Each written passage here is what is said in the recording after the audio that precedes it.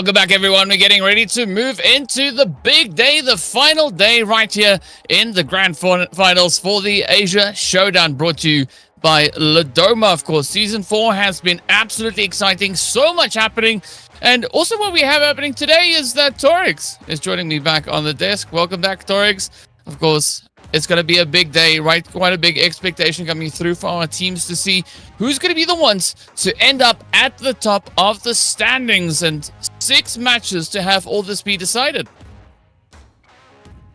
The final 6 days it is, DK, and these final 6 matches will conclude everything that's going to occur, whether like it's the teams that are on the bottom lines to go really up, because I have been looking at the overall ranking and it is really close. But the event calendar, ladies and gentlemen, first talking about this, we started with Monday, the 4th of August. From the playoffs, 3 days, then the 2 days of the last chance, and now we're at the very final day of the grand finals, that is 11th of August. Once again, we started on Monday, and now we're going to end on Monday as well. But these 6 matches are crucial for at least the top 8 teams at DK, because not only these 6 matches will conclude who's going to be on the top, because as we did mention the overall ranking, it's quite close to the players. Yeah, I mean, the points are getting tighter and tighter, and of course the teams are utilizing every single drip of this of the point system itself. Of course, first place, as we know, is going to be worth a glorious 10 points, and then trickles all the way down to that 9th to 18th position, in which the teams will be securing themselves nothing but bubbles, but they, of course, get rewarded with eliminations. Now, yesterday, we almost had a 30 bomb getting dropped, right? We stopped at 29 points.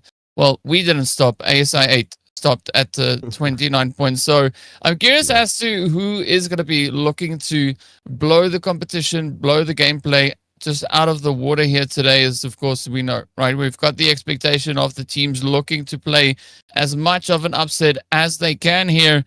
And it's going to be pretty crazy as we are just patiently awaiting the teams to show us who will be the ones to step up and claim the big prize here. As we know, they're all playing for their share of this prize pool. And of course, it only extends to the top 5, right? So that is going to be the pressure position to try and play for. That is what the teams are trying to get secured here today. And of course, if not the top 5, there's also still that MVP slot. So the GOAT with the most is going to be the one to walk away victorious, smiling with an additional $50 in the bank. I mean, that's only $50 compared to the 700 for the champion team. But ladies and gentlemen, these are the 16 names that will play the final day as well. They played the first 2 days, and they're definitely going to play the final day to try and get that $700 for themselves as the champions. DRS champions, the Vampire, Boom, ASI 8, TODAK, Skyforce, BIGETRON by Vitality, RRQ Ryu. We have Sem9, we have XAVIERs, Glue Squad, NEXORY, TALON, VOIN Donkeys alongside of BNDT, VIPERxKO Knockout, and HALAL AXETRON. Yeah, there we have it. So it's going to be an interesting one. Of course, HALAL AXETRON, they showed all the way back in the last chance that they can really pop off and go absolutely crazy. But we are yet to see that come through here. We are yet to see that be evident in the grand finals. Of course, as we'll see when we take a look at those standings in a short while, where exactly these teams find themselves. And there's only one squad on that first page that does not have a winner chicken dinner to their name, right? That, of course, is the players in the top right corner, Glue Squad. And they were running away with the winner chicken dinners in the group stage, right? Coming through the playoffs, they were absolutely dominating. And there we can see them sitting with 67 points to their name. Vampire Esports and Sem9, they've been getting quite a bit of work done here, securing themselves 2 winner chicken dinners each. But ASI 8, they just needed one winner chicken dinner to come knocking on the door here. As you can see them sitting on 103 points, right behind the players up, the squads rather, in first and second place. So it is going to be a pretty tough day for the top 3 to be decided and confirmed. BIGETRON by Vitality, of course, is going to be another one of those strong contenders, just demanding answers, as they will be quite patiently awaiting the games to come through here. But of course, then if we look at the points, it is going to be increasingly more challenging for Champions Esports to defend their slot in the top 5, right? So many other teams very close to catching them, and it doesn't even stop on the first page. It continues over towards that second page as well. So from the Champions Esports side today, they're going to have to play a very, very either aggressive or super defensive strategy, right? They need to try and block as many teams as they can if they want to ensure their own position in the top 5. I mean, at this point in time, the overall ranking, the first chart at the very least, there is a slight possibility for even the bottom line teams to, okay, if they do really good into 1 or 2 matches today, because it's 6 matches, they can definitely come in close to that 100 points equation. But the second page is where everything's dropping. Starting from the very bottom, DRS, they played only 7 matches alongside of XAVIER, securing 17 points and 24 points respectively. Then we have BNDT, B not in fact, with 36 points, 40 for the HALAL AXETRON, TALON 47, 53, like less. It's halfway of the cutoff point from the very top to the second pages. Then we when we move on, the maximum on the second page is 63 points with no chicken dinner whatsoever. But I'm looking at TALON did something really good. Okay, they got a chicken dinner. Then we have a BNDT that got a chicken dinner, but they couldn't like communicate with their teams like efficiently for the rest of the matches that they could secure more and more points. They started to fall down from that equation line. Only like 25 of the elimination and 11 of the placement point, meaning they either died really early throughout this whole 2 days of journey with the elimination numbers that they have, but at the same time, only 11 placement points mean that, yeah, one match was top 9, top 8. That's how hard the lobby is. Even if you get a winner chicken dinner throughout all of the scenario, you're still not guaranteed to be on the first chart. Yeah, and I mean, we can see that being pretty evident, right? Talon also being one of those teams sitting with a winner chicken dinner all the way in that second page. But here we go with our stars so far. Of course, it is Who, aka Josefa, coming through as one of our MVPs, sitting with a glorious position of 28 eliminations, 4,400 damage, and 21 knockouts. We've got Sento here from Vampires as well to back that up, coming through with 19 eliminations, 4,800, almost 4,900 damage. And then, of course, the 19 knockouts to accompany that as well. Then we've got Firen and Lazarus each coming through with 20 eliminations, but there's a slight difference with regards to the amount of damage they've been able to secure, and then of course the accompanying knockouts to try and close that up here. So there's been quite a bit of contestation out on the battlefield, right? Several players playing absolutely phenomenally, but today's going to be the big decider, right? Who will have played the best? Of course, we'll have that answer a little bit later on, but we are going to be rotating through Rondo. the tried and tested map rotation, starting in the lovely, glorious Rondo, before wrapping it up with 3 Erengels, and then heading into the final stretch, the last 2 Miramars to close up the day. Tell me about it, DK. That when did we have Rondo? Because I was here the first day. We didn't even had a Sandhawk that day. But 3 Erangels, 2 Miramar at the very end. Yeah, we're definitely gonna end on a very big note. But we're starting with some clean action, those Rondo actions. But the question is that Rondo, with being introduced as a recall map where you can recall the players. How well the recall is going to be used by all of these players. Like, are they going to go very heavy artillery starting game with one player being on the recall tower? Or at the same time, every single one of them going for those aggressive approaches that, okay, we can get those 3 elimination, the one can go for the recall, and then we will try to get more and more elimination points from that point onward. Well, the recall, we've not seen it being played at just yet, right? So we have been playing Rondo all the way since last chance, but we've not seen recall being activated, right? So maybe it's a thing, maybe it's something that they just need to tick a box and say, yes, let's go for it, right? So maybe today's the day in which we see that recall coming into full swing. It would be pretty exciting, and Aladdin and I, we did do a little bit of a, speculation as to what could happen in the matches if that was the case, but so far that's not been the situation just yet, right? I say yet because I don't know what today's going to bring. We'll find out. It's going to be a surprise to everybody, right? If we do have that Rondo being played at here, But of course, if we look at who's been able to capitalize on Rondo, I mean, Sem9 was the last team to get the winner chicken dinner on Rondo themselves, right? And the last Rondo, also, we had the zone looking pretty decent. Smack dab center, teams didn't really have to rotate too far. And we have seen a few interesting shifts as those zones, of course, has progressed further. But today's going to be the big one, as we know. There are a few teams, as you've already said, on that second page that has the opportunity to gain entry not only into the first page, but also to contest for the top 5, right? Is it going to be feasible or plausible for anyone that is potentially situated down to 15th, 14th place to fly up into the top 5? After one match, I don't think so. After 2, 3 consistent games, I definitely think that there's a bit of an opportunity for them to really try and close that gap. But they're going to have to work, right? They will have to play some of the best PUBG that they've been playing for this entire event, right? This entire season. Yes. Are they capable of doing that? Yes, all the teams have shown, right? That's why they're here. That's why they're rubbing shoulders against the other teams competing against them. But who will be the ones to decide, right? Who will be the ones to flick that switch and say, you know what?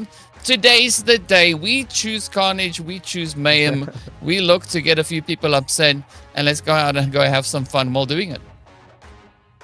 I mean, I totally agree with you. From number 15, number 14, they have the chance of securing that top positions into the first chart, but I don't think so. The top 5 is going to be that easy, because one wrong move, one wrong match, one bad match will instantly end that journey to the top 5, to the top 4 situations. You have to make sure that you play every single match from the very first, the Rondo, to the very last of Miramar, down to the perfect 8, 10 points each match. You definitely need that. You need that kind of points, 10, 12 points averagely every single matches to like secure your spot into the top 5, top 4 placements. But aside from that, yes, with 2, 3 consistent matches, you can definitely come into the first chart at the top 8. That I totally believe. Yes, that is actually accessible for the teams.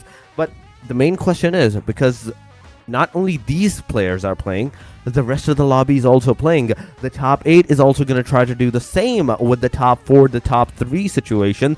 So there's that diversity coming around and making sure that every other players also is over here for the carnage, for the eliminations, and all of that action that is about to occur, not only in Rondo but Erangel and the Miramars. I'm just excited to see the Rondo first and foremost, because it has been a while. It has been a while since I've last seen Rondo, so I'm really excited for that first of all. And we can safely assume that, okay, what kind of a lobby is going to be from that point onward? How aggressive are they today? Or how passive they are, because Rondo can make or break this whole situation. It can give you that momentum, or it can also take the momentum from the top teams as well. Yeah, so it's going to be a pretty exciting day to see who will decide to engage full beast mode and who will look to do what else. I mean, yesterday was, of course, the day of ASI 8, going full throttle. It took them a day or two to get that NOS bottle connected up, and once they had it in, they just let it all out, and they just absolutely started flying with regards to their performances. But we want to see if that consistency is going to be a thing coming through here today, right? Will we have teams like ASI 8, for instance, keep that same kind of pacing going? And of course, one of the other teams from the same region is going to be VIPERxKO, who's also been able to be quite aggressive, not necessarily having the best time or the best luck with securing themselves good placement points. But again, today is that opportunity for the teams to try and rectify that, right? So if we look at the teams outside the top 5 who might have an opportunity to come through here, I'm going to be looking at a team like VOIN Donkey ID, for instance, right? Because they've been super consistent with placement. Yes, they have been aggressive somewhat, but they've not been the most aggressive squads that we've seen there. So I'm going to be looking towards the placement to see kind of what we could be expecting to see come into this final day. But then you could also look at the players from TALON, for instance, right? Very similar kind of pacing that they've been showing with their placement points, but they've not been super aggressive, right? They've just been finding themselves a few opportunities here and there, and it's like they've been struggling a little bit coming into the grand finals to really engage that aggressive side, right? Strategy-wise, they get it. They make it into the later stages. Unfortunately, not being able to do so with a lot of eliminations to accompany those finishes. So there's a lot of different dynamics that I think we are going to be looking at here today, and who's going to come into play, right? Where these approaches could take the teams, but of course, it's all got to start somewhere, right? We will have to get into Rondo, see what the flight path's doing, where the players are going to be going, and of course, whether or not recall is going to be on, right? If it was me, I would say sure. Flick the switch, tick the box, let's go, right? Let's go get crazy because so one of the things that we were talking about is you can go from getting 4 eliminations off of a squad, right? If you wipe the full squad, you could also try and turn it up and get 7, right? Because you take down 3 of the 4 players, they all come back, then you delete 4, that's 7, right? That's so 7. You can, if you need points, you just go crazy, right? Just go fight everybody. I mean, that is the thing. Being on the recall side, like having a recall to your arsenal, whereas you're gonna get like 4, maybe 3 eliminations, you can get up to 6, up to 7 points if you're really lucky, and if there is no third party whatsoever at that point in time. But at the same time, you can also be the one of those point givers to the other team. It goes both way. You can be the one to get the point, and you can be the one that's going to give the points to the other team as well. So you have to make sure that you're not onto the pointy side of that sword, and you're the one actually holding the sword against the teams. But we will know what it is, if the recall is there in Rondo or not, as we will move into the match, ladies and gentlemen. It will be a short while before we move. But yes, DK, aside from that, what are your top 3 teams' expectations at the end of the day? Like, we know that it's only just a single point difference. Do you think these 3 teams are going to stay on to the very top, or there's going to be like someone new from the bottom lines, or even from the top 8 that's going to actually make their way into the top 3? I can see 2 teams who are going to try and push for it, right? Definitely attempting to get well into that top 3, or maybe just really close to that. Let's go with who will be maybe looking to contest for the top 3.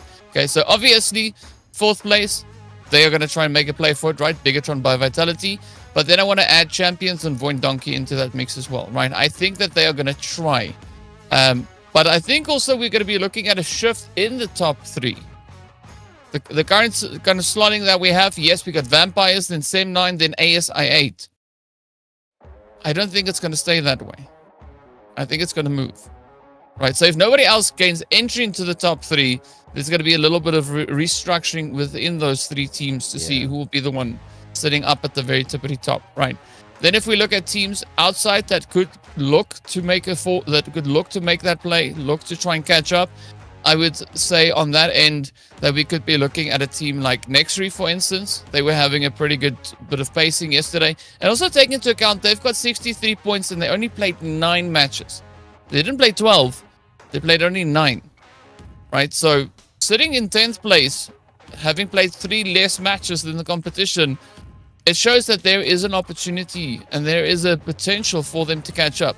Of course, a nice story would be for BIGETRON by Vitality to make it up into the top 3, because that would just complete the circle, right? We saw them in the previous season making it all the way into that 2nd position. This time around, there is no tribe errancy here. So BIGETRON by Vitality could look to try and get to the top slot. So far, they are really close, only 9 points away from that. So that can also very much happen, right? It's not impossible. But it's all going to come down to what the teams will be bringing into the final 6 games. It's all going to boil down to that. So I'm expecting a few upsets. And so to answer my long answer in short, I think we are going to be looking at a few upsets in the top 3. Okay. Yeah, I mean, I agree with you on the VOIN Donkeys, the Glue Squad, all these names. Like, they have nothing to lose at this point in time. Even if you're not into the top 5, you're not going to receive any prize pool whatsoever for yourself. Aside from that MVP ranking, that $50 that's going to go to the individual player, not even to the team. So you have to make sure that you're going for the aggression. And Rondo gives you the best explanation of that, best chances of that, because not everyone is super accustomed to Rondo, so you can play it at your own pace. You can go for the aggressive stances or those major hot drop locations. Nobody knows the exact like rotation wise of the compounds to compounds from one place to another place. That's what I've seen. That's what I've judged so far. But I don't know if the teams have decided to like do some really good stuff with their aggressions and everything at this point in time, or their rotations. They have learned Rondo or not. But from what I know, of the teams, this is what has happened. They don't know like the exact rotations of, okay, from this compound we can go from this compound to the other one.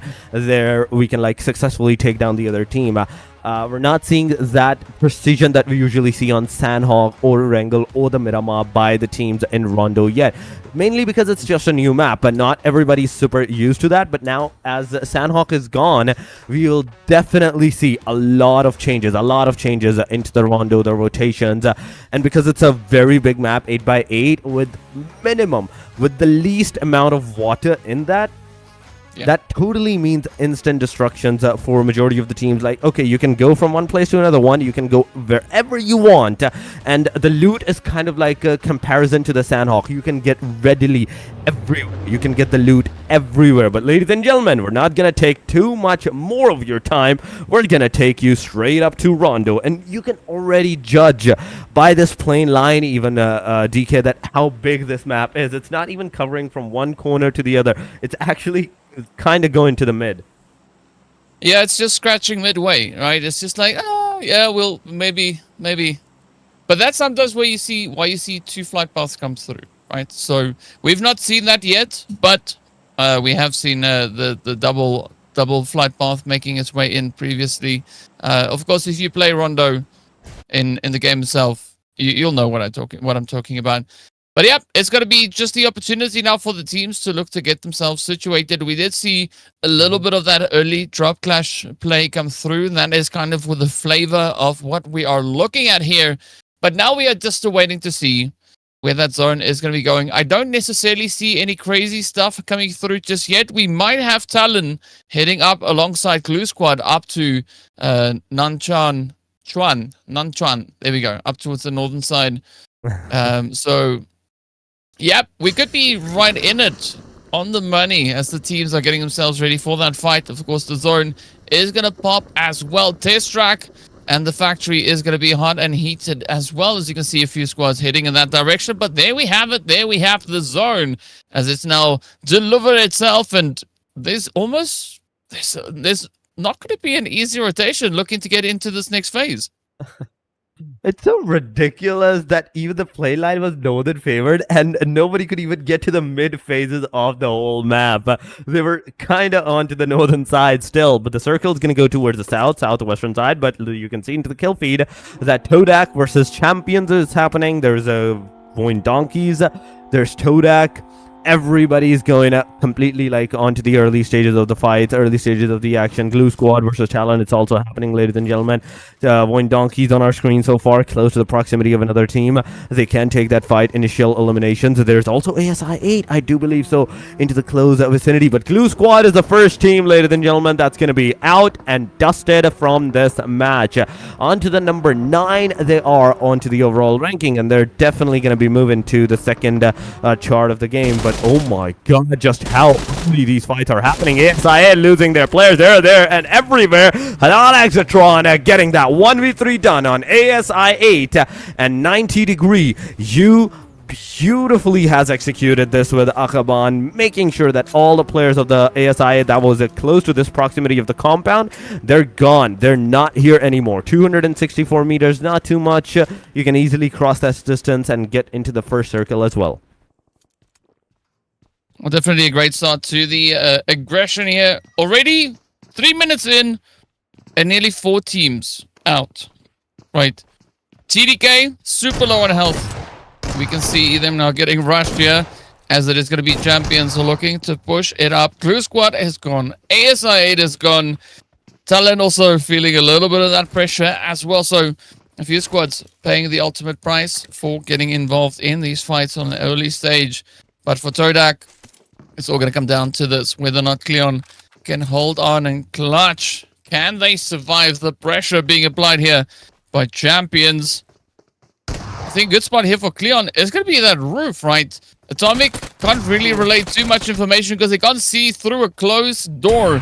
This is not one of those games, but Cleon is going to come in clutch as they fly off the roof, and that is it. But now we jump back into the stadium. Boom. And NEXORY finding themselves in a bit of altercation, but boom, they have 3 players up, right? Yumi Yohen, very isolated. Hope the rest of the team is situated maybe up on the roof, or are they going to be down on the ground? No, they're down on the ground. They're going to try and push in from the edges. So Demo and the rest of NEXORY, they have the opportunity here to come in clutch. It's a back-to-back fight, ladies and gentlemen. NEXORY right now on our screen near this side of another players. Some different teams. VOIN ESPORTS is into the proximity into the stadium, ladies and gentlemen. They're in the stadium. They're at the spectator seats. You can see them being the viewers. Fonbit is trying to find out his perfect spot amongst the NEXORY's player where he can execute those fights beautifully against them. But Fonbit, now he's going to stop. He's going to stop near the stairs and wait for the players to actually come into the place. But oh my god, this is such a big spot. This is such a big place that you cannot hold successfully that one location whatsoever. But TODAK, in the meanwhile, gets eliminated by RRQ. TODAK had 4 eliminations in this match, and now they're also another team that has just left this game whatsoever. They're out of the game, and we can safely assume that, okay, there is no recall tower in this game whatsoever, DK. But DRS, ladies and gentlemen, on our screen, taking the fight against the BIGETRON by Vitality, but BIGETRON, oh my god, they're gonna execute this fight to 3 down of the DRS, and now Cyclone being the final hope for the team. He's just getting out of here. Bumblebee alongside of Kent, alongside of Block, alongside of Optimus. Everybody's here. All the 4 players are still alive. The knockouts were there, but not the casualties. So it's a great start, I'd say, for the BTR, and with the 96 already points that they have secured into like the previous 2 days, this is definitely going to put a good bump into their performance. Yeah, I mean, all they need is 3 more points, right? They need 4 more points to try and then they'll be then they'll have caught up to where ASI8 is with regards to points. So the pressure is going to be on. Even DRS is going to be feeling it, as unfortunately down they go. They now have a grand total of 18 points. NEXORY, though, they only have 1 elimination up, but they've been able to find a pretty steady flow here, right? They have a nice angle up in towards stadium. Nobody going to be looking to contest them all too much. TALON, though, also from what we saw, having that very northern drop, are going to be now just casually starting to get themselves a little bit closer. But we still have a minute and a bit of change left on the clock before we get to see exactly where that next stage is going to be taking us. So TALON in no major rush to get themselves anywhere close to that zone just yet. They just chilling out in the blue, having a nice old stroll. But we know that they have to head down to that more southern position to ensure they get a safe angle to play from. Meanwhile, Vampire also looking for their opportunity. We did see them dropping not too far from that northwestern side in which we were just looking at TALON. But Vampire also, they know this is going to be the match in which they either get to make a statement or they have to come up with a very creative strategy to ensure a strong finisher. The strategies is definitely needed. It's definitely needed. You cannot go without the strategy whatsoever. But BNDT, ladies and gentlemen, on our screen so far, not a single elimination, and they're just chilling with the cars and with the rotations. They are going from like the circle to circle in a really good spot, trying to find out good spots, in fact. But Skyforce, wait a second, Godless, what are you doing? Just ramming the car onto the food stall? No, this is not how it works. But aside from that, Skyforce, I see He is in a really, I'd say, good spot with the cars, everything at their arsenal, at their disposal. They can easily like secure this circle, the next one maybe. They're definitely going to be into the circle even if this one closes up the stage number 2. It's definitely going to be for them. Sem9 on our screen, but ladies and gentlemen, let's see where the circle is going to go. Where the circle is about to head it into Yulin Hongsham alongside of the eastern corner, the western corner of Danjing is going to be in the circle. But ladies and gentlemen, BTR VEKO. Oh my god. These two teams, they definitely have a chance to engage into the fight, initiate the fight, and at the same time, outside of the circle, we are looking at the NEXORY ready to take the action against the team VOIN Donkeys as well. Yeah, we'll see whether or not they'll be able to get that jump in on VOIN Donkey, as VOIN is just trying to, peacefully and strategically get themselves lined up. But Zeta running straight into the spray there from G, as the shots have been confirmed, and it is going to be go time. VOIN now has one of two options. They can either push, take the engagement, or continue rotating, looking to get themselves situated here. But for VOIN, can kind of understand what they're doing, right? Because they didn't really make it into zone just yet. Yes, now they are. But where will they look to move towards? As you were talking about it earlier, we don't necessarily have a clear, concise rotation option when it comes to this map. So the teams are still trying to figure out what exactly the meta is going to be coming into the esports side of it, right? Into the competitive side of Rondo.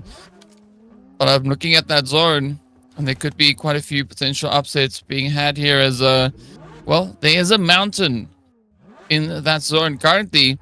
So we can maybe look at that as like a little bit of Everest, right? Back over on towards Erangel. So I want to see how the teams are going to look to get themselves situated and where they'll look to take these engagements.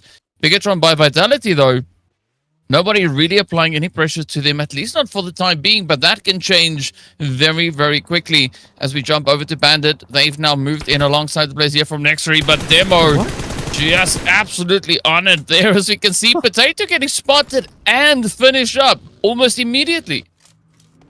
Immediate finish. Oh my god. But I have to give it to NEXORY, trying to chase down VOIN Donkeys, making sure that every single one of those eliminations is to these guys' name. But there's still one more left. There's still one more left of the VOIN Donkey. So be careful, NEXORY. I don't know where he is, and you guys don't know where he is as well. So he can definitely do some shots on you, maybe get one or two of you down or eliminated at that point in time. But NEXORY, with the 3 eliminations into their backpack now, they're definitely going to be chilling for a little bit of time. But ooh, these spikes on the car tires are definitely helping our accused player to actually climb up this mountain. I don't know how they defy the gravity, but it's just a player thing. Skyforce, Godless, at the same time, near the same mountain. Wait a second.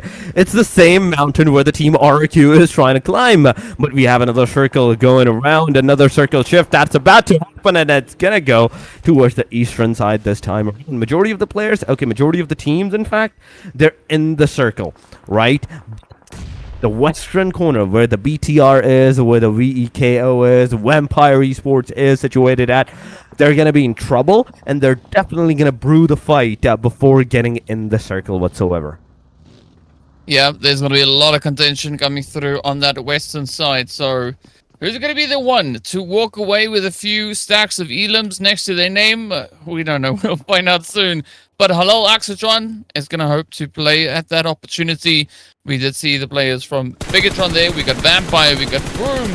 So many names coming in on the edge. Of course, NEXORY went for a little bit more of a centralized position, so it could actually be quite the beneficial angle for them to try and play from. But it's going to be Sem9, who are now currently sitting at the top of the rankings there. 1 elimination to their name. They've caught up to Vampire, but the pressure is going to be on. Because, Sem9, Vampire Esports, both teams are going to look to just assert themselves and establish that position with regards to the rankings. But for BTR, there's still that opportunity to try and catch up, right? To gain their entry into the top 3. So if BTR can survive into that late game, we know what is going to be happening. There might be a little bit of a shift coming through with that top 3. And, well, that plays into exactly what I was saying in the pregame. But VOIN Donkey, the solo guy that is still alive.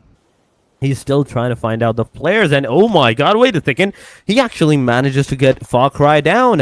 Yumiko instantly going up for that rescue, the revival, but the rest of the team, M9, they're definitely going to know that, okay, there is somebody on the top of the mountain, and also near the VOIN Donkeys, there's, I do believe so, another team that RRQ, I think it's RRQ that's close to the proximity of the VOIN Donkeys players. So with the top of the mountain and the bottom of the mountain being contested by two teams, it's a solo and a trio at that point in time.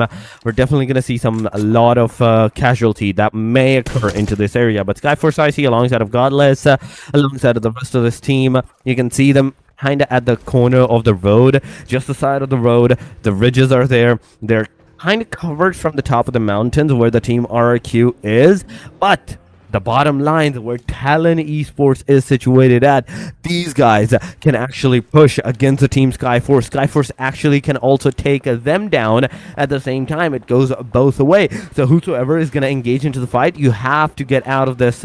Nobody's going to get out of this unscathed. In fact, there's definitely going to be a fight. There's definitely going to be casualties. And there's definitely going to be some distribution of the points to one or other team. But BIGETRON, this is not the right move, I'd say. At this point in time, you have to survive till the top at least 5 before securing more and more points. But Optimus gets knocked down. It's a knock, it's a confirmation, and BTR is going to lose one of their players. That second one down, Meowla instantly knocked and almost... Okay, that's Vampire's Meowla that's got knocked and confirmed. So it goes both ways. It goes both ways. You take our down, we take your down, so it's a 3 versus 3 now, and Vampire Esports alongside of BTR, they have their positions now secured. Yeah, what's fair is fair, right? The trade is there. VOIN Donkey is going to be the next team to go take a seat, and here we have our final 11 squads now fighting for the first chicken dinner up for grabs here today. HALAL, AXETRON looking to bring themselves into the fight. Still a very edge position here. They need to try and find a way to secure that rotation to get themselves back into the zone. But meanwhile, Sem9 on that southern edge is going to be looking to maybe play for a little bit of an upset here. They were pretty close to the center. That's exactly where we see the players from NEXORY also now taking their position here. But again, how is Sem9 going to look to play this? They've got 2 eliminations up. We do see a little bit of a back and forth trade. And speaking about trades, look at the feed. Bumblebee from BTR has been spotted. The knock is in, but now RRQ laying into the players here from Bandit. It's going to be 10 Sky looking to move up, trying to see rather if they can keep their squad in the fight. BIGETRON by Vitality goes down, and they go down just outside of placement points. So all they have to show for this match is the eliminations they've been able to bag so far. But we love this to see the pressure building. 90 degree, managing to find a little bit of a safe spot in the zone. Hitman has been hit, and now boom, this is their opportunity to try and play the upset, but it's going to be such a tough rotation. You are not safe or secure in any way, shape, or form. The only safe place you have really is the lobby. Yeah, that's the only safe place that they're gonna have, but oh my god, the way these fights are actually happening, it's amazing. We're in the stage number 4 within 16-17 minutes maximum, and 6 teams have been given the way back to the lobby.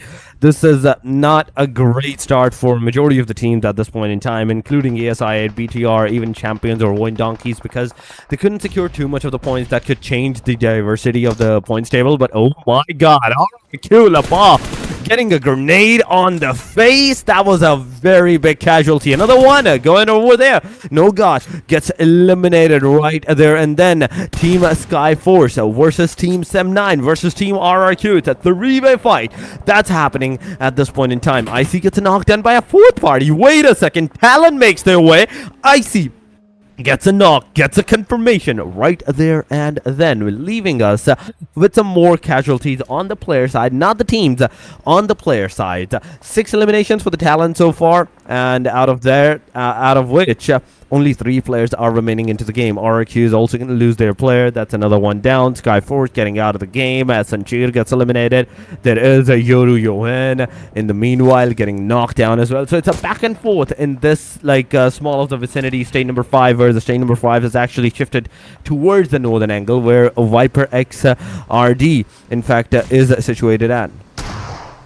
Well, there we go. We do say goodbye to RRQ Ryu as they go down. Now it's going to be up to the side here of VIPERxKO to see if they can KO a few of these players ahead of them. It's going to be TALON just holding on to that eastern side of the zone. But a quick disengage coming through here from them. They only have 2 players remaining, so they are going to try and play for that positioning. Looking to see if they can now leverage the spray down against the players from VIPERxKO. Boom! Also still having a long way to go. We do say goodbye to Bandit Esports as they finish just inside of placement points. Unfortunately, not a single elimination for them for this game. Now, Vampires, they still have an opportunity to kind of regain their positioning. As you can see, the placement points now getting applied to the overall tally. So that is the minimum amount of points that all our squads will be walking away with here. Vampire, if they want to defend their spot, right, they have to double down on that aggression. They need to find some kind of a way to get the job done. But it's going to be HALAL AXETRON looking to push up from the southern side. They've spotted a bit of an opportunity, and this could maybe spell disaster now for Vampire Esports.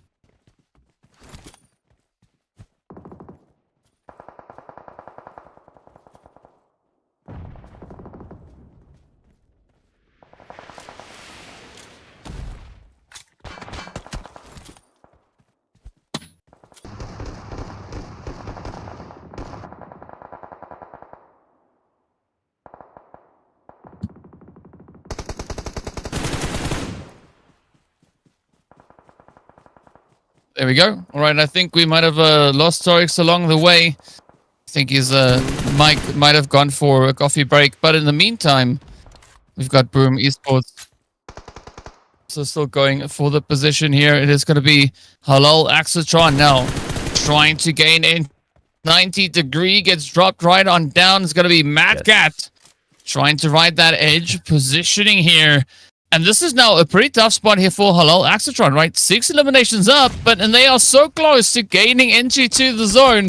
But it's all going to rely on this spray down. It is going to be Yumi Yohen that will play the upset. The solo left for the side of Boom Esports.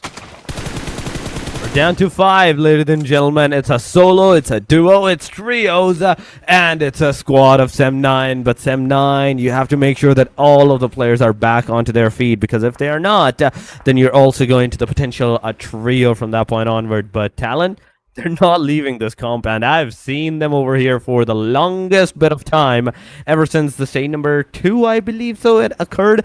They have not moved out from this placement. But aside from that, going on to the VEKO, 3 eliminations to their name, 3 eliminations to the players, and 3 players are standing into the game. Sem9, Yumiko, alongside of all the rest of the players, all the 4 players remaining into the game.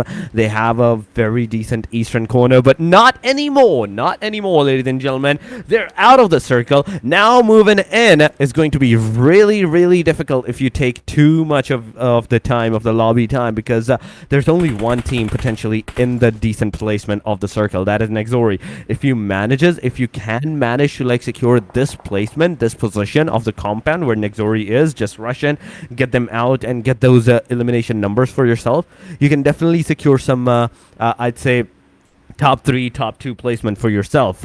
But will NEXORY let this opportunity go by? Because NEXORY is also a 3-man squad. They're also a trio, and they're not gonna let this placement go without a fight. VIPERxKO Lord has given out his location towards TALON Esports, where they're getting the shots connected almost on them, but they're just behind the cover. So whenever VIPERxKO is gonna go forward, they're gonna push, then I can safely assume that TALON Esports will know exactly, okay, this is where the shots were coming from. We have to make sure that we take care of this angle as well. Well, that is going to be a pretty tall order now for them to try and secure, especially looking at the fact that Sem9 still has a full squad left here. So for the rest of the lobby, this is going to be a little bit of a troubling position here, because The Sem9 rocking up full squad. They have the numbers. They've already been able to secure themselves 7 eliminations.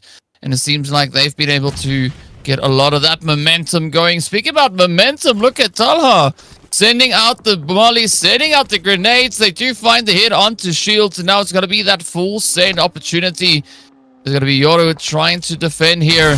But I don't see this one panning out well, as a very quick and efficient player from Talha does end the run for Talon. Down to the final 4 we go. Now, Satria looking to capitalize, as it is going to be that full shift now. Sem9, they want to get all the points that they can find. Boom Esports go down as well. 3 teams remain, and this is going to be a pressure spot, a boiling spot now for the players from VIPERxKO looking to survive. Gokubot is going to be the last one up. It is looking pretty grim. They are about to get taken down, and off they go. VIPERxKO out of here. Now, NEXORY and Sem9, the final 2 squads to left to contest for that winner chicken dinner. We know NEXORY, they can hold their own. They can lock it down, but so can Sem9. So it is going to be a proper race, a proper fight to the finish to see who's going to walk away with that winner chicken dinner. If Sem9 get this victory, that is going to be them just adding a little bit more fuel to the fire, making it just that extra little bit more challenging for the top 3 to be absolutely confirmed, right? Vampires, they tried, they came close, but Sem9, they were able to survive and kind of just ride this storm out. But for NEXORY, if they secure themselves a winner chicken dinner, this is them knocking on the door for the top 5 itself. Oh my god, it's a 3 versus 3 right now, as a Far Cry gets a knockdown, but I think their player is going to be revived, and that's exactly what's going to happen. It's back to 4, but Sem9, you're outside of the circle. You're outside of the safe zone area. You have to move in, or the blue will take you down as well. Heal yourself as soon as you can. Get all the utilities like booster up back to the 100%. Then just rush, straight up rush. This is a no-brainer. This is right now a no-brainer. You have to like push onto the compound and take your opponents down. It is a head-on fight that you have to take from this point onward. But Demo OG, he's rotating on this house, around this house, in fact, trying to find out where the player is situated at. And if there is anyone into the back lines that can potentially harm the team, they're making sure that all of their angles are actually covered. But M79 in the Far Cry hand, he's gonna definitely like into some of the hard covers, in fact smoke covers for themselves.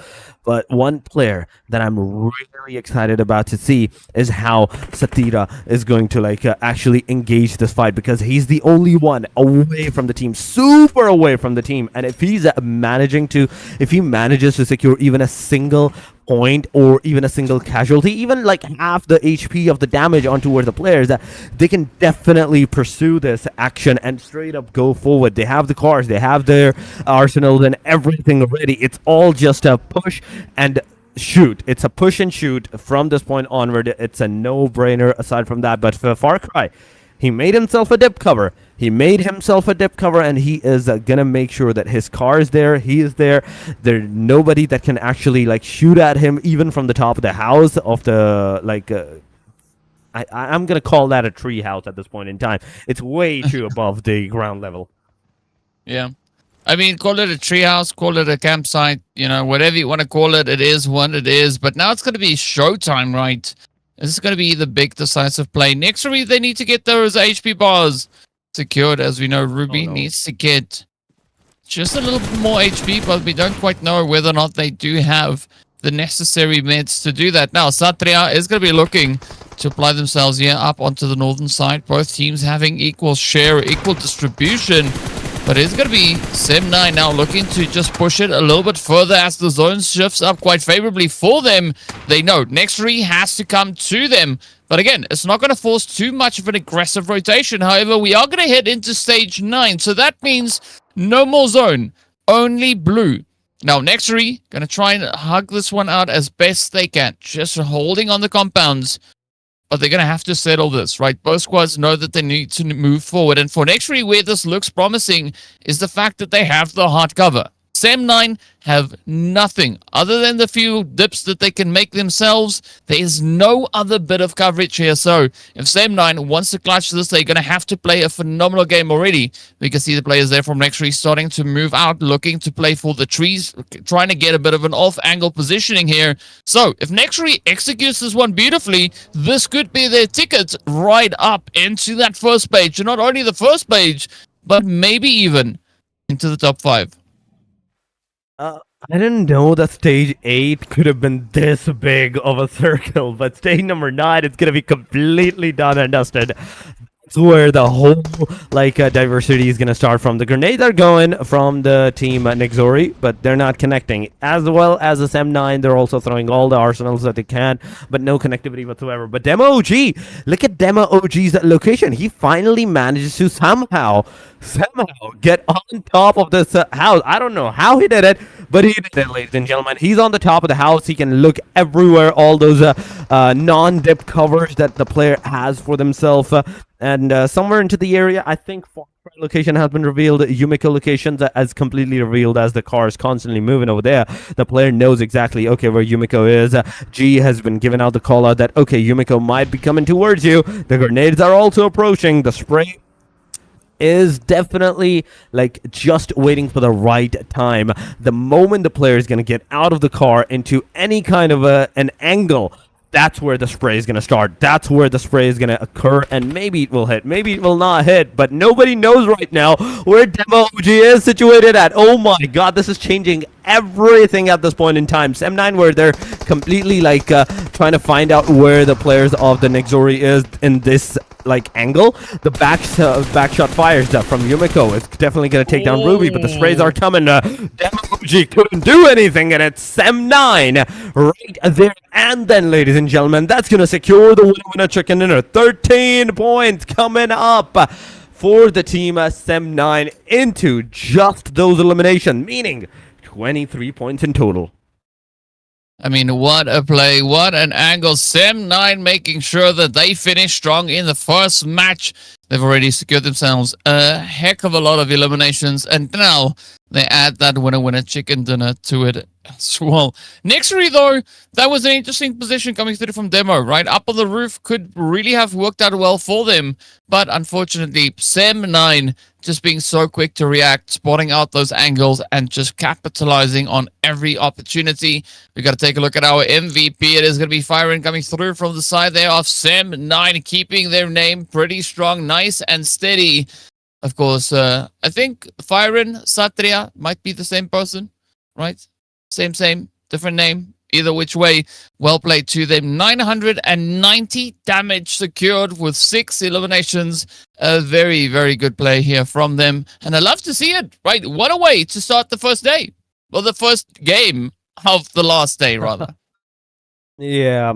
A great start is a great start whatsoever. FIREN has done it, but going to the match ranking, 23 points right there for this team. NEXORY has done a really good job securing the number 2 placement for themselves. 11 total points, 10 for the VIPERxKO, 9 for Boom, 9 for TALON, 8 for HALAL. Then we have Vampire with the 5, RRQ with 5, alongside a BIGETRON by Vitality. They couldn't secure too much of the points, just barely going above 100. TODAK with 4, 3 for the champion, Skyforce with 2, a Bandit with a 1, alongside VOIN, Donkeys, and DRS. ASI and Glue Squad, they're not going to have a single point to their name in this match whatsoever. It's the first game of the day. We still have 5 more, out of which 3 back-to-back Erangels are about to come. Yep, it's going to be a pretty exciting one indeed, but a good start here. ASI, as we saw them, alongside Clue being one of the first few to get taken out really early on, the first 2 teams to go and warm up that lobby. So there is going to be a high expectation for the squads to bounce back with a bit of vengeance coming into game number 2. But Rondo, done and dusted. Now it's going to be that chance, that angle being played over into the lovely Erengel. We've seen quite a few teams step up looking to get those winner chicken dinners. So if you want to see a big fight, I think today is going to be that day, right? The last Erangel that we had, SM9, they got themselves that winner chicken dinner. ASI8 also got themselves one on there as well as the players coming through from RRQ. So several squads have had the opportunity, or rather Vampires got a chicken on the map, not ASI8. So if AS is going to be looking to shake it up as well, they're going to have to bring it in with a lot of heat coming into game number 2. But the only way that we will be able to see that is by taking a quick break. So be sure to stay tuned, and we'll see you right back on the other side.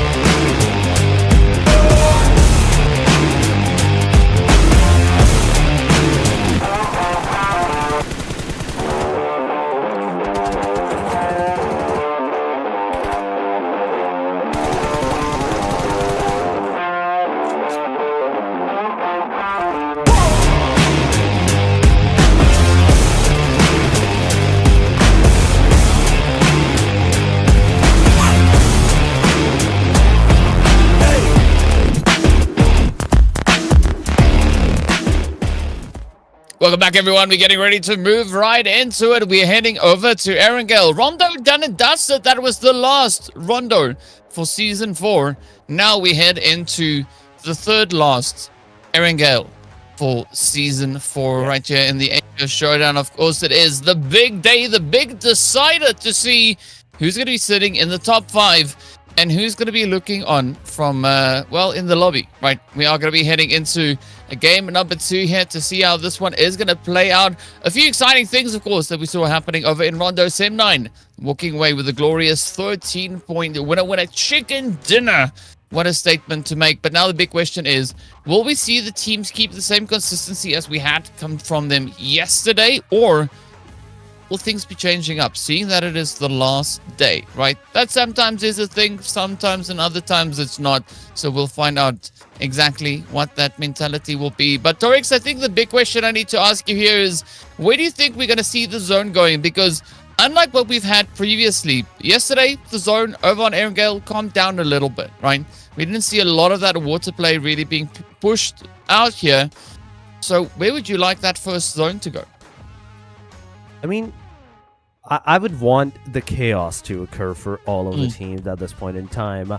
I'm one of the guys that loves the chaos whatsoever. Yes, the first zone for the first match of yesterday was kind of to the northern favored, where Severny was kind of into the circle.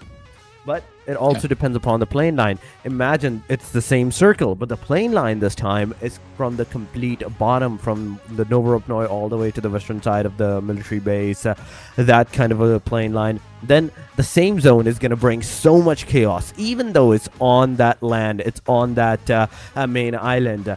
At the same time, I'd say it all depends upon the rotation of the teams at this point in time, whether they will go for the chaos or they will not go for the chaos. And not depending on the circle. Yes, the circle is a crucial factor, but only like after stage number 3. First 2 stages, yes, you can easily dodge that. You can easily tank that damage, get that damage, even stay alive all the way over without like heavily using your utilities. With just the bandages, the painkillers, you're good to go for the first 3 circles. But then the circle starts to shift from the stage number 4. That's where the difference, that's where the I'd say difficulty starts to occur, and you have to make sure that not only you're constantly staying out inside of the circle, but you're also making sure that nobody else actually takes your place. But oh my god, I couldn't be too much right, but I wasn't wrong as well. The plane is starting from the western side of the military base, but going to the Lipovka all the way to the east. Yeah, it's an interesting start here. Let's see whether or not the zone is going to be a little bit more upsetting, or is it going to be a little bit more kind to our players. It's going to be NEXORY, the first squad to drop on down, but look at that. Champions going to be coming in right there behind them. So talk about a difficult play that could be had. This could be it right here. Vampire is also going to be dropping down in that early stage of the game, so the pressure will be there. Halal AXETRON, of course, going to be looking to get themselves situated over on towards that military island. Nothing out of the ordinary from what we can see so far. We've, of course, had quite a few points of contention being brought through as well. But the big question is going to be what that zone will bring on through. Halal AXETRON, for the time being, are going to have the entirety of the military island for themselves, so they can go about their business, get their loot, and then start to think about how and where they want to look to rotate in towards that first initial phase. NEXORY, good disengage, going all the way to that far edge. And it's going to be Vampires committing to Primorsk. We do see the players then from Champions just there to the edge of Ferry Pier. And there we have it. The zone has been revealed. It is going to take us up to Yasnaya Polyana. Now, the last time we saw the zone pulling up into Yasnaya Polyana, we also had flying cars and flying players, all trying to get themselves up into some cheeky spots here.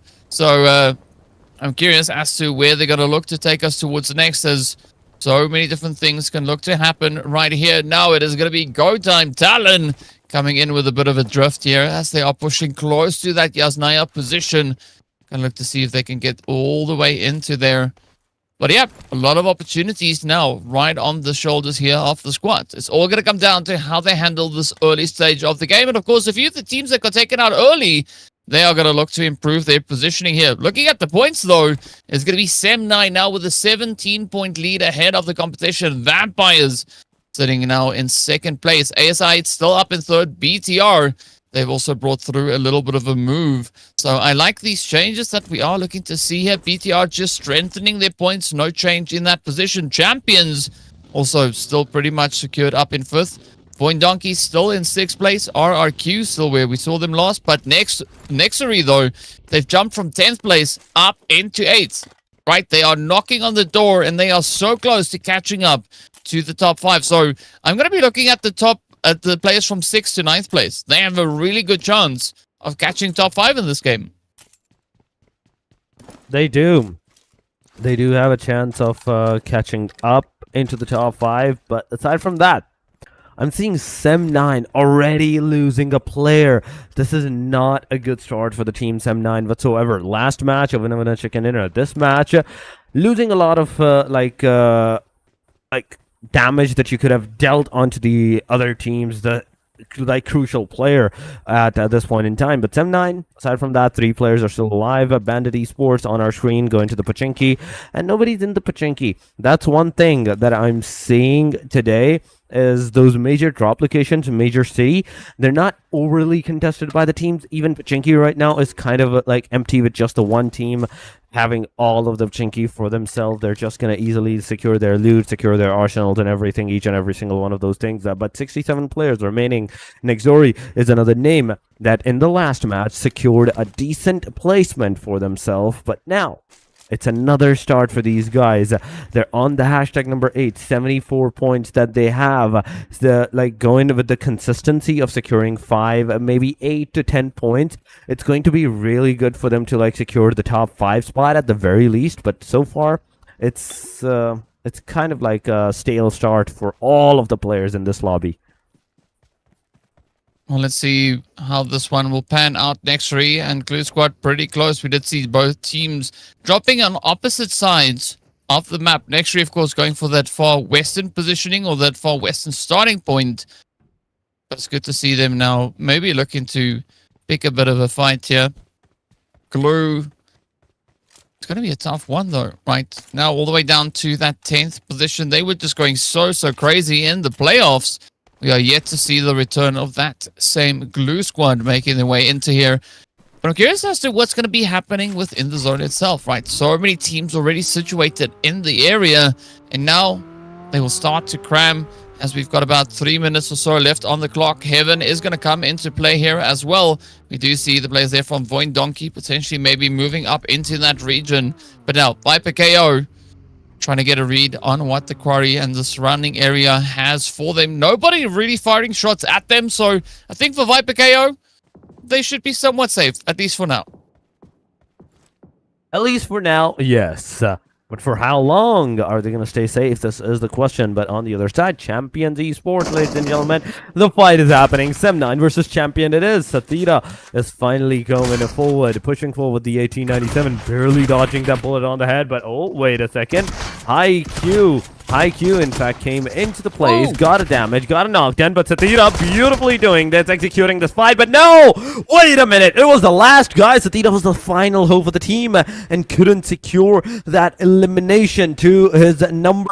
Champions Esports securing the 4 eliminations, out of which 3 goes on Kino. 4 right there and then. 4 eliminations in total, but at the cost of 1 player. 1 player from the Champions is done and dusted. That's 3-to-1 ratio. I think it's a good trade-off whatsoever, no matter how you look at it.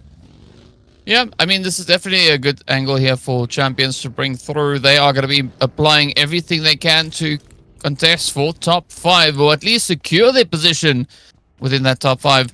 BTR, they have to do a very similar thing here, but there is a potential opportunity for them now to come running into the board. Oh, VIPERxKO, though, coming through with the devastation as they deal the hits into the side here of DRS getting taken down very quickly. So a swift performance here from Vampire.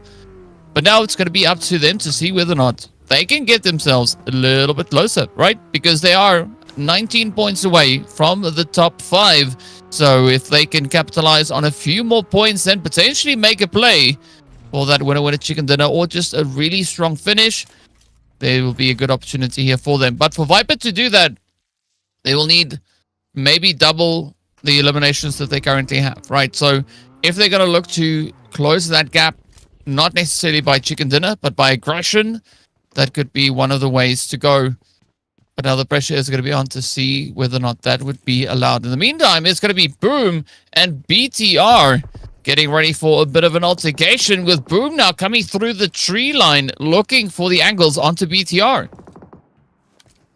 Oh yeah, the angles, they're trying to like make sure that they find the angles for themselves. But BTR, you have to know that you just barely got the 100 points. You're still on the hashtag number 4, and you need like 3, 5, even maximum 10 points if you want to like actually take down the Vampire Esports and be on to the number 2.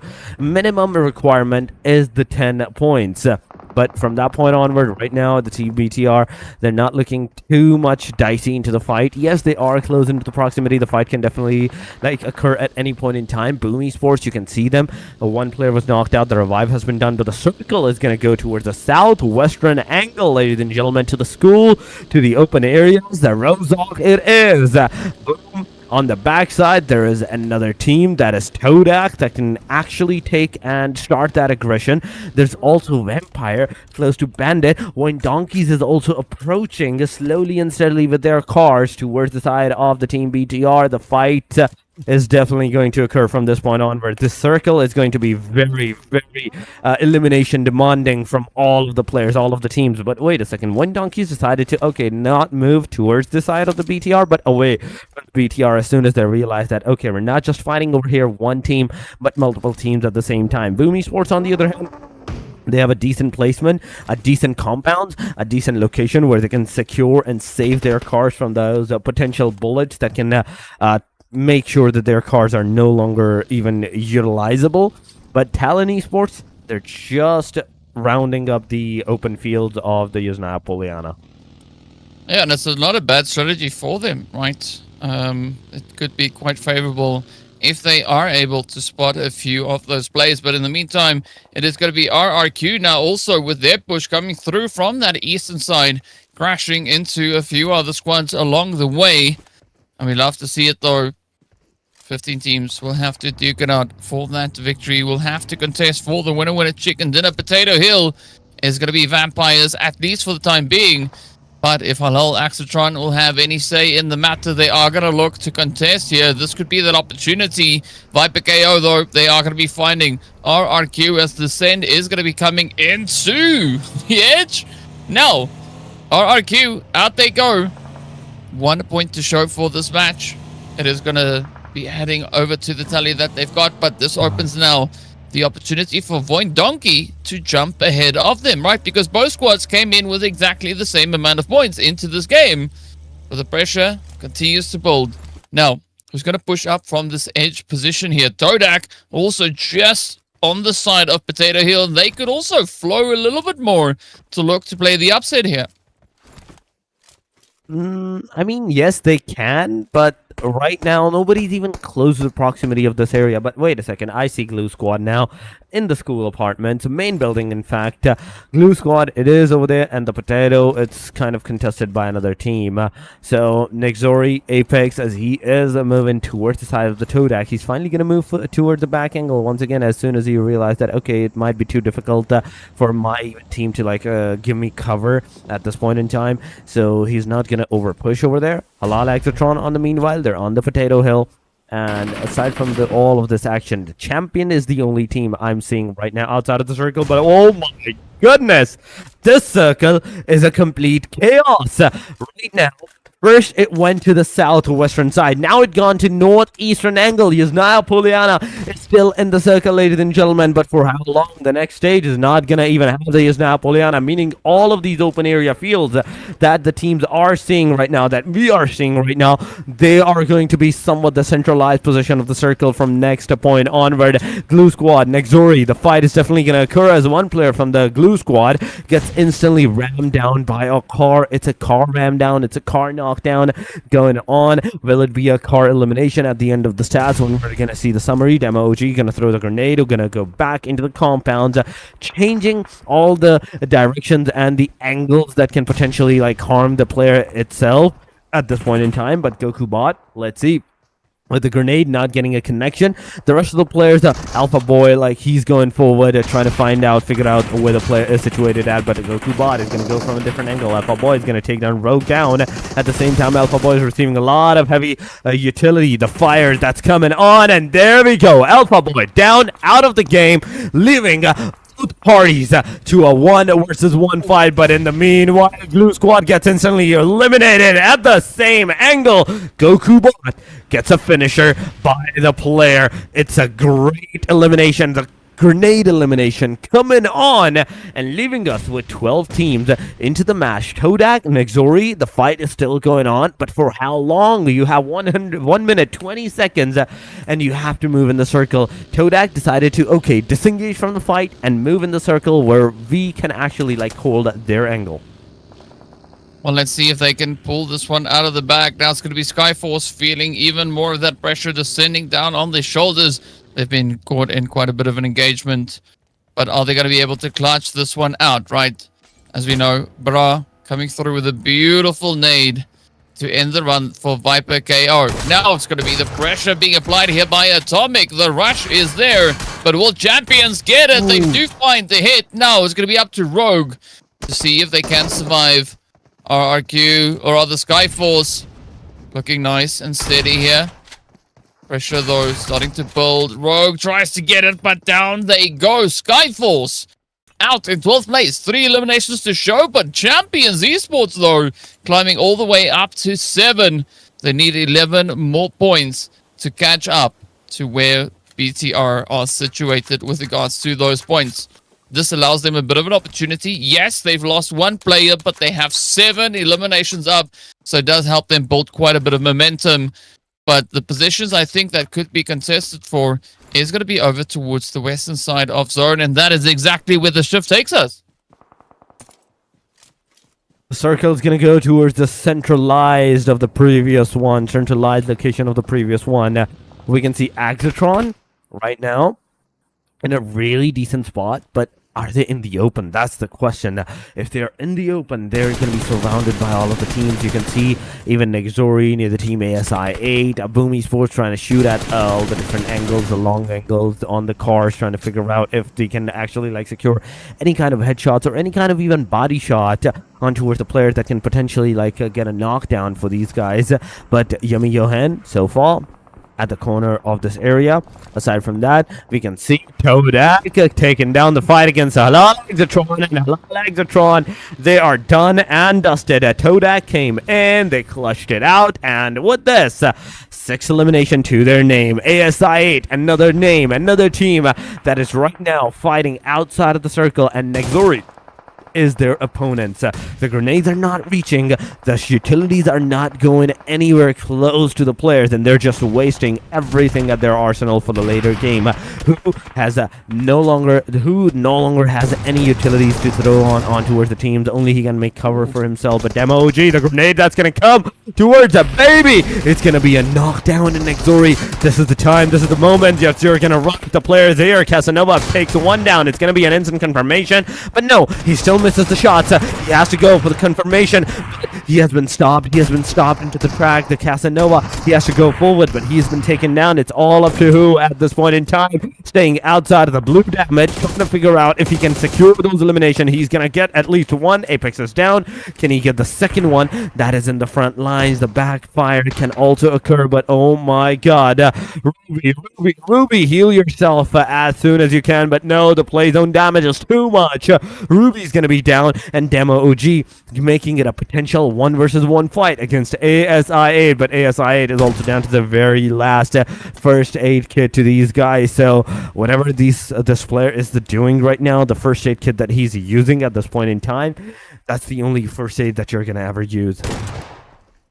Well, the pressure is now riding solely on the shoulders here of Josefa. Let's see, can they push up and get that play? Demo on the other side of the wall. Beautiful standoff that we are looking at right here. It's going to be in a very important fight here for ASI8 though. Can they clutch it? And they do! There we have a demo OG coming in with the hit. Absolutely amazing stuff, but the blue gets the better of them. NEXORY trying to close that gap, but unfortunately the zone and ASI8 would not allow any of that to be the case. Now, Champions, this is going to be their opportunity to see if they can catch up to BTR. There's still a big fight for that top 7 slot. TODAK, though, looking pretty good. 6 eliminations is going to put them on 77. So they now need to just add double digits to that to look to make that entry point. So it's getting closer and closer. Right, 8 teams remain. We're about to hop straight into zone number 5 rather. As we take a look at that shift, where's it going to take us? Ooh, it moves to VOIN Donkey side. It is to the eastern angle, in fact. VOIN Donkeys in the circle. They have the compound that they can secure. But wait a second. Why is Potato outside? Axel is coming close from the Talon esports. So Potato, you have to be very careful on whether you want to engage this fight or not engage this fight. You can see Shield is super overstimulated. That okay, which car should I shoot? Should I shoot this one? Should I shoot that one? Everybody's going from left, right, center, everywhere. So he's not confirmed on okay which car to shoot at. But Kenny is finally going to take down Eldar. They're sent down by the VOIN Donkeys as well, and Vampire Esports in an instant gets eliminated on the hashtag number 8. BNDT Esports so far 0 eliminations, 4 players still remaining into the game. Close to the Boom Esports proximity, the fight will definitely occur, but Boom Esports, they have more angles to secure for themselves, and they're gonna go towards the north angle, take the fight. VOIN Donkey also shooting at the players of the Champion, but Champion is gonna take 1 player down of the VOIN Donkey. That's Keiko out of the game. Defiant, he is going on the top of this hill trying to find out the angle that he can actually use against the Champion, but he is also met with another team, that is Talon.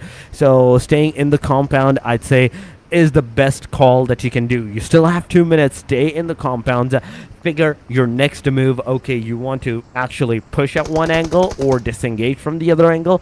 Choose that and do it together instead of just staying 1 player inside, the other 2 players outside. No, this is not how it works. Boom Esports, on the other hand, they're close to the BTR. You can see on the top of them mini map that Boom Esports is potentially moving towards the side of the angle of the BTR. The fight will go on. Bumblebee gets a 1 knockdown. It will be a confirmation on the Boom Esports' player, and Boom Esports, that's now only 2 player remaining for you guys. Well, the strongest positions to try and play for in this game, of course, is going to be this compound that we can see. The players there from VOIN Donkey taking occupancy off a little while earlier. Boom, though, is going to be running straight over the competition, coming through with a bit of a drift, but unfortunately now gets brutally punished for their transgressions, and rightly so.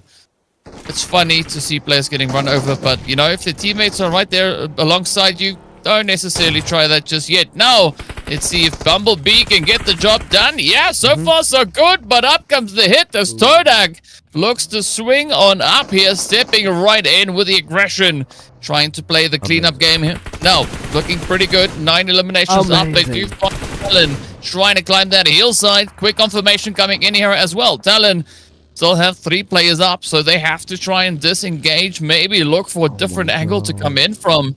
But it's not going to be an easy entry point as we're about to hit that stage number 6. And you can see there's only a few compounds scattered in the zone. It is going to be, of course, Alamo, where we do see quite a bit of that contention coming through. Champions, VOIN Donkey, as well as Talon, all now trying to get themselves established, but the zone is yet to shift.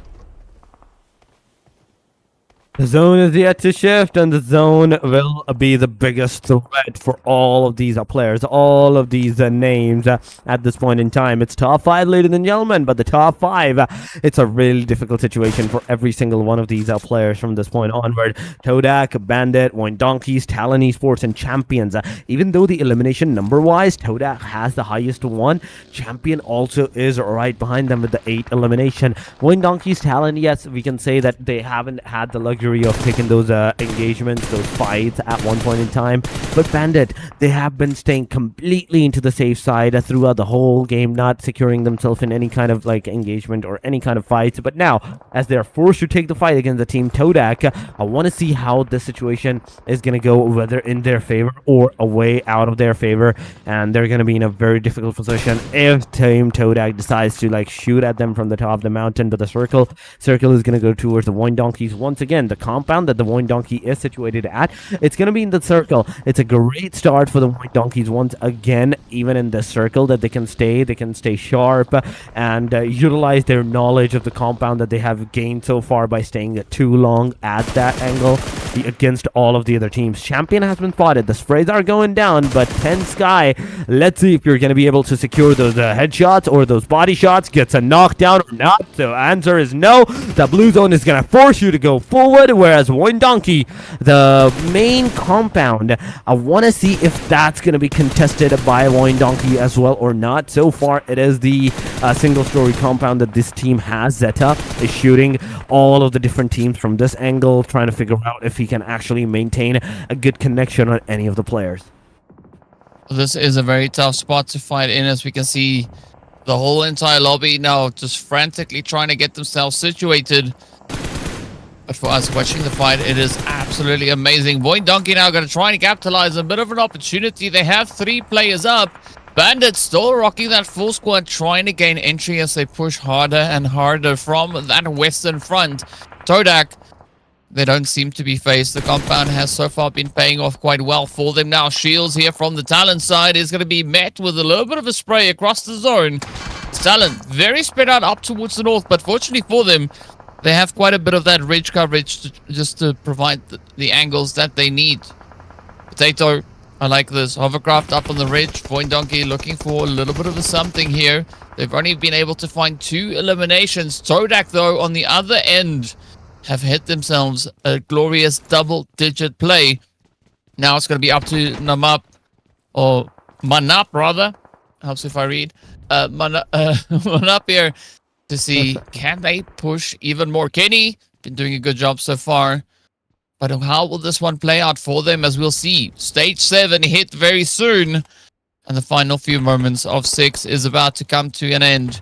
If the zone stays over to the western side, that could be the ticket for TODAK to lock it in. If it shifts to the east, it then turns in favor of VOIN donkey, but it's most likely just going to go into the center. Yep, there we have it. Yoru Johan is going to be the player up in the zone, now having to defend as best they can. But fortunately, there is a little bit of backup, right? The rest of the talent squad is going to be there, and they've got that ridge line now to try and leverage against the rest of the lobby. Still top 5. That's what I'm seeing, and I'm loving it. I'm loving it at this point in time. Bandit Esports, they're still staying ahead strong, but not anymore. As 2-player gets taken down instantly. Now, it's Eltung and TenSky. That's the only hope for the team. So let's see if these 2 players are going to be able to do anything or not. But TenSky gets a knockdown. The Eltung is also receiving a lot of damage. The sprays, the constant sprays through the smoke, it's definitely hitting the player. 8 elimination for the Champions Esports still. 3 players remaining. Keno being revived at this point in time, but Atomic is pushing forward. Atomic is going forward for the fight, for the angles. Let's see if he's going to be able to secure those eliminations or not, as a Bandit is giving the revive towards their players. No, still not the revive. The revive is still not there. The spray is going to go. Behind the buggy is the player that is situated at the spray. Will connect. TenSky gets a finisher. Eltung in the front line. The DBS is going to make some kind of connection, but the second connection is going to mark it a directory on the player, on the hashtag number 5. The stamp goes on. He is out of the game. Back to the lobby. The return ticket has been given out. 12 elimination for champions. 10 for TODAK. VOIN donkeys in the midst of all of this. 2 eliminations, a decent placement off the circle, but going forward, Defiant is going to be knocked out. It's a knock. It will be a confirmation in a short while, as the rest of the 2 players of the VOIN donkeys, they're too further away to even try to give out the cover. Well, let's see whether or not Zeta can lock it in. TODAK now getting caught out in the open with their hands in the cookie jar. This could be the final few sprays now heading in their direction, as Kenny tries frantically to dodge. But unfortunately, down they go. VOIN donkey now down to a 2-piece. Securing that elimination does look to make things a little bit more palatable. But now, champions, they're going to look to apply themselves as well. They are going to get a little bit of an opportunity here to have VOIN Donkey and the players from TALON have a bit of an exchange, right? Champions on that southern side, they are given an opportunity to relocate, but we are about to hit zone number 9, and that is going to be absolute carnage and chaos as the teams will have to move on forward. Of course, they're going to try and hug onto the coverage as best they can, but looking at TALON, they have a good read on the zone, right? This is going to be that opportunity for them to lock it down. Yori Johan is going to come in with the off-angle spray down, and this could be that turning point now for them. Oh my god. Oh my god. This is the turning point, ladies and gentlemen. We have 7 remaining players, out of which 3 teams are situated at. It's a 2 versus 2 versus 3. TALON Esports having the most number of players alive in the circle to their own name. But champions, they have more and more experience in the fight at this point in time in this of a circle. There they go. They're going to take one player of the team, TALON Esports, down. It's a knockdown, still not a confirmation. So, Johan, he's definitely going to go get that revival, but Atomic gets a knockdown. I see when Atomic gets a knocked it down.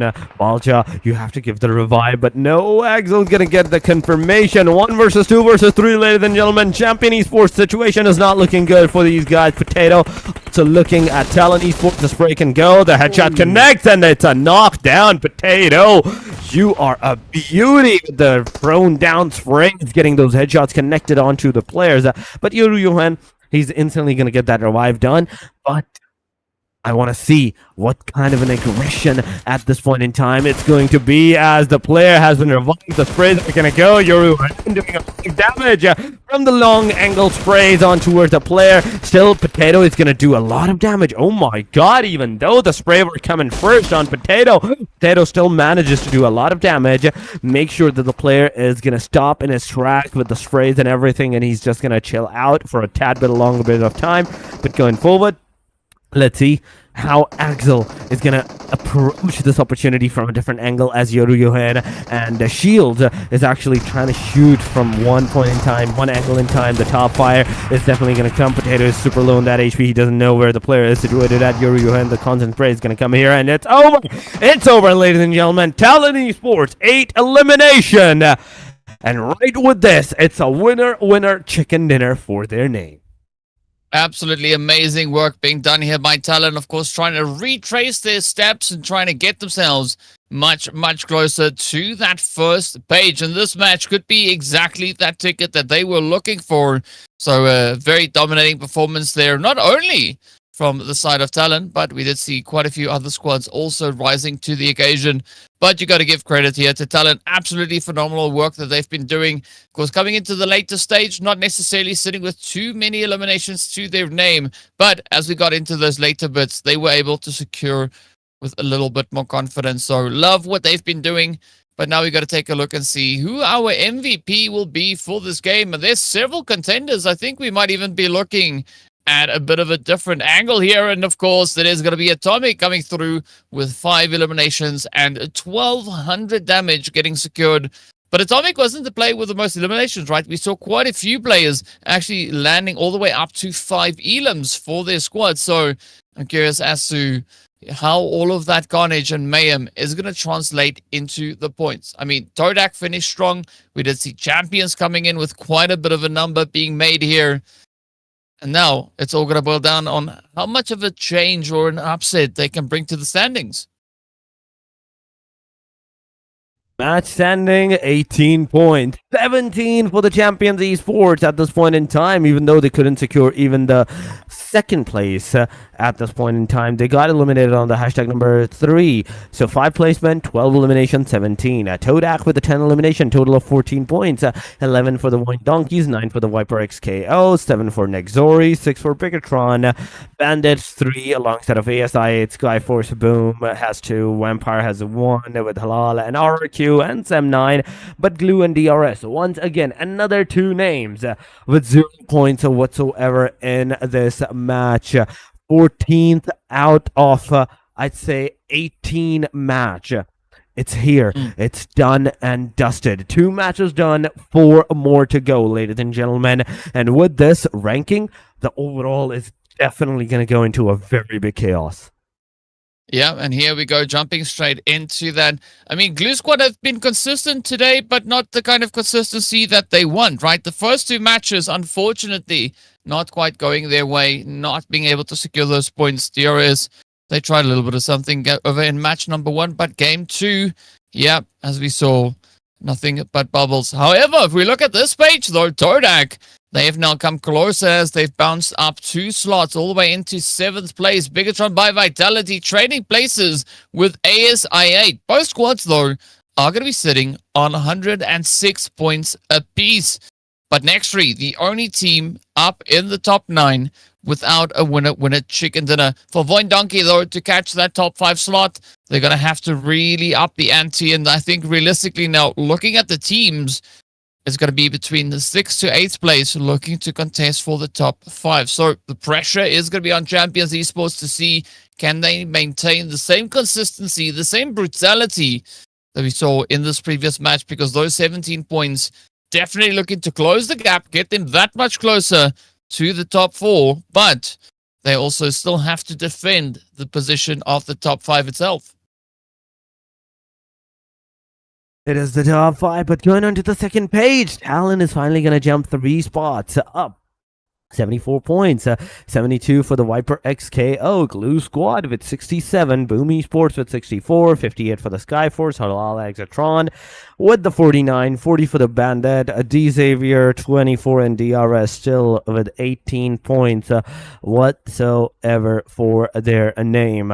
Things are not looking good for these players at this point in time, but we do have to see, we do have to know what's going to be the situation for the rest of the matches, as there are still 4 more matches, 2 Erangels, 2 Miramar, they're still left. So even with one like not good Erangel, you still have a chance of securing the second Erangel on a really good note. But going on to today's matches, yes, the schedule is here. 2 Erangels left, match 15 and 16, and match 17 and 18 that will be played onto the Miramar. That will mark who will be the champion of the Season 4 of the Lidoma Asia Showdown, ladies and gentlemen. Only 4 more to go, 4 more matches to go, and we will have our crown champions. Yeah, that clock is ticking. The time is slowly but steadily running out here. Great response coming through from TALON, but we'll have to see if they can keep the ball rolling, as we are going to head into a quick break before coming back with game number 3. Stay tuned.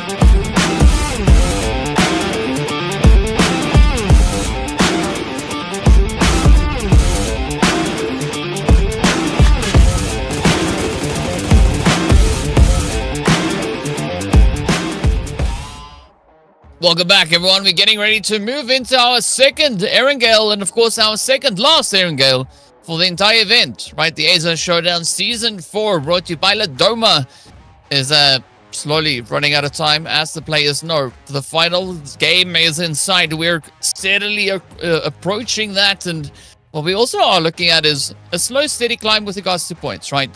Teams trying to ensure that they can do enough. Sem9 making quite a bit of a statement here, already sitting on 128 points on the overall standing, 17 points ahead of Vampire.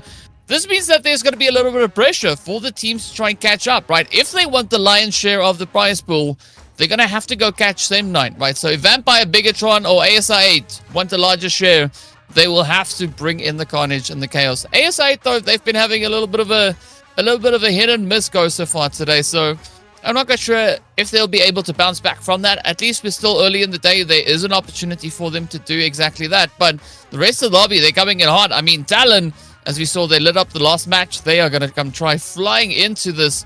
TODAK also coming in with a nice advance in their standings here. So the pressure is definitely going to be on here. I mean, the pressure is here.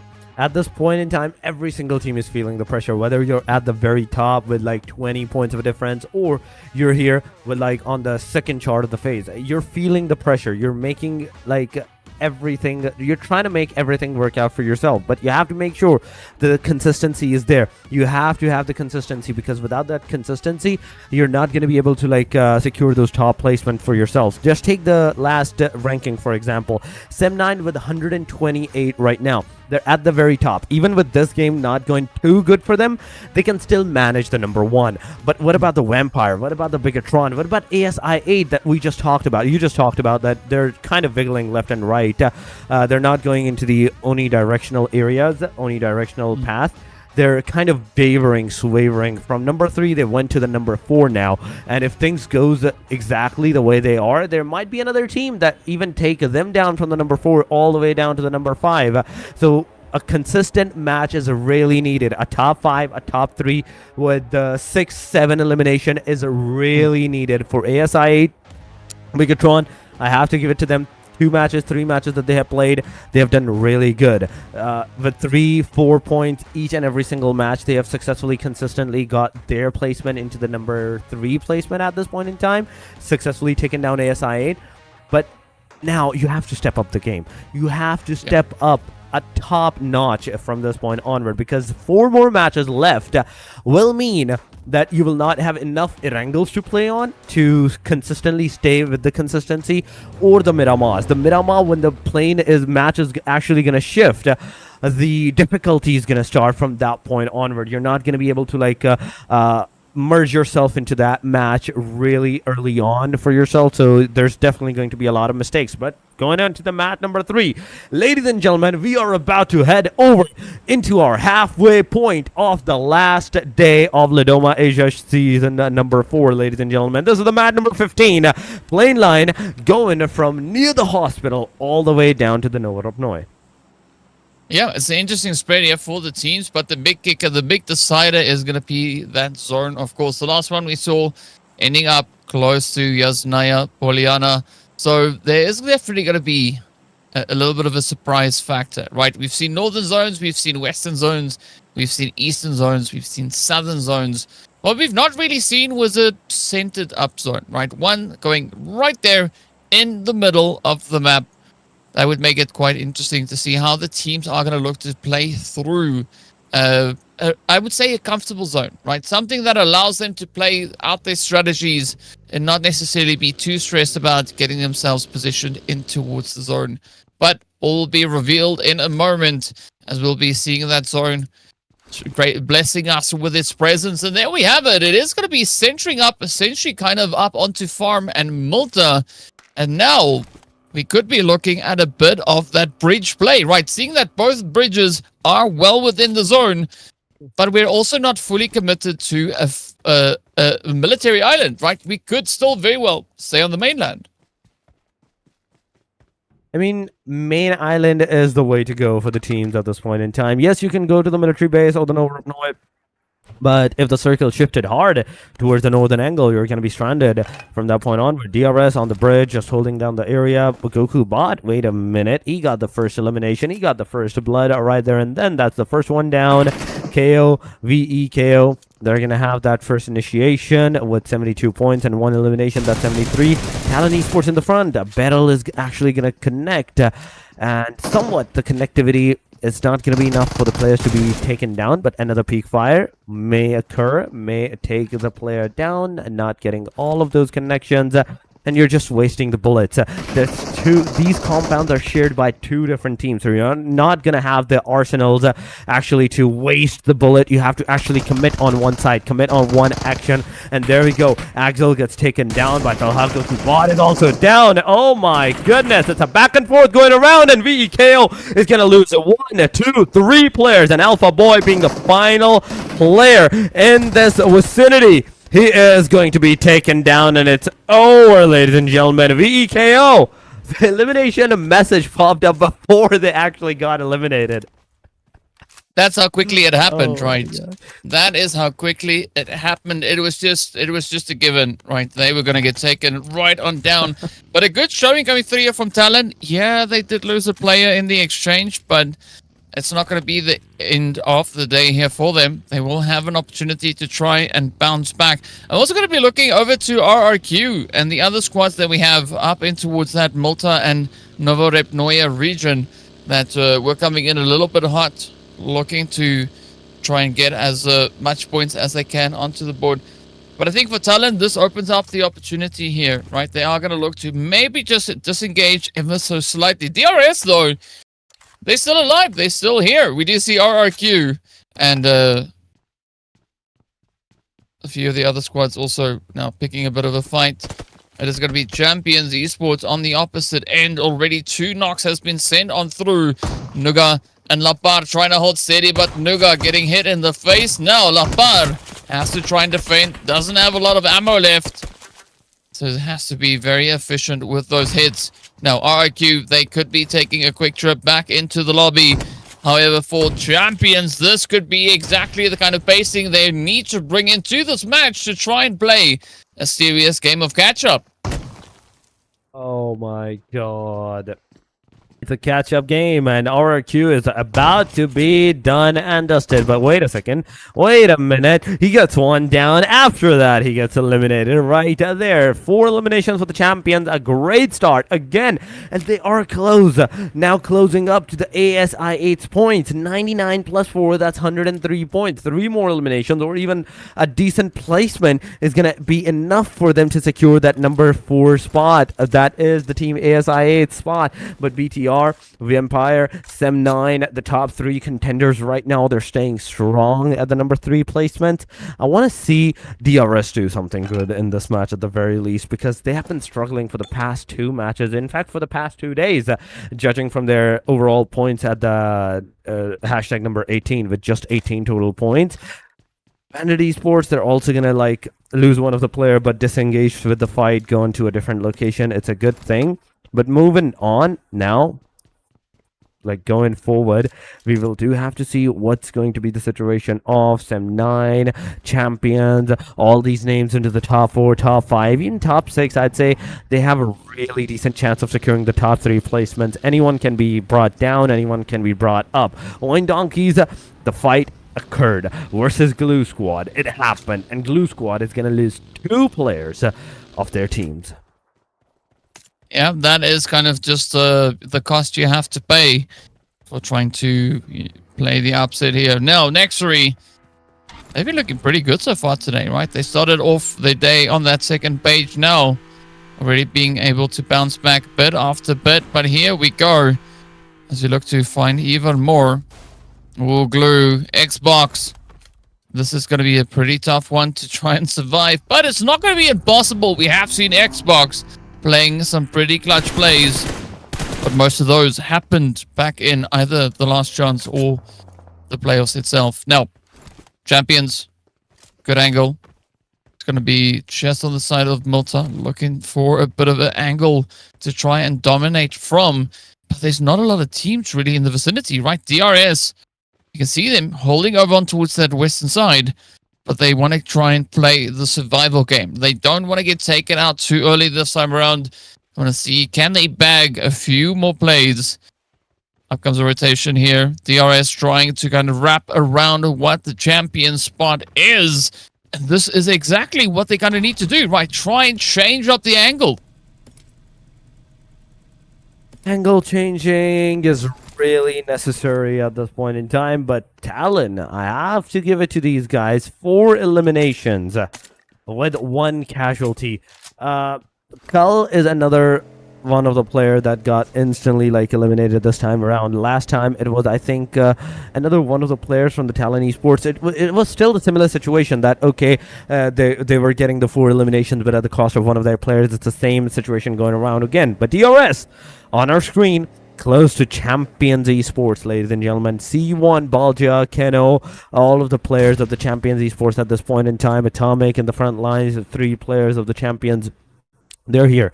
4 eliminations and ready to take the action, maybe against the team DRS. It all is dependent upon the location, finding, okay, where the player is situated at, and if they can actually manages to secure a decent placement into this compound, cement themselves, and use that angle against even a single knockout. That's going to be enough to fully break the momentum of DRS. But Atomic, I don't know what he's doing. He's giving bandages, okay, to Balja, making sure that the Balja is back to the 75% HP, but sadly it's not going to be back to the 75 HP. It's going to be somewhere between 50% HP because he's going to have a lot of damage on him now. With just the bandages, it's not going to be enough. But the circle, oh my goodness, I'm loving this. I'm loving this, Chaos DK. The circle shifted towards that bridge. I want this to be a bridge centralized shift next one. I mean, I hope you've got your seatbelt ready because this is going to be a crazy, crazy ride. Now, looking at the rotations that we have, this is looking quite favorable for the players there from Skyforce as well as HALAL AXETRON, right? Coming on that southern edge, it will buy them a little bit of time. But now, DRS and the players from Champions need to kind of wrap this one up, right? Are they going to look to commit? Does seem like DRS are prioritizing a potential southern rotation.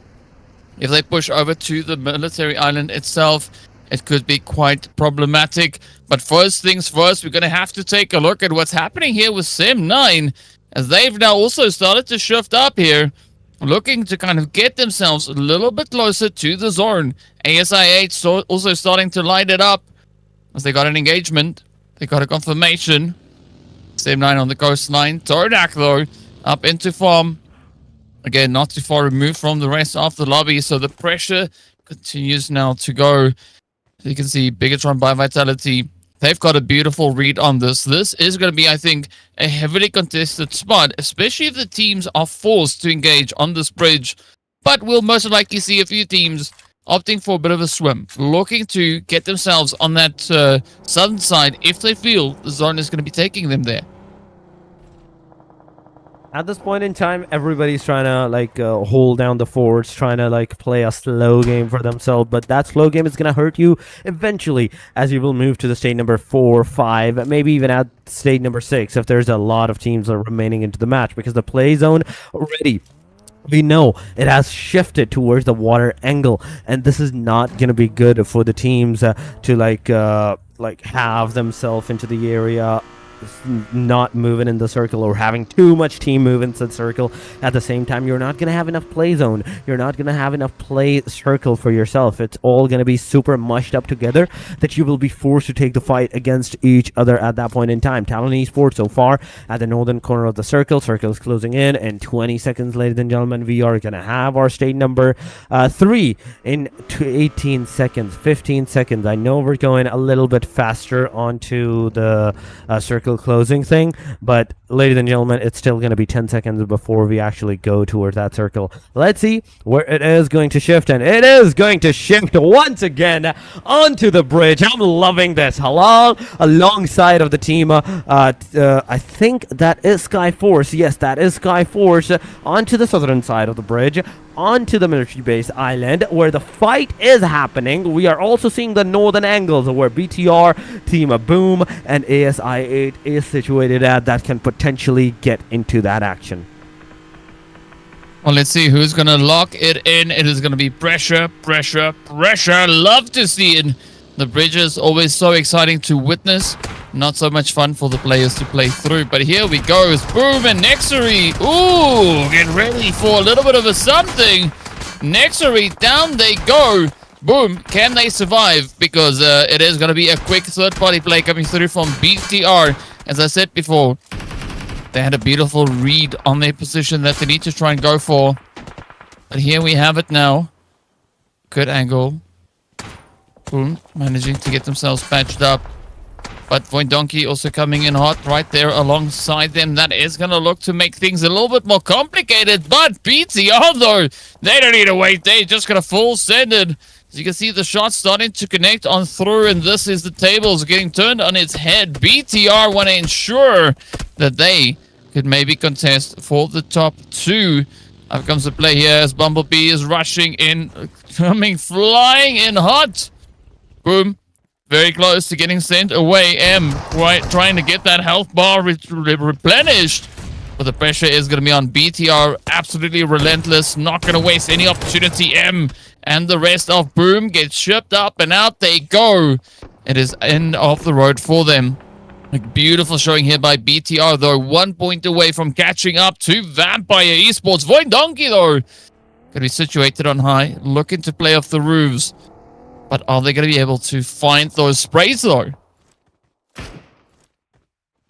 This is the main question, but look at the kill feed. I'm seeing champions losing their players. The opportunity that they have to like secure the number 4 spot is not looking good now, as there's only one player remaining for the Champions Esports. Glue Squad, in the meanwhile, is going to be taken down on the hashtag number 12, ladies and gentlemen, as TODAK is the player responsible for Stickley to be eliminated. BIGETRON by Vitality on our screen for elimination. A great start to this name as well. Once again, a consistent start. I have to give it to these guys. With the consistency that they're showing with every single one of the matches, 110 points now at this point in time on the hashtag number 11. It only is gonna increase more and more if you survive and if you get more and more eliminations. But going on, we are seeing somewhere into the proximity Casanova, all those players from the Bandit, Vampire to the northern angles, but the circle's finally going to shift towards the north. BIGETRON still at the corner of the circle, in fact, the middle of the circle at the corner of the bridge, waiting for HALAL Esports to actually push forward across that bridge, and they're going to be responsible for that casualties. But ASIA, DRS, I want to see this fight. But wait a minute. Why do I see one player in the water? Kino is in the water, just chilling around. Yeah, Kino is very keen on swimming, right? That's what they're showing us, right? The name suggests it. Their actions are showing that as well. But it makes sense because we did see champions coming through with a little bit of a movement, right? They came through with that hovercraft heading further down south. But now is going to be the big kicker, especially for the players on that far southern edge, right? I believe that was HALAL AXETRON that we saw situated on that far side. And they now are presented with the opportunity to get themselves situated, play off of the bridge, and try and leverage the angles that they have down onto the rest of the lobby. But they're going to have to be very precise with those angles because BTR are just north of them. Meanwhile, the Vampires now rubbing shoulders here with SEM9, the two top teams on the overall standings. Find themselves in a bit of a standoff. There's only so much territory to play for. The playable area being cut down drastically. But DRS, they also still have a vehicle to move up with, right? Should they be forced out into the water, they still have a bit of a foot to stand on. Unfortunately, they won't exactly be able to fight from the water itself, as that does complicate things ever so slightly. Now it's going to be ASI8 receiving the presence of DRS. They know that somebody is moving in, and so far, Baby has been spotted, getting taken on down. A phenomenal angle being played here by DRS, but can we see that response come through now? SEM9, down they go as they get shipped up and taken out of here. It's also then the players there from TODAK looking to bounce back. Now, Vampire, VOIN, everybody will have to double down on the aggression if they want to survive the zone. They do have to survive and go into the zone, but oh my god, what was that? What was that? DRS Killer YT. Okay, that was some moves. But ASI8 now, it's a fight face to face, head on into the backside. You can see the Vampire Esports, in fact, BIGETRON by Vitality, that can potentially do third party the shots that can occur over here. But TODAK, Vampire Esports, the team. The fight, it's happening as Sento is right now knocked out. The grenade is gonna go. It's gonna do some damage, not enough, but some damage. Eldaris, he's gonna heal back to the 75% HP. He goes. Miala just chilling out there, but Eldaris, Vampire Esports, you have to push. You have to go. The S12K, you have to make those connectivities. Only 3 bullets are remaining, but the player is finally going to take him down. Kenny's going to take Eldaris down. It's a confirmation straight there, ladies and gentlemen.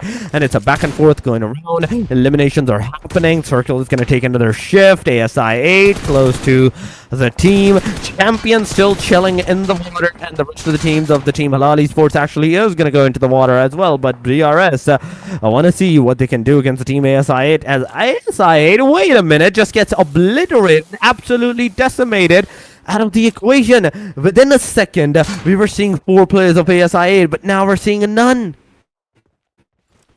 And that's kind of just how it works, right? Aggression, aggression, aggression. Getting dialed up to 11. Now, BTR still being absolutely blessed with their position within the zone. Are they going to be able to push it through, right? They are almost in center zone, but not quite. We did see them trying to explore their options. Speaking about options, though, DRS having very limited options here, as HALAL AXETRON also makes it up onto dry land. Quick send here into the side of TALON. But how's this play going to go as we do see them getting taken on down? Razy reaching in, causing a little bit of chaos. But Champions also going to try and now get out of the water. It is going to be DRS and HALAL AXETRON looking to pressure them. But how can they survive this play? How can they survive the spray? As Gino only has up or down to move. And downwards is going to force them to run out of oxygen. BTR though, this is kind of the position that they were hoping to have. They've got 13 points currently on the board. Champions go down as the water will not be their friend. But everybody left in this lobby has a minimum of 3 players to contest. And now look at this. It's going to be a HALAL AXETRON pushing forward on DRS. Oh my god, the casualties, the sprays, the shots, the fire, the action is here, ladies and gentlemen. And DRS being in the center of all of this action with the 7 elimination. A great start this time around at the very least.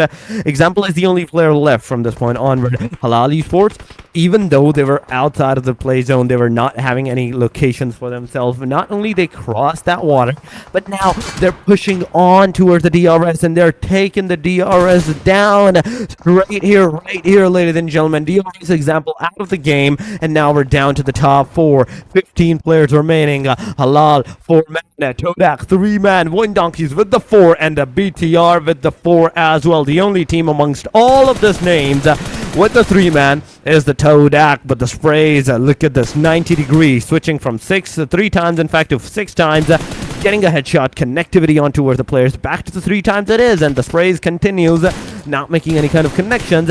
Kent on this triple story building, holding the fort. BTR, wait a minute, taking TODAK's player down. So BTR is not just fighting HALAL Esports at this point in time, they're fighting a different team as well, and that is TODAK. But this is now going to be that opportunity for BIGETRON by Vitality to live up to the hype. They have the position, but can they secure the points so far? It is looking pretty good. 7 eliminations is what they have to show so far. And this match is far from over. Let's see whether or not HALAL AXETRON can maybe look to contest here, as they will be opting for a little bit more of a southern rotation to wrap around that point of the bridge and maybe make a play for the opposite side of zone. The shift has come through. We are a little bit more towards the western side. It's going to be 6-9 also, just playing a little bit of that leapfrog game here. But I like the angle from HALAL, right? Taking a 2-1 position, not fully committing all their players all at once, instead looking to play for security. Now, VOIN Donkey They need to still try and find entry, but it's now HALAL AXETRON just absolutely blazing it up. Here's the shots, continue to rain on down, and this could spell disaster now for VOIN Donkey. Fortunately, they do have quite a few vehicles that will be turned into mobile cover. As you can see, VOIN coming through with a response. They've got 3 eliminations up. They did find that slight bit of pressure deviation getting created. But now TODAK also yet to move on forward. But TODAK is going to settle for the compounds. And this opens up even more opportunities for the squads to go absolutely crazy. 2 over on the east, 2 over on the west. Who will lock in onto the zone? Who will lock onto the zone? This is the question. And who will have the opportunity of securing that winner chicken dinner? Right now, we're waiting for that to occur. We're waiting for the engagement to start once again. The circle has shifted once again to the bridge side, but VOIN Donkey's potato is going to be taken down. It's a knockdown. It will be a confirmation in a short while. HALAL Esports with a spray. Look at that. Tap fired, but 90 degree. He's going to receive a lot of casualties, a lot of damage. That's up. He's going to take down Mad Cat. 6'9", a lot of damage on this player as well. He is forced to go and retreat into the back lines where he is into the cover. Once again, after healing, he's going to go peek, maybe spray, but the moment he peeks, oh my goodness, look at that. The moment he peeks, he receives another batch of shots, and the damage is being done, but I don't know why he's not able to like climb on to the other side of this area. Okay, he does it. He goes into the gas station, and now he's just gonna chill out. He does have the circle at this point in time, so not a lot of movement is needed to be done. Just let the other 3 teams, in fact, take the fight, take the engagement. The grenade is gonna go as Colleen throws a clean grenade on Bumblebee. Bumblebee gets taken down. It's Frenzy now close to the proximity of their player, gonna get out of the car, take the fight, but Kenny in the back lines. It's a knockdown on Kenny and Optimus. This is the opportunity. Take someone with you, push on to the TODAK. But wait a minute, why Optimus, why are you going the wrong way? Why are you going the wrong direction, brother? You have to push forward, you have to take that action. The grenade is again coming. It can't take the player down, but nope, clean grenade is not going to be clean anymore, and it's not hitting the players where it should have had. Well, good response here from TDK. As TODAK not going to go down without a fight, but a quick reposition. It's going to allow them quite a bit more continuity, rather. As BIGETRON by Vitality also looks to just push up a little bit more, looking to strengthen the front line, but they are met right with TODAK, and it's going to be a 3v4, at least with regards to the numbers. And this is going to be smack dab center zone as we do step into stage number 7. TODAK now getting absolutely hit here by the shots. Leon is going to be the final one to hold it nice and steady. Are they going to be able to rise above it all? As is now raising, rushing straight on forward. Bumblebee coming in with a bit of an off angle, and this is TODAK still looking to stick it to the side of BIGETRON by Vitality. It's a 2v4. No confirmations, though, coming through here for TODAK. They do have 9 eliminations, and the only confirmation is going to be them sent right into the lobby. The final 3 teams left to fight it out. And it's going to be VOIN Donkey now in a pretty tough spot here. They don't have a clear rotational pathway in towards the zone. And now, HALAL AXETRON. This is their opportunity to come in clutch. They could definitely be quite a problem for the side here of VOIN Donkey. Oh my god, it's star 3, ladies and gentlemen, and VTR. Oh my god, the way that they are going to do that, it's so amazing. But so far, 12 teams, 12 players, in fact, are remaining. HALAL Esports is pushing forward to the VOIN Donkey side. The one knockdown, it's definitely going to start the chain reaction for the rest of the teams to actually push forward. AXETRON, 90 degree. He's also slowly pushing forward, gonna get into the cover craft. But wait a second, Hitman is like, no, you're not gonna get into the cover craft. Gaycore is gonna come in, it's gonna take down one player of the team. HALAL AXETRON, HLE is gonna lose a player. Instantly, he's gonna casualty down a player of the VOIN Donkeys as well. The Wait a minute. The hovercraft ram down. Why are you ramming down your own team member? But BTR on the back line. They're gonna start this aggression as a third party. Gonna take one down. Gonna take Zeta down as well. And VOIN Donkeys is down to the very last two players from this point onward. Potato, Gaycore giving that revive to Defiant. And right with this block, look at that. BTR, Rizey is ready from the different angle to take that aggression on towards the team. VOIN Donkeys, HALAL Esports is going to take down Potato. The shots, the fires, it's a three-way fight going around right there, and then Block is finally going to throw the grenade. It's going to hit Zeta, and right with this, Defiant is also going to be taken down. The second grenade is going to hit, but oh my god, even though you're taking down the VOIN Donkeys player, BTR is also losing their players to the HALAL Esports side. The sprays, the connectivity, is not going to manage to secure the final nail of the coffin on VOIN Donkeys as he gets taken down. It's still a 2 versus 2 versus 1 fight. I mean, Gaycore is still in the fight, but can they do anything as they now try to push on forward? MadGat trying to send a few utilities out to help alleviate a lot of the pressure. BTR almost out of this game as they lose so much HP. Optimus has been confirmed. Gaycore now in a position where they could play a major upset. BTR, though, 13 eliminations to their name. And it is Hitman and MadGat doing a really good work right here. But Kent, still in it. Can they play that final nade to perfection? One play. This could be the deciding point now for the continuity of BTR. 13 eliminations. Will they get any more? MadGat has spotted out a bit of movement coming in their direction. Kent quickly just looking underneath the wall. They know that there is an opportunity to find a cheeky play. Look at Gaycore, though, up on the north, keeping it nice and quiet, trying to just stay out of this engagement, trying to buy some time here. But Kent is running out of it. And this is where HALAL AXETRON needs to keep their heads on an absolute swivel. Up comes the send here from Gaycore right up onto the edge. Now on that ridge is where they're going to look to hold. It's going to be Hitman trying to push the car over, but Gaycore knows better, pops into the car. MadGat, though, coming through with a follow-up, and that is them. Done and dusted. Now up to Kent to see if they can survive, but the spray is there, and the game is over. HALAL AXETRON reigns supreme, coming in with the winner chicken dinner. And what a statement. I mean, BIGETRON by Vitality going to work there, getting themselves double-digit eliminations. HALAL AXETRON doing exactly the same, but both teams fighting to the very, very end to secure the victory. Oh my god.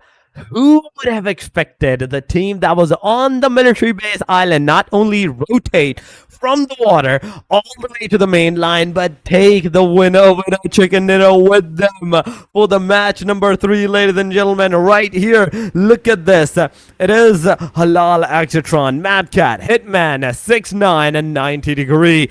These 4 players are going to be the one securing that winner chicken dinner for the team. But how many eliminations do they have? How much of a points difference are they going to make into the overall ranking? This is the question right now that is going on in my mind. But first of all, moving to the MVP of the match, it is going to be BIGETRON by Vitality's Kent. 5 elimination, 983 damage with 27 minutes of survival time. It's absolutely fantastic figures that they are putting on this board. But the big question is going to be, how many points were our respective teams able to secure? Of course, HALAL AXETRON coming into this match all the way in 15th place, right? Rocking up with 49 points. Now, if they can look to come in with quite a bit of a stand, it could definitely lend quite a bit of a helping hand to contesting those overall places. But as we saw, the point situation is pretty steep, so it's all going to boil down to what those figures look like and how that impacts our standings. But we did see quite a few heavy hitters coming into this game here, and here we have it. HALAL AXETRON walking away with a glorious 22 points. BIGETRON by Vitality secured on 19. BIGETRON, of course, making that push, looking to catch the position and solidify their overall statement, right? They were in 3rd place, but now we could have seen quite a bit of a shift coming through on that front. Skyforce, Glue Squad, Bandit, all trying to secure themselves a few additional points, but having a pretty tough run. But I appreciate what DRS also did here, right? They came into this match with only 18 points for themselves. Now, adding an additional 10, almost doubling the amount of points that they had coming into this last game here. So, very exciting stuff for them. But we'll get into those overall rankings in just a brief moment. Teams definitely trying to let all the surprises out of the bag, trying to come in as strong as they can. Ladies and gentlemen, this is the overall ranking on our screen. Finally, BIGETRON by Vitality changing from number 3 all the way up to the number 2 at 125 points. They're super close to Sem9 Esports from now on. One wrong move from Sem9 and that throne, the number 1, it's going to be taken away. But Vampire Esports, you also need some decent matches from this point onward. You just lost that number 2 spot that you have been on yourself throughout this whole day number 2, that after the day number 2 that you were sitting on. ASI 8, the number 4 position, they're constantly going to stay there. But a good move, a good play for the team ASI8, at least in this match. Survivability was good for these teams, but not the aggression. The moment they went into that aggressive stance against the team DRS, they got absolutely decimated. And by that, I have another name, DRS. They did really good. Finally starting the match number 3, at least for the day number 3, the final day as well. Yeah, BIGETRON by Vitality. That jump that they just secured awarded them an additional $100 of prize pool money. So these slots are becoming worth quite a few bits of money here, right? As the teams know, if they can play the upset, they can also improve the reward they get at the end of the competition. HALAL AXETRON now no longer near the bottom. Instead, they climb to the tippity top there, as we can see them sitting quite comfortably with that 12th position. A glorious 3-slot jump coming through from them. So absolutely loving this, as we now are patiently waiting to see what the teams will get to do with the remainder of their play here. But I gotta say though, I mean, HALAL AXETRON, just absolute aggression. Love it from them. And of course, then we were talking about DRS. They've also been moved up right now, sitting with 28 points to their name. They are getting closer to catching Bandit, but it's still going to be a pretty tough play for them to do that. Oh my god, this is just a halfway point. That's the thing, this is just a halfway point. We still have 3 more matches, 1 Erangel and 2 Miramar, ladies and gentlemen, that will be played by all of these names, that will be played by all of these 17 teams. And after that, we're gonna have our number 1 Sem9. Be very careful, because BTR is coming. BTR is definitely approaching you, slowly, steadily, but definitely steadily they're approaching. But ladies and gentlemen, before we head over to the second half phase of the games, we're gonna go for a very short break. Do not go anywhere, stay with us and enjoy the highlights.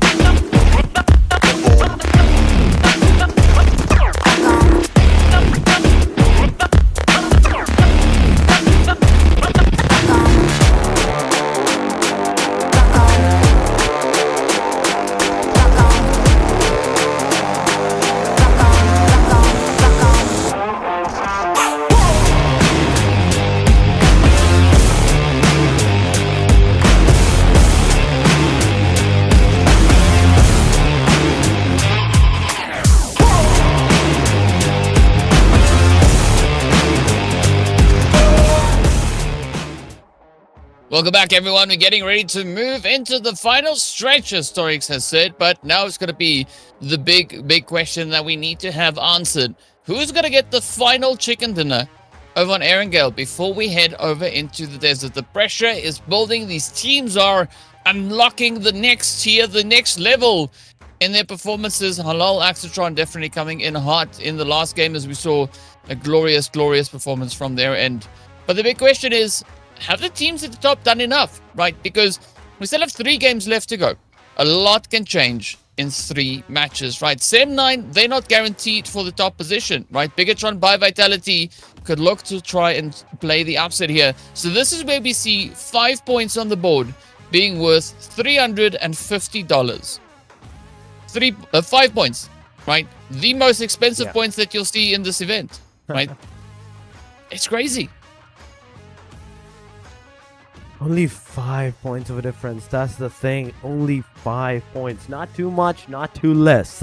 It's actually accessible, like achievable in just a single match. You even survive till the top 2, you're guaranteed those 6 points, in fact, instead of the 5. So with just the survival, you can get onto the top. But Sem9, be very careful on how you're going to hold down your spot, as BTR is coming for that last match, 17 points. This match, we don't know how many points they're going to secure.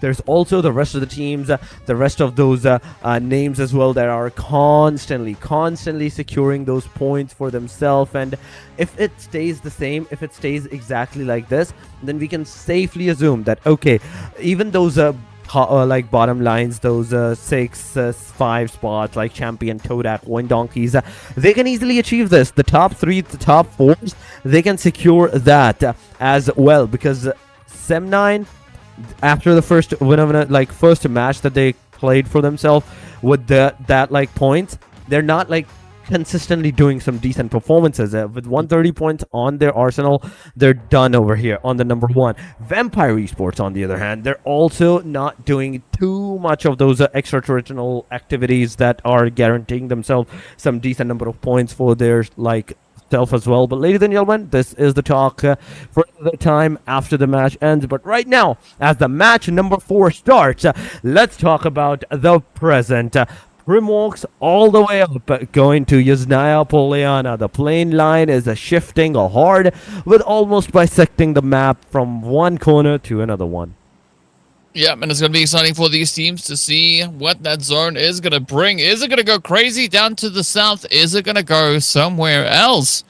Of course, only time will give us that answer. But for the time being, though, it is going to be NEXORY coming in with an interesting approach to their spread here. We did see G, the first one out of the plane. The rest of the squad is going to be joining most of G. We do see Apex maybe forgetting to hit that jump button, or maybe they weren't following, right? That sometimes happens.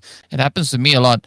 But now Vampire's already down with the boots on the ground. It's going to be Sem9 coming in right there into that lovely very peer positioning.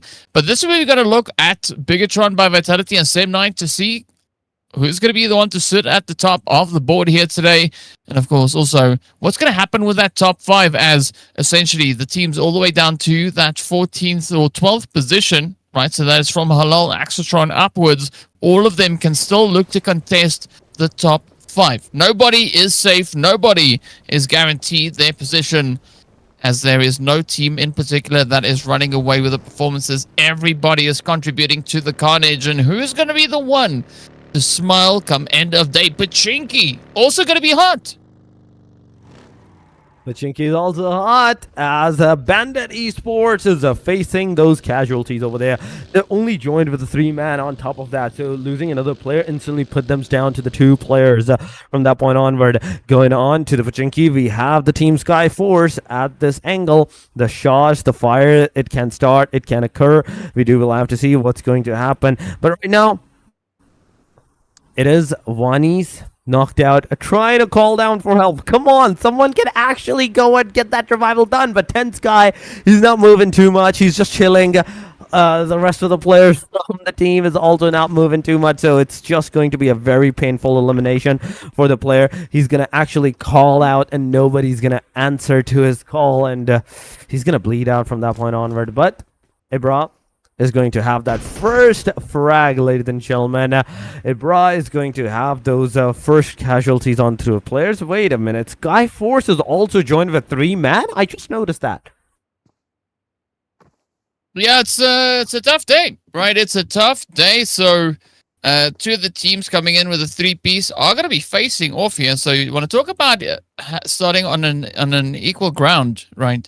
Both Bandit and Skyforce only having those 3 players to try and represent themselves here. But now 10 Sky and Hoika, or Hokia rather, will have to get down to business, right? We did see Hokia yesterday playing a few beautiful angles, but can they push it all the way? Can they change those limits? Can they continue to apply the pressure here? And of course, Skyforce is going to come through with maybe even full force if allowed to do so. BIGETRON by Vitality, they are going through school, making sure that they get good grades and good loot and get everything else that they need. But again, not too much of a crazy play here, as we've seen in the early stage of this match, right? The team's definitely looking to settle down a little bit more.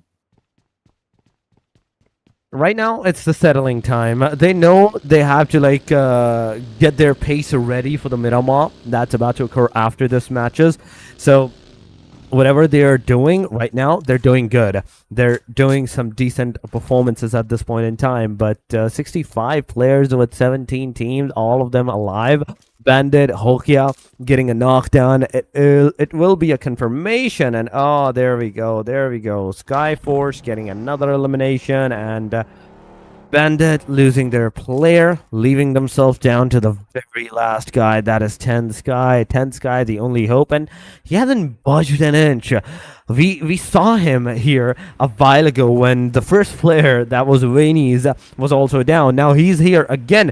Same spot, same location, same style that he's thrown down off. He's not moving. He's not budging it in. Just moving the camera to find out, okay, where the players are going, if there is anyone close to the proximity or not. But DRS, after that last game, I'm seeing some hopes for them. At least if they manages to secure the 10 points of Vinavana Chicken there, they can at least come into the top 10 by the end of the day. Yeah, that opportunity could be available to them, but it's still going to be a rather tall order, right? If they want to get that winner with a chicken dinner, they need to go to the kitchen and start cooking because, yeah, we want to see those plays. now be pretty evident. An interesting strat there from DRS, opting for that bridge. As we can see them situated, the western bridge also going to be quite contested as the teams have dropped on either side of it. I don't quite know if HALAL AXETRON will be allowed to come through with the same transgressions from the previous match, right? Will they be allowed to just casually sneak back into the zone and come in with a bit of an upset here? Of course, we'll find out in a little while. But now, VIPERxKO also going to be looking to see if they can contest. They are just a few points shy of not only gaining entry into the top 10, but also even potentially catching the top 8. So whatever they're going to do, they're going to have to do it quickly. And I think this is what makes it so exciting, is that there's so much that can change in just this one single match.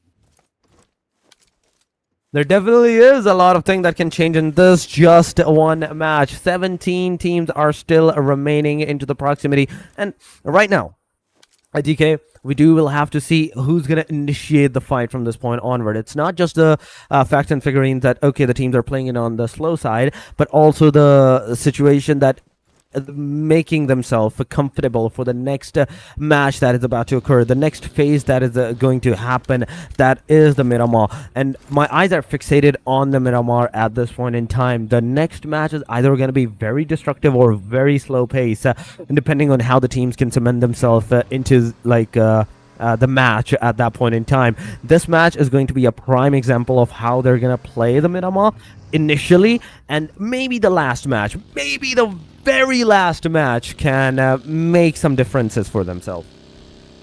Yeah, but you don't want to wait until then, right? You want to try and do as much as you can with every opportunity you have. I know it's easy to say, and it's not that easy to follow through on, but hey, we'll see how it goes. Gee, though!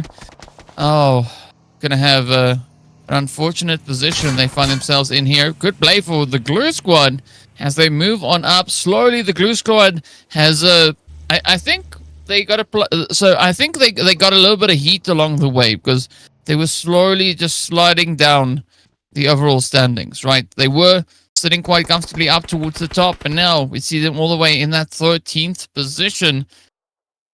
So I'd love to see the Power Rangers bounce back, right? Because, I mean, they're just so entertaining to look at. I love these outfits. But are they going to be able now to power themselves up? Can they take it to that next level and get the rush into the side here of NEXORY? Already the first shot has been sent through, and this is a great opener for them now. It is going to be NEXORY feeling the sting, feeling the blaze, as Stickley locks it in. Demo OG getting knocked on down, but the zone is going to take us to that western bridge. Oh my god, first it was the East Bridge, and now it's the West Bridge going around. What is going on? Glue Squad is also losing their players, and they're also getting some eliminations towards their own name as well. But right now, NEXORY is on our screen as a solo player remaining. The circle is a very chaotic one. BIGETRON near the Sem9, near the team TODAK. Everything is going on the outside of the circle. We can see the team RRQ close to the Champions Esports, and alongside of the team VOIN Donkeys as well. But right now, ASI8 now moving from the northern angle. Boom Esports has the opportunity of shooting their cars, shooting the players down as well. But NEXORY, Apex, are you going to be the Apex Predator, or are you going to be preyed upon by the other teams? Optimus is also moving from one direction to another one as Empire Esports is close to the proximity. They decided to change their direction, but Bandit, the final guy, is finally taken it down out of this equation. And right with this, some more casualties into the kill feed. You can definitely see Skyforce is also going to lose a player. It's a knockdown going around. It's a confirmation in a short while. In fact, it's a revive that has been done.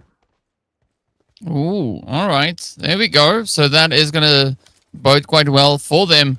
Skyforce looking to come back into the swing of things. But now, Apex here from NEXORY looking quite happy as they are climbing the mountain, but they're going to have to try and get themselves back into safety. I mean, having a good angle is one thing, but being able to survive, that is next level. Noel, right here ahead of them. Oh, just keep going. Where you heading? You're going to crash into something. These buggies also just coming in the nick of time, but you got to try and get ahead of that blue zone closure. TALON, though, going to be looking to get themselves positioned up onto the church. slowly just riding the edge there off Pachinki. Speaking about edges, DRS also edging closer and closer to finding those points. But here comes the upset now, right? RRQ rotating in alongside them. So many angles to be still very wary of. They are very of this, but oh my god, come on, DRS, not now, not now. You have to secure these eliminations for yourself. 3 eliminations, and now into the front lines of the team RRQ. Amazing. The DBS is going to make a connection, but oh my god, we know the future, what the future holds. The DRS is about to be taken down. They're over. It's over for these guys. And right with this, RRQ, that's 4 elimination towards their name, but oh, is the player going to survive? Is he going to stay alive? Is he going to be able to heal himself? Back to the 75. Vampire Esports, Elzaris alongside of Glue Squad, Noel. Now we're seeing all of these different teams, all of these different names at this point in time, but 15 teams are remaining into the match. The bottom line, 2 teams, in fact, they have been taken care of. The number 16, the number 18, it's over for them, right? Number 16 and 17. But on our screen, TODAK is also going to receive the damages, and the Glue Squad, there we go. They're the one responsible for that initial knockout. Well, here we go. TODAK now going to be looking to push it even further as Glue Squad is going to look to wrap it up here.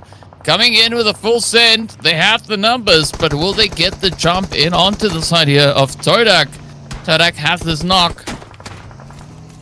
Will they be able to get their teammate back up, or is this going to be Glue Squad looking to confirm it through? Oh, beautiful sprays. Quick dip there coming in as TODAK looks to keep themselves in the fight for a little while longer. But slowly, they are losing health. They need to find a way to respond in kind. And both squads now going to be getting ready to just charge in on each other. You can see ASI, they're also just making sure that they can get a little bit closer to the zone. They've been rotating up from that far northern side. It's going to be HALAL, AXETRON finding themselves VOIN Donkey Champions. Finding the engagement there with BTR. Ooh. All right, look at that. ASI 8. Looking to bring in a little bit of heat as they are securing themselves a few knocks across the way. But now, boom! Going to look to hold it up here. TODAK also going to try and wrap around 3 teams fighting for possession of the edge. And it's going to be a scary play though, as no one has a clear line, a clear approach to secure that position. But I like this coming through from TODAK. Continuously moving up, kind of leapfrogging their way all over the place. Figuring out if the one angle doesn't work, they're going to try the rest. Everything else they can think of. Apex there, also still alive. Just trying to survive. But instead, the teams around them are just like fighting. And they're like, please, don't get me. Oh my god. It's so amazing and at the same time chaotic. We do have to see what's going to happen at this point in time. Boom Esports versus Talon Esports. It's happening into the kill feed. NEXORY is also going to receive that elimination onto their side. But Talon Esports now down to the very last guy. It's all up to this guy for the team Talon Esports. And Talon Esports, you can see them at the hashtag number 9. Being a solo player, it's going to put so much pressure onto these players, onto these guys. Boom Esports, they're losing their players. Skyforce versus Team RRQ. It's also happening as Boom Esports gets eliminated, but taking a lot of players down with them. It's a knockdowns going on, but ASI just barely surviving with that one player from this point onward. Circle is about to take another shift, and this time it's gonna go to the ferry piers, ladies and gentlemen. CU1 at the center of the circle. We can see VOIN Donkeys at one corner. The other teams are at the ferry piers dock side. You can see HALAL Esports once again taking that water side for themselves as BTR is into the proximity, and the fight can definitely happen. But will it, right? It can happen, but will it happen? That is going to be the big question. BTR going to look to respond a little bit better this time around. ASI just barely making it up into the zone. 6 eliminations already to their name. They are going to look to try and claw their way back up into that 3rd place. But it's going to rely quite heavily on what the Vampires will be bringing in. Sam9 now trying to ensure that they keep the pole position. 3 eliminations up, looking to double down on everything that they can find. But BIGETRON by Vitality, they were looking so great in the previous match. But as we'll see now, it is going to be Optimus rotating right into the lobby, and with that getting us one team closer to hitting placement point territory. 9 squads remain. Halal, AXETRON, good entry as they've rotated up from that southern position. Again, looking to replicate what they did in the previous match. So far, looking pretty positive. They've got 3 eliminations up, a decent position, all 4 players still in the match, and a slightly uncontested region that they've moved into. Now, RRQ, we can't say the same here for them, as they are about to lose one of their players potentially, and this could be that ticket straight into the lobby pretty much, as RRQ now is left with a solo. It's going to be a pretty tall order for them to continue to carry that torch for the rest of the match. Right here, ladies and gentlemen, we are here with top 9 and VOIN donkeys. They are just chilling in the shack. Minimap wise, you can see RRQ, you can see the team Halal Esports, Halal AXETRON alongside of the teams that is into the proximity as well. But Sem9 at the northeastern corner of this circle, of this play zone, that you can spot them right now. VIPERxKO, in fact, at this point, with no elimination, but the rest of the team has 4 in total. Sem9 starting good with this match at the very least. 130 points. It's a good start, and they're definitely going to secure some decent number of points at least in this match. So BTR will have a hard time catching up on them, as BTR is done and dusted. But let's give enough ASI chances, Vampire Esports chances, to secure that number 3 or close to the number 2 spot for themselves. As many points as you can take, it's actually going to help you at this point in time. ASI, I have to give it to them. They are going really good in this match at the very least with 6 eliminations. But C1 champions, they're going to receive some heavy casualties as Atomic is down. The location is revealed. If Keno gets up to revive the players on the backside, you can see on the top of those compounds, there is a Vampire Esports that can actually also shoot at these guys. Yeah, and that is going to be a pretty tough position to contest. So let's see what is going to be happening on the beach line, as it is a very open angle. Baby and the rest of ASI8 needs to be very careful as to how they take this approach. But now, as we can see, Glue, they have spotted a bit of that movement and are going to be looking to maybe follow through. The zone has shifted, so ASI8 has no other option.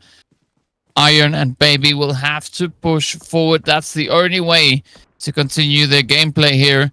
But there is quite a bit of opposition here. We can see Vampires holding. We can see Glue holding. Champions and RQ. All the scopes just pointing in this direction. So it is going to be a tough one. Baby, though, finds the opener onto Noel. Iron trying to capitalize on this available opportunity. Rushing forward. The nade is there. Almost we see Iron rotating right into it. Baby, though, with a full stand, is going to get dropped on down. Good try with the aggression, but unfortunately not working out the way that they would have hoped. One nade could maybe play the upset here, but you gotta watch out for Vampire. Cheeky nade over the top. Quite a bit of a reach coming in here. Second one is gonna continue to whittle away at the HP bars there of XKF. They have to try and reload themselves, but Iron absolutely relentless, just letting it all loose. Nade after nade, finding that angle. An absolute devastation now getting brought onto the place here from the Glue squad. But Iron not having the information they need to wrap it up. They are instead going to prep for the charge. Up they come flying in, but that Nice dodge. is going to be their ticket straight into the lobby. Glue squad will still stick around as they manage to hold on, but they're also not out of the woods just yet. They're not out of the wood. That is absolutely true. But still, aside from this, you can see how the fights are happening. Halal Esports versus Champions versus all of the other names. RRQ, they're throwing the grenades right now. Halal AXETRON 90 degree. He's going to get into the hovercraft, going to move forward. Maybe straight up push on to the Champions Esports as well. They have the opportunity right now at this point in time, as the players will be focusing on their revive. This is the best opportunity and the best time to actually rush and push on a team, and that's exactly what they're doing. But oh my god, Champions Keno is going to take one down of the Halal Esports. Halal AXETRON is also going to retaliate with Keno being down as well. Atomic Grenade is going to take a 6-9. It's a knock. It will also not be a confirmation at this point in time. But Atomic, you have to be careful. You have to throw the grenade. But oh my god, Glue Squad, you just walked right through that grenade at this point in time, and Glue Squad in an instant, it's gonna be all over for these guys. As we see HALAL AXETRON surviving with just a solo guy. That is 90 degree. The grenades are still coming. The players are still receiving those casualties. 90 degrees staying into the hovercraft, using it as a cover is genius right now.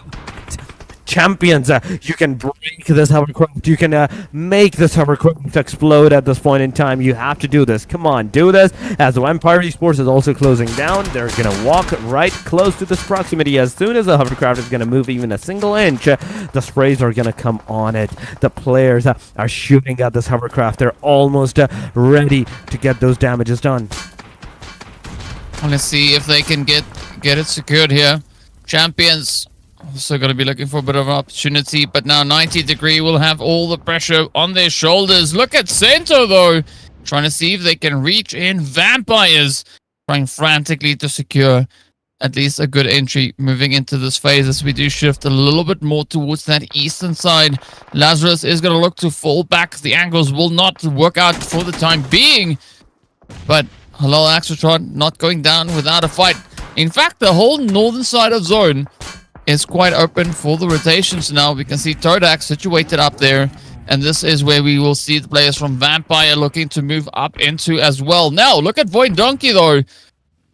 Good position here, very centered up. They can see south, they can see north, but how will they look to play through this? 90 degree though, trying everything in their bag, literally, to get themselves into the next zone, trying to hold on with everything they have.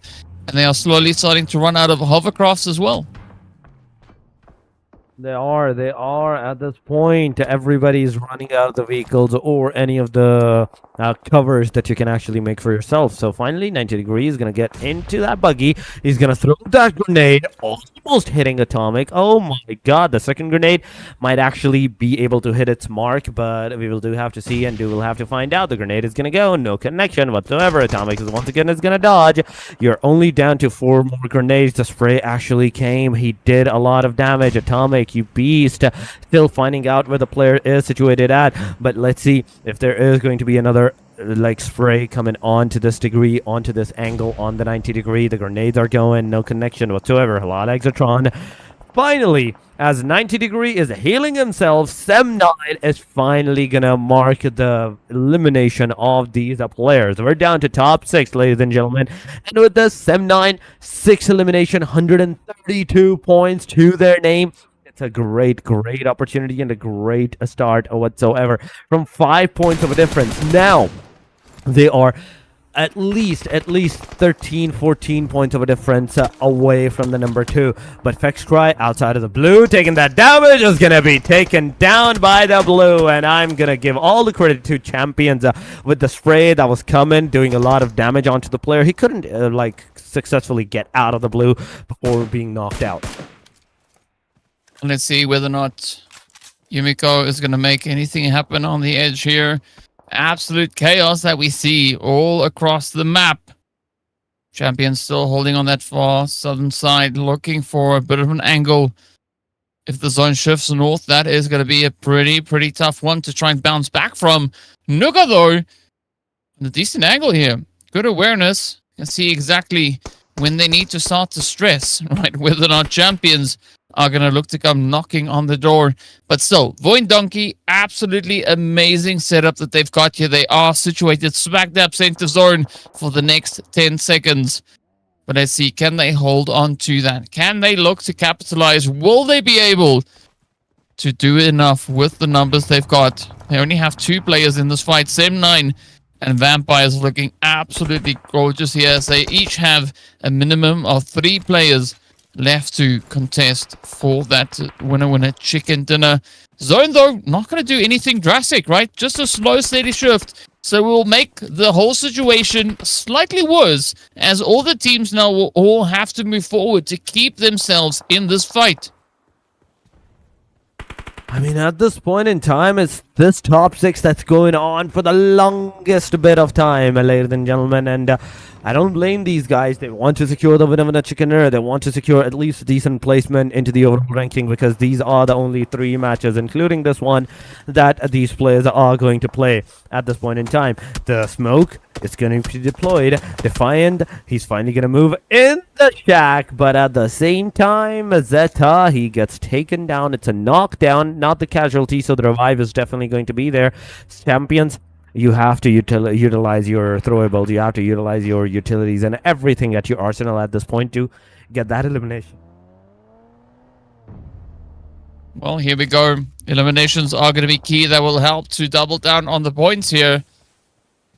But up comes the play for VOIN Donkey. Out they go in 6th place. RRQ still going to be holding with the solo. TDK, TODAK, going to be looking to bounce back. Will they get the angles they need, though? You see Yumiko also getting hit there, as Nuga is not going to be backing out of any potential angles just yet. Champions, though, trying to get themselves all hyped up and charged and ready to go, as they need to move forward. Satria also just falling back. As we saw there, RQ not going to allow any of that to come through, at least not for the time being. TODAK getting cleaned up as well, and Bulger, off they go. It's looking so good. Looking so good with the starting casualties, initiation of the fights. But what happened at the execution stays at the execution. But finally, ladies and gentlemen, the grenade is gonna go, and RRQ is out of the game. We're down to top 3, as Vampire having the highest number of players alive. Then we have Sem9 with 3, and Champions with just the solo guy, Atomic. Everything is residing onto these 3 teams to secure the winner chickener or the hashtag number 2 for their teams, especially for the Champions at this point in time. But Sem9, 10 elimination numbers, 10 elimination points. They're ready to take this action, but Atomic's finally going to take down Sento. Sento is being knocked down. Sarishta versus Miaula, as Miaula gets a knockdown, a confirmation. Champions getting some eliminations here, there, and everywhere. That's the 2nd elimination that they're going to have, but 11 elimination for the Sem9. The thing for Sem9, the elimination-wise, even the position-wise, is looking so good that even for the next match, I do believe so now, I can totally say that nobody, even with the winner chickener, is going to be able to overtake them from the number 1 spot. Yeah, I think Sem9, they're essentially just dangling a carrot in front of these teams. It's like, you know what? Try and catch it. Let's try and see if you can get it. But they are making it so difficult for them to try and do exactly that. Now, Vampire still have 2 players in this match, so not all hope is lost here for them. But Sem9 with the 3 players, they could definitely look to capitalize on the available opportunity. Satria looking good, Yumiko looking good. And then, of course, we've got IQ also just there, trying to rush forward, looking for a little bit more information. Lazarus has been spotted out, so now it's going to be up to Yumiko to see if they can close it out, because there's only 1 team standing between them and that winner with a chicken dinner. That was the finisher of Atomic that we saw just there. Very quick and efficient. And now it is down to the final 2. Vampires now held on with Zane, and the nades continue to rain on down Satria and the rest of Sem9. Looking to get this match all wrapped up and ready to go. It's going to be Vampire met with a beautiful nade there. Satria just on the money. So phenomenal and so deadly. Devastatingly accurate. Almost 14 eliminations. 14 elimination. Oh my goodness. Match number 16, ladies and gentlemen. It is Sem9 for the win.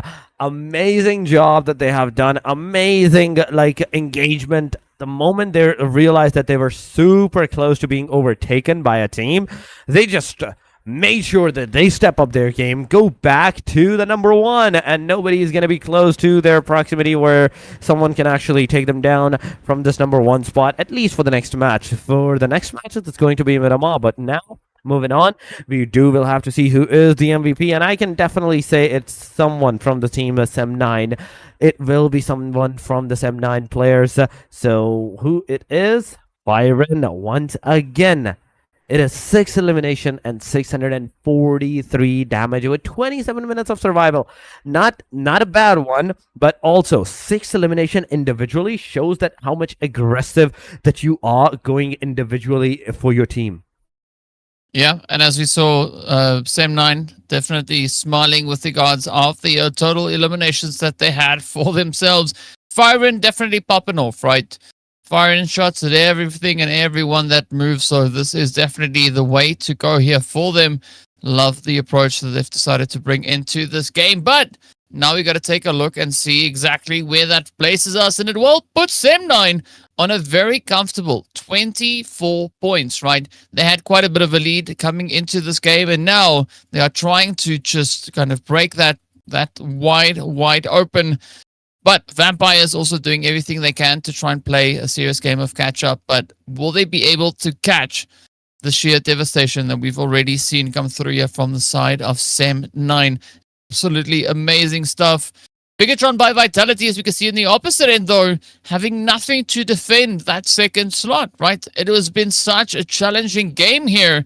But Glue also starting to bounce back. HALAL, AXETRON keeping that consistency up here as well. But Bandit, they've had a bit of a tough run in this past match. Yeah, that is absolutely true. But now, with the match ranking done and dusted, it's just the small overall ranking, the shifts where Sem9 is definitely going to have the #1 spot for themselves. 154. Oh my God. Not 20, not 15, not 20, but 25, more than 25, 29 points of a difference that they have secured against the team BTR. For one match, they are completely secured over here, unless the team decides to like push a very, very big a 20 points, 15 elimination winner a chicken dinner, then the situation might go to a different way. But going on to the Vampire Esports, Vampire is now super close to the BTR as BTR got eliminated super early on into this game with 123 points. They're just 2 points ahead. Next game is going to be enough. One bad game for BIGETRON and they're going to be instantly taken out from the #2 to #3, just like they overtook ASI from #2, in fact #3 to #4. Well, it's going to be an upset that we will potentially be looking at here, but also taking a gander over on the second page, we can see HALAL AXETRON still continuing to move on here. They are trying to see if they can catch that first page, and they are trying everything within their capability to do exactly that. So far, it is going pretty well for them, but with only 2 matches remaining, will they be able to pull it off, right? Will they be able to catch the slot? Because as we know, that barrier to entry is increasing and Sem9 is now just bullying in the lobby. They've got four winner chicken dinners, 2 that they've been able to secure so far here today. Rondo, Erangel, definitely looking to play out quite favorably for them. And with that, we've now concluded all the available Erangels, right? All of them, they've all been played up. We have run low on Erengel airtime. We are done with that. Now we only have one more map to put into rotation, and that, of course, is going to be the side of Miramar. And as you were saying earlier, TODAK, there could be quite a lot to change coming into this next map. So we'll find out exactly what the teams have in store for us, and we'll see that on the other side of the break.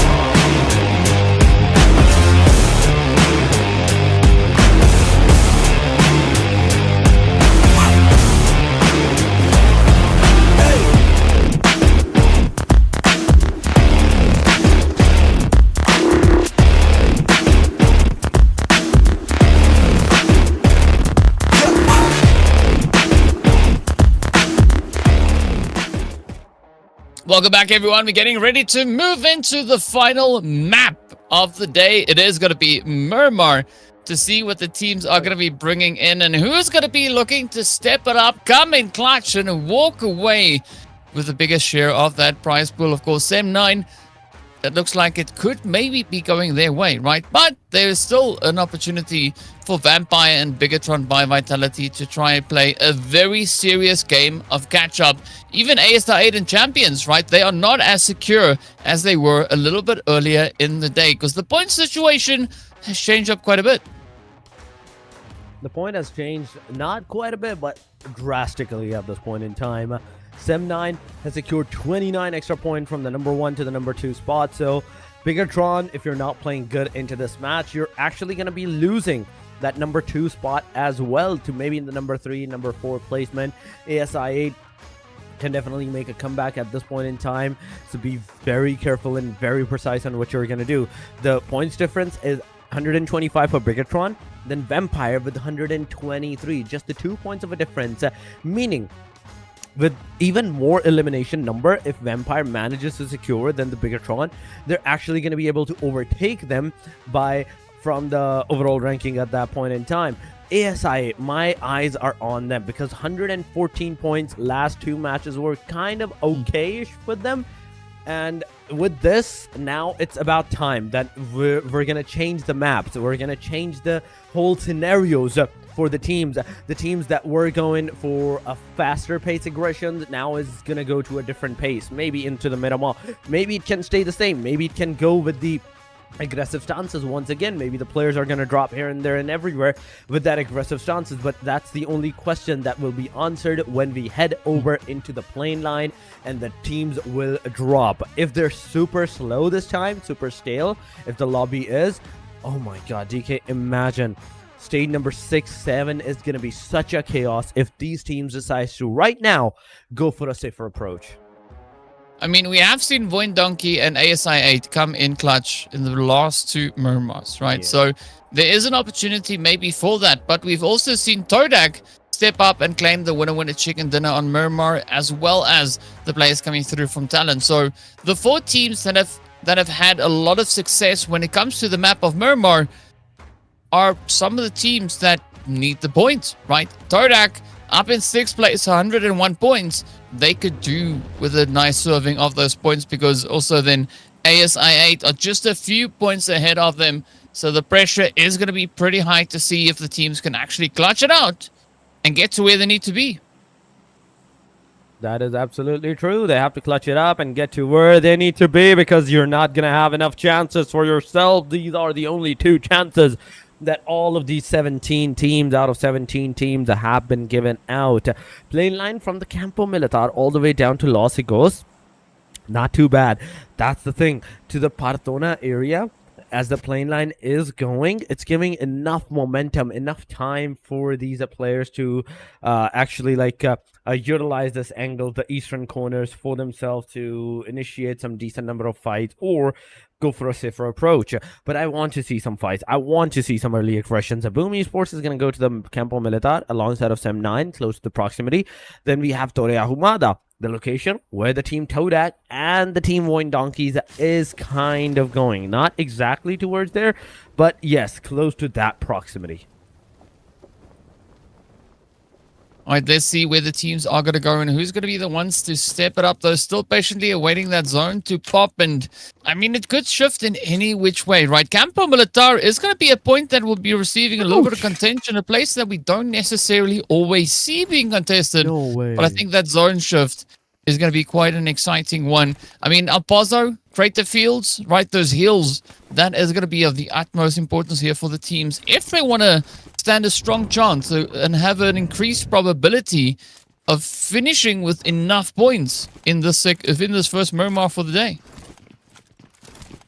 I mean, right now, the more eastern the plane line was, the circle is going to go that much towards the western angle. Sem9 is also going to lose a player. Boom Esports is also 1 player less, or I'm not sure if that player is actually alive and just the 25% HP. But ladies and gentlemen, Glue Squad is also going to receive some damages. There we go, a 1 player knockdown, and the rest of the players, someone somehow needs to go onto the northern side of that city and get that revival onto the Glue Squad's player. But VIPERxKO, they are ready to take this action with the UMP45s, the Uzis, even the SKS in hands. Goku Bot is moving forward together with his team, compiling as a 4-man unit. They will definitely push forward, but Glue Squad, there we go. They're going to lose a player. Winchester and Mini 14. Not a good combo. Not a good combo whatsoever. But stickly, how stickly can you get those shots connected onto the players of the team VEKO? This will mark the initiation for you and your teams at this point in time. But Vampire Esports versus Bandit, ladies and gentlemen, another team that is at the bottom lines is facing some casualties. Yeah, this is going to be a very important engagement now here for both teams. VIPERxKO are going to be looking to close the gap. They are so close to catching up. And, I mean, if they get 10 points, that could put them quite comfortably up in 8th position. So the pressure is going to be quite high here.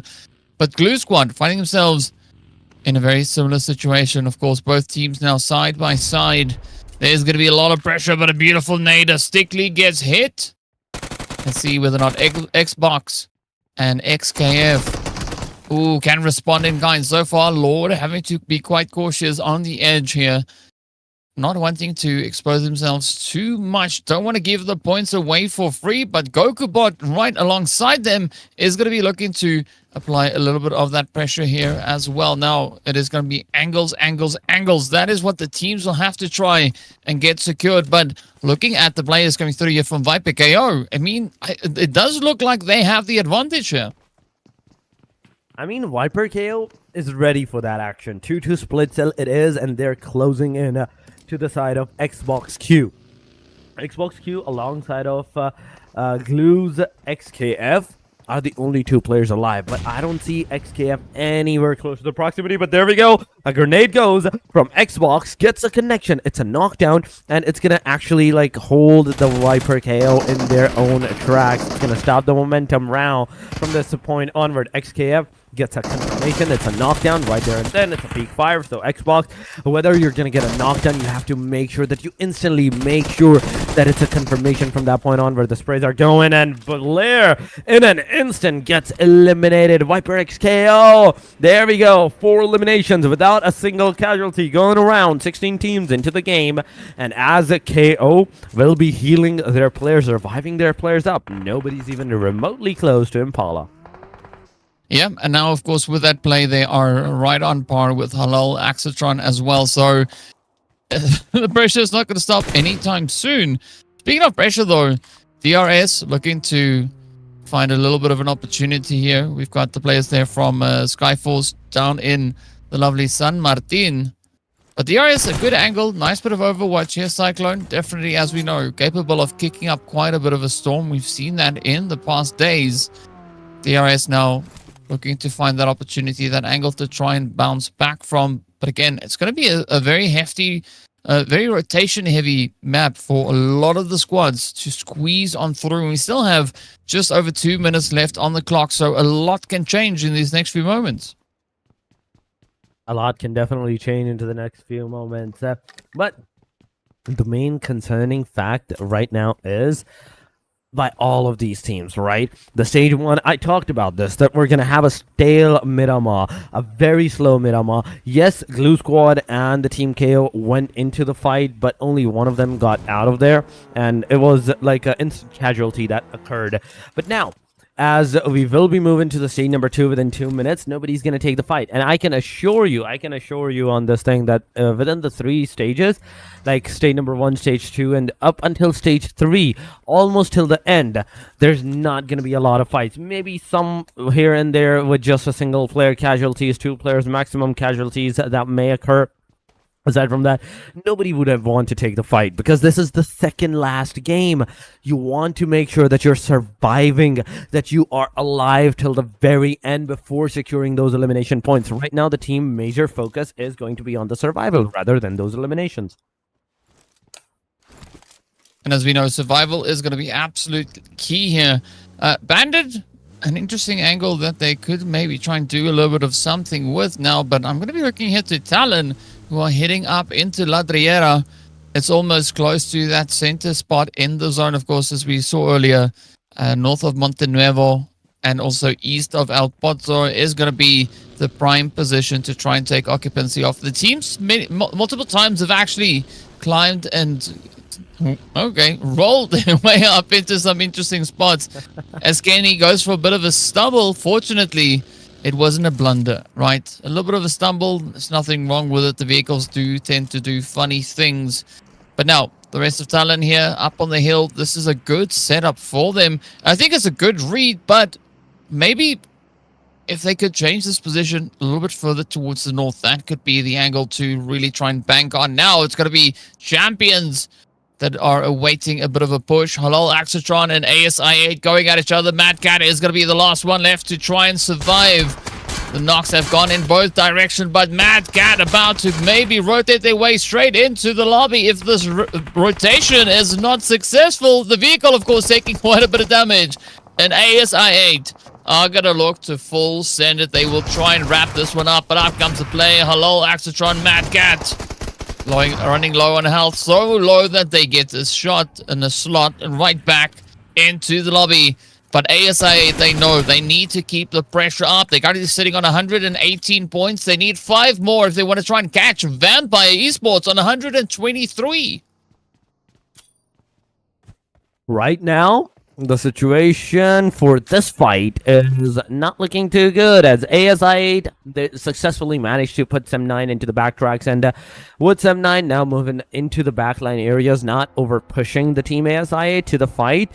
Oh, it's going to be a relief sight for the team ASI8 as well, that okay, they don't have to take the fight, they don't have to take the aggressions against the table toppers at this point in time, but they won't know it until they get a confirmation. But RRQ versus KO, it's happening. Another team, in fact the team that initiated all of the fight into this Miramar match, is right now on the receiving end, as KO gets a player knockdown confirmed. Vampire Esports versus Bandit is also happening. Juaniz gets a knock, gets a confirmation. It's a back-to-back fight, not at one angle but different angles, whether it's rotation wise, whether it's just the holding of the angles.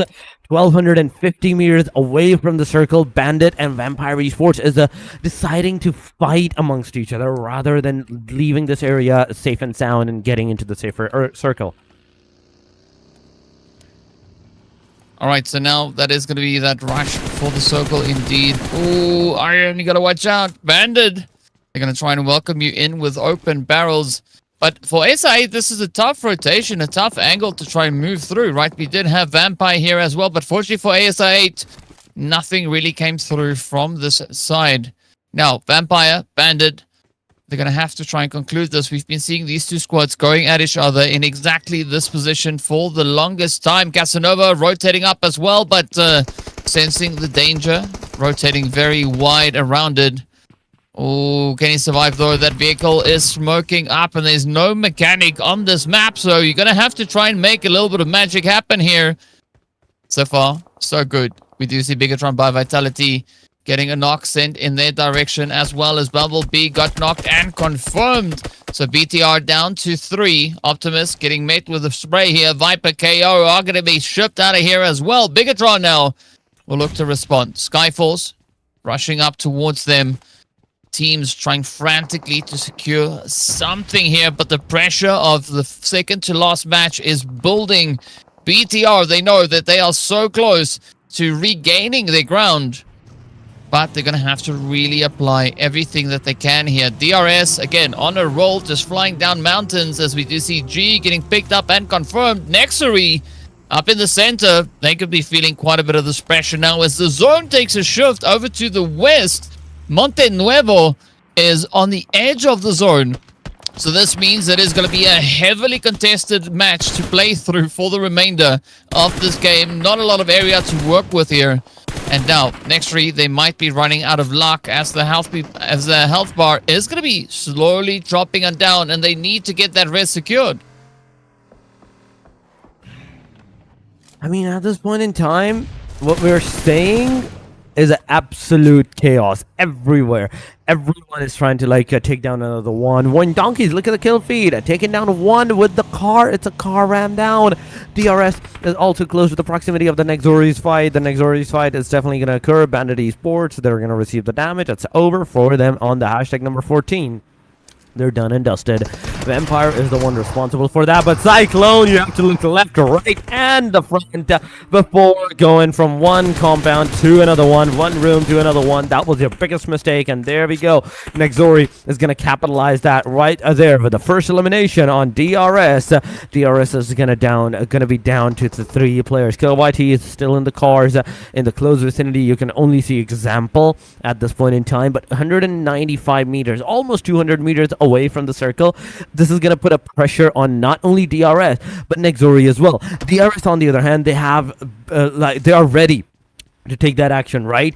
As you can see into the minimap, as soon as NEXORY's player is gonna like disengage from the fight, try to get in the circle, the rest of the DRS is ready to take that action. But oh my god, Frenzy, you beauty with the spray, getting the knockdown straight up as the player went in the buggy. He got him out, he got him finished off, and with this it's a kill steal. I do believe so. It's a kill steal. Well, let's see if this one is going to play out for them. But now it is going to be Vampires looking to move up as well, still having to cover quite a bit of ground to get themselves back into safety and maybe back into a few fights along the way.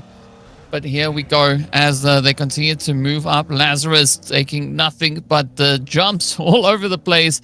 Vampires, this is going to be a pretty tough one to squeeze on into. As we know, that zone sitting quite heavily over on towards that western front. Now, TALON looking to play off of the vantage points here. They've got a nice bit of elevation, nice bit of a high ground. This terrain that they find themselves in is going to be challenging to everybody. We still have 13 teams that are going to try and squeeze into a little bit of something, and it's not going to be an easy play by any measure. Now, TODAK, though, they have just a solo left. They have no points on the board for this game so far, and they are still well away from placement points. Now, Boom is going to lose 0 along the way as well.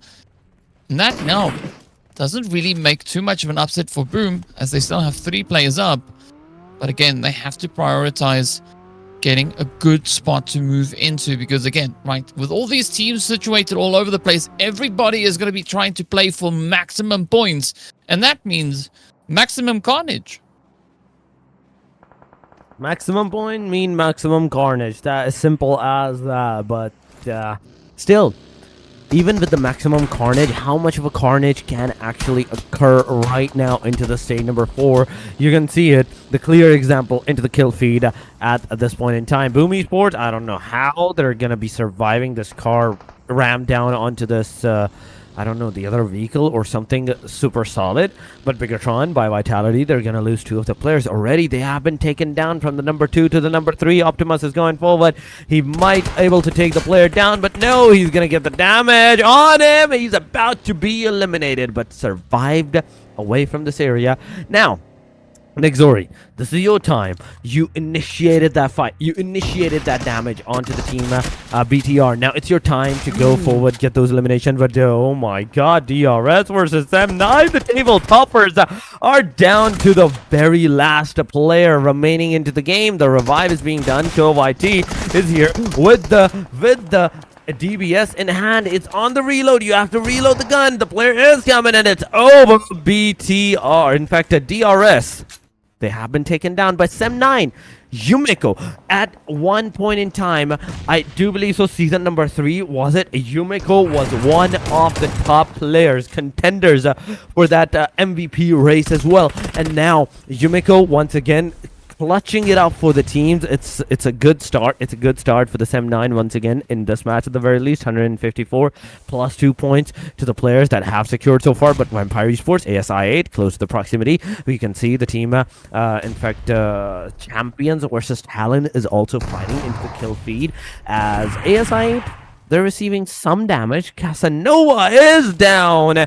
And right with this, Alzaris, he's definitely going to seize this opportunity. But no, Alzaris has been baited out, and it's a knockdown. Maybe a confirmation in a short while. But Sento He's ready to take that action as well. Jump fire, jump fire.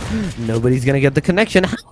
Alive with the Molotov on him, on fire. The jump shot finally made a connection, and who gets knocked out? It's ASI8 down to the very last two players. In fact, last player from this point on. Baby gets taken down, and it's almost over for ASI8.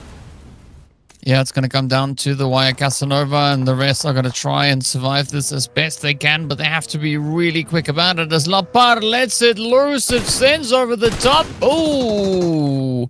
It finds exactly the spot it needed to. As you can see the flames expanding all over the place, and that is going to be the end of the road for them.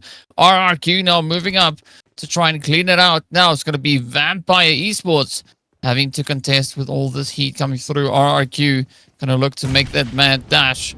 Vampires now trying frantically to have a good run, trying to outmaneuver them, but Mueller just on the edge here, trying everything they can on the side. They are going to get rushed. That DB, oh, there's 12K right into the side, and down they go. Cento and Zane, they now have the responsibility on their shoulders.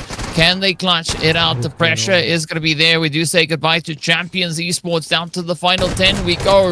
Atomic with the last one left to try and make a stand, but Talon also, as you can see in that feed, absolutely devastated. So many knocks getting sent to them. Are they going to be able to survive? Now, Centaur looking to try and defend here.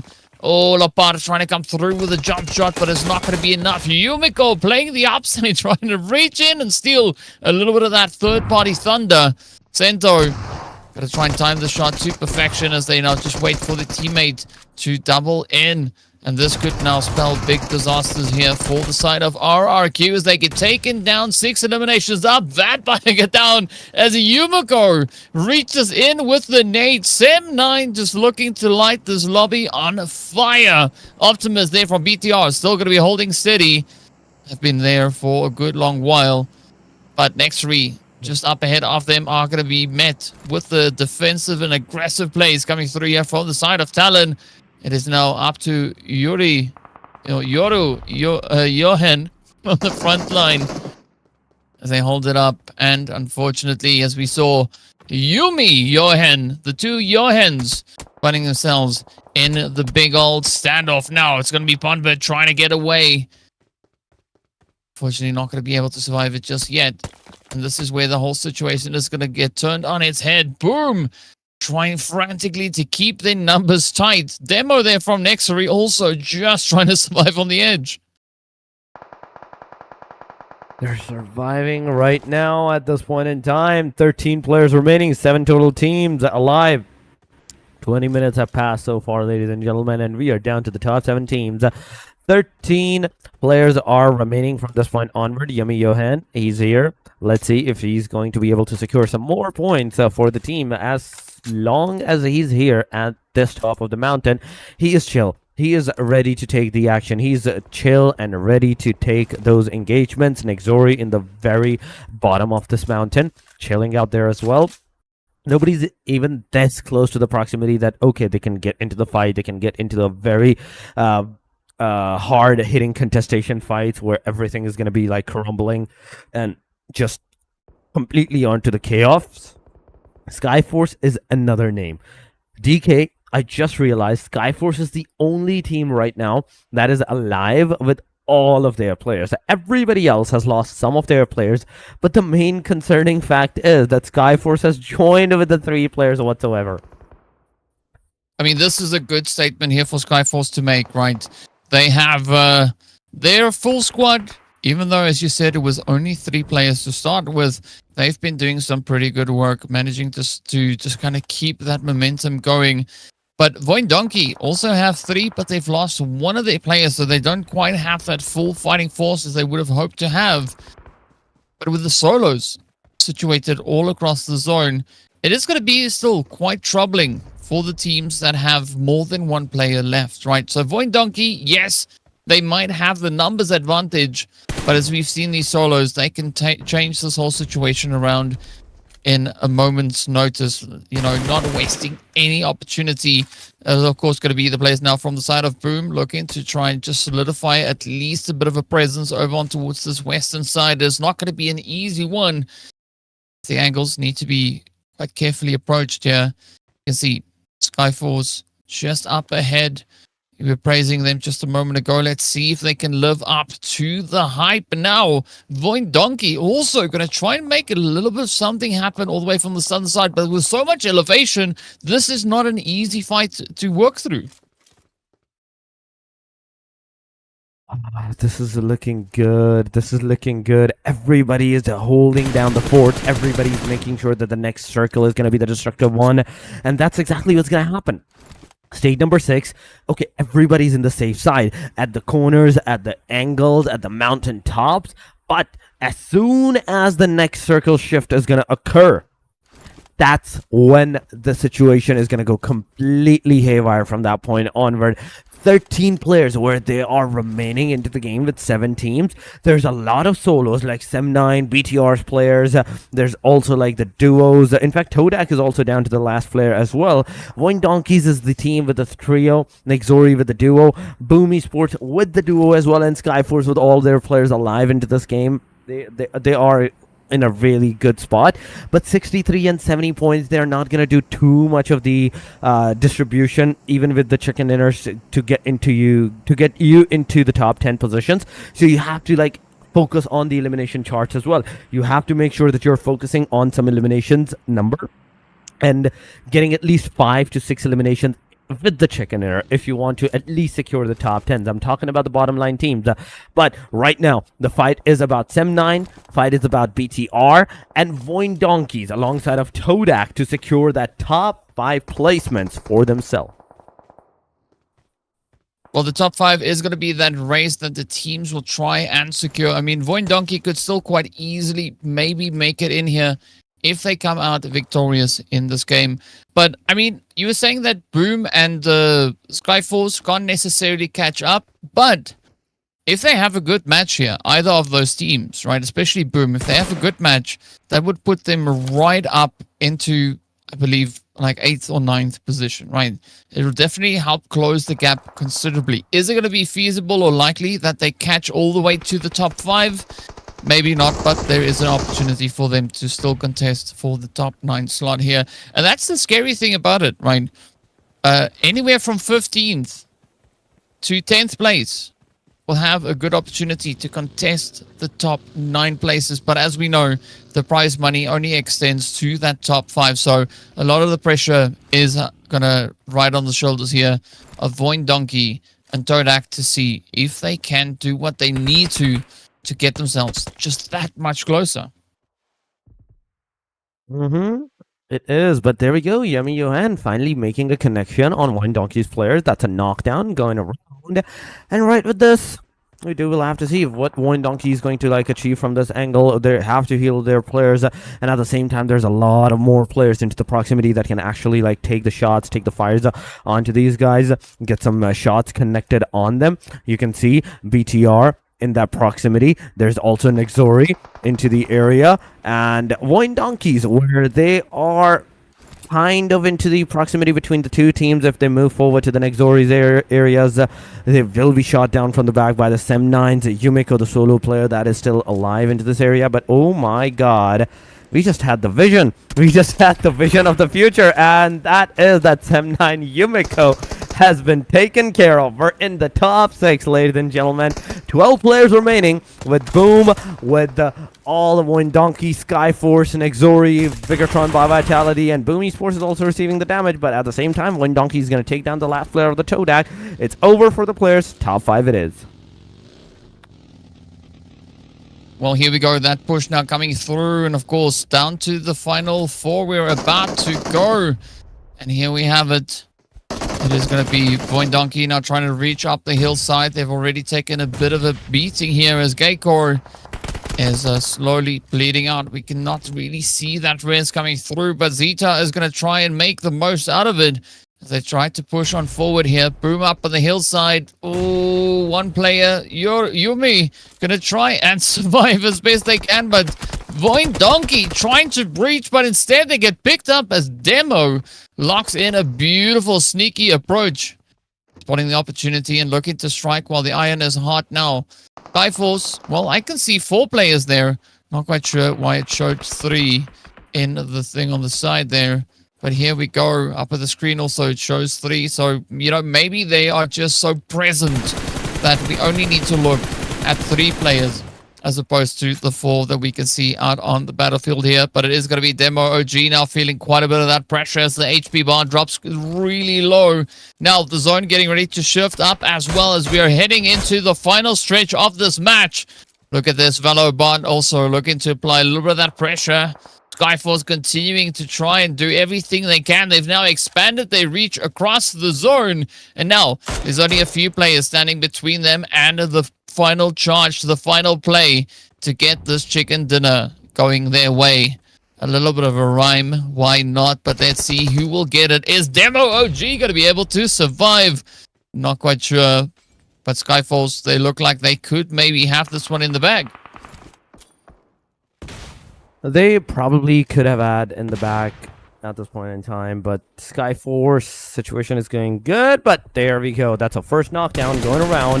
Boom Esports has finally been taken care of, but NEXORY doing a lot of damage on towards the player side. Look at this, the spray that actually made its way towards the players. The VOIN Donkey's kind of struggling at this point in time, so we do have to see what's going to happen and what's going to happen from this point on. We're Defiant D. He's here healing himself. 3 first aid kit. The sprays are going. He still manages to save himself just like that with just the jiggles going on. It's a 1 versus 1 versus 2 situation, ladies and gentlemen, and it's in fact a 1 versus 1 versus 1 situation. I do believe so. In fact, no, it's 3 players alive from the team Skyforce, so it's all the players of the Skyforce alive. NEXORY finally being eliminated with this grenade that's going on over there, and now it's VOIN Donkey's turn as Rilo going forward, changing the guns, using the Scar-L, getting that elimination, and it's all over, ladies and gentlemen. We have the winner chicken dinner. Skyforce is the name, and having that amount of elimination with the chicken dinner is definitely going to help them. Yeah, Skyforce coming in with full force to secure themselves the victory, and a phenomenal one in doing so. Beautiful read that they brought into this game, just to continuously managing to stay in the hot seat, keeping the pressure as high as they could. And at the end of the day, it paid off, right? They got the points on board, but now the big question comes in, is has that been enough, right? Have these teams been able to do what is needed? Skyforce, of course, they started this match all the way in 15th position, but now with the winner chicken dinner, they could definitely look to add quite a few more to their overall tally. So we'll find out soon just where exactly that places them. But here we are, getting ourselves ready to see how this one is going to go. Our MVP is going to be the next one up. Who do you think it is, Dorix? Before we get into it, too late. Here we go. The answer is Yoru Yohen, going in with 5 eliminations and 817 damage. There we go. That's the MVP of the match number 17, ladies and gentlemen. Amazing job to this player. 5 eliminations individually, 817 damage, 17 minutes of survival time. Even with the least amount of survival time for the team, he still managed to secure the MVP of the match. TALON Esports, nobody even came close to the 5 elimination marker. But going on to the match ranking, 13 points, ladies and gentlemen, for the team Skyforce with 3 eliminations. Then we have NEXORY, 12 total points, 11 total points for the VOIN Donkeys. RRQ with the 9. Boom Esports, 7-7 together. The elimination-wise, this team has not been doing good. They kind of focused on the survival like the Vampire Esports. In fact, Vampire Esports went for the aggressive stances. TALON actually went for the aggressive as well. And you can see just how aggressive this first page was. Everybody has 6 eliminations. Just the Boom Esports is the one that kind of focused on the survival, got themselves into the top 5 here. But Sem9, another name that with the 5 more points, the 24 points of a difference, 29 points, I do believe so, was the difference. That is now going to go to the 33, as BIGETRON by Vitality is just securing 4 points. Yeah, I mean, it's a tough day in the office here, but, the team's doing what they can. TODAK is going to be looking to capitalize on only placement points, not finding themselves a single elimination in this past game. But for HALAL, AXETRON, and Glue Squad, it is not the kind of finish that they wanted to bring into our very first Miramar of the day. HALAL was on such a good trajectory to try and contest the standings, but they weren't able to pull it out of the bag for this one. Hopefully, maybe, potentially, they can look to finish strong in the last game. Are they going to be able to catch the top 5? I don't know.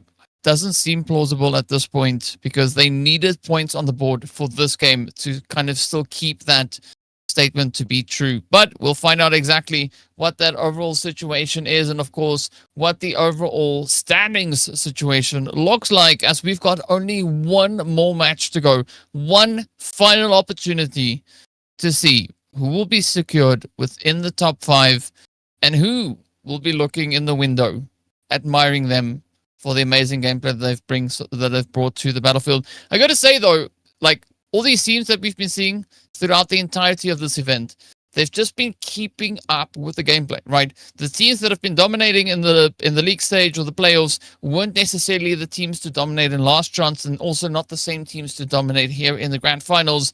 But every team here has had that opportunity to do that, right? To surprise us with some phenomenal gameplay. I mean, so phenomenal gameplays has to be done at this point in time. But I don't think so that we're going to see the overall ranking right now, DK, because this is the second last match that just got finished. Meaning, we're going to have our suspense time. We're not even going to have the overall ranking into the next match, ladies and gentlemen. But whosoever is going to be the champion, it's going to be super amazing. But, oh, wait a minute. Wait a minute. We have the overall ranking, ladies and gentlemen. Never mind I said anything. Vampire Esports jumping up a point into the overall ranking, taken down BIGETRON by Vitality. Equal points, but the chicken dinner is the difference. The chicken dinner is the difference. Sem9 has 4 chickens. Out of all the 17 matches that they have played, Vampire has 2. With this match being on a very, very good side for these players, they successfully took down BIGETRON by Vitality. Now, Vitality, they have to play this match, this final Miramar, to the very best that they can. One wrong move, one wrong placement, and it's over for you, even from the top 3. As ASI 8, they're just 9 points ahead behind you, in fact. And those 9 points, they're not too much of a big thing to like achieve. You can easily do that. You can easily achieve those. Champions Esports, if the match is really good for them, they can also secure their top 3 spots, at least in this match. VOIN Donkeys has done beautifully in this match as well, securing the 110 points. TODAK has also been taken down as they got kind of early eliminated in the top 5, top 6 placements. NEXORY is also going to come from the second chart to the first into the previous match, and now from the first chart, they're going to head over to the 8th ranking. Yeah, well, 8th place is going to be 94 points to close us off with here. Let's take a look at that second page. 88 points coming through for the side of TALON as they are secured up into 10th position.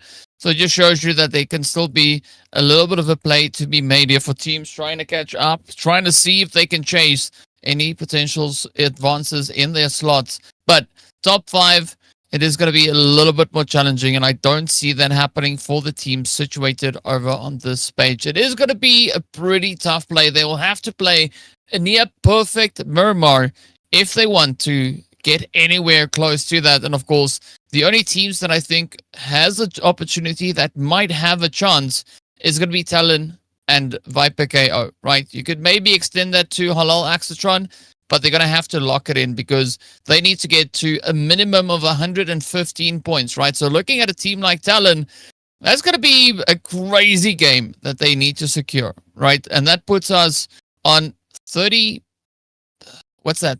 points? 37 points? Yeah, that doesn't really math up. So I think realistically, it is going to be the teams in 7th, 8th, 9th, and maybe 6th place to make a shake up for the top 5. Everybody else on this page, they have a lot of power though coming into the final match because they can decide where those points go. They decide who is allowed to make any major shifts or changes with regards to those standings. So there's quite a bit of power in their hands. And of course, there we have our winner chicken dinner takers for the day so far. Final match, the final stretch, one more game to be played to have everything be decided here. Everything has to be decided at this point in time. It's just this final match, ladies and gentlemen, that will be the Miramar once again. But before heading over to this very last match of the day, ladies and gentlemen, we're about to take a very short break. Do not go anywhere. Stay with us and enjoy the highlights.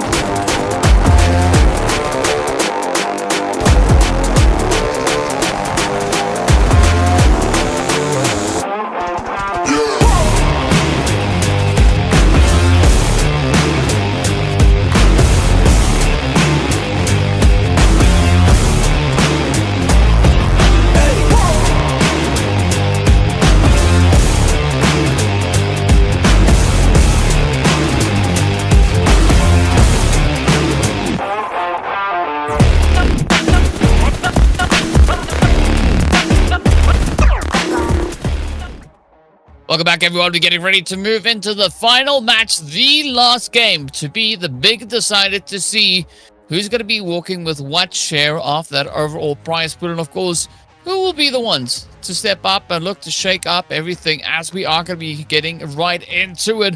Of course, the point situation is still pretty close between that 2nd and 6th place, right? A lot can still shift in one match. There's only 19 points separating 2nd place from 6th position. And as we've seen, based on what the teams have been doing so far today, that is going to be a very doable point number, a very doable figure rather, for these squads to acquire. But who will be the one to get the job done? That is going to be the big question now.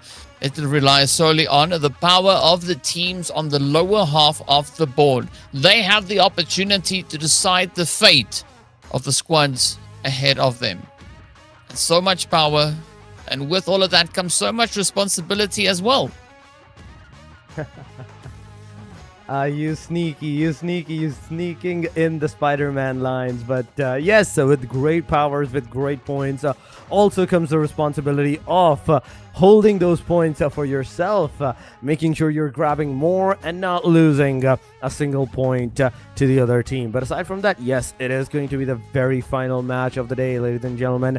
Very final match of the whole tournament of the season number 4 of the Lidoma Asia Showdown, where after this, we're finally going to have our crowning champion, the number 2, the number 3, all up to number 5, and that MVP as well. Whoever is going to be is going to take home $50 for that individual name. Yeah, MVP slot is definitely going to be one to chase here. And we've seen quite a few contenders looking to rise to the occasion. And we'll find out soon who that will be, of course. It's down to the final game, the final match. Starting off the day, we did see a few names being up there as to who could be the ones to try and secure that finish. So, yeah, it's still going to be quite a bit of a surprise here, as a lot has happened throughout the day, right? Several players stepping out, not necessarily from teams that have been able to make it into a strong position on their standings, but we've seen those tallies come through, right? Several matches, not the last one, but the matches before that, we've seen teams securing themselves well with double digits. Surprisingly enough, the last game, there wasn't a single team that got double-digit eliminations. Everybody was left on single digits, right? The highest number we saw was coming through from RRQ, which walked away with 9 elims. Everybody else had 3, 7, 5, 6. Pick a number, right? They all got one, but it's all going to boil down to who's going to be able to unlock the last one. The only thing that I do see here is that there was no team that got 2 eliminations. That's the only number that's missing from the overall tally, right? 2 and 8. They either got 7, 9, or any of the other numbers in between. So it's going to be an interesting one to see just what the teams are going to be looking to bring into the final game. Will we see Sem9 maybe going for even more dominance? Are they going to just try to kind of keep the points away from everybody? Or could we see the teams in that 2nd and 3rd place really looking to kind of contest? Because, I mean, Vampire Esports, BIGETRON by Vitality, both are sitting on 129 points, right? It can't be closer than that. So it's going to be a very hairy fight. Then of ASI 8, just 9 points behind them, as you've mentioned. But one thing that I've noticed as well is that Vampire Esports and ASI 8, both squads are sitting on 86 points with regards to eliminations, right? So they both have been equally aggressive. It's just that Vampires have that extra chicken. So that does buy them a bit more of an opportunity. So it's all going to boil down to how the teams are going to look to settle the final match.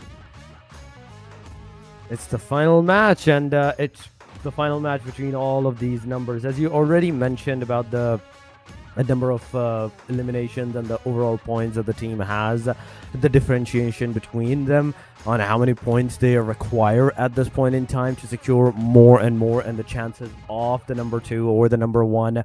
Sem9 is another team that we can safely somewhat assume, I'd say, DK, that nobody's going to be able to take them down from the very top.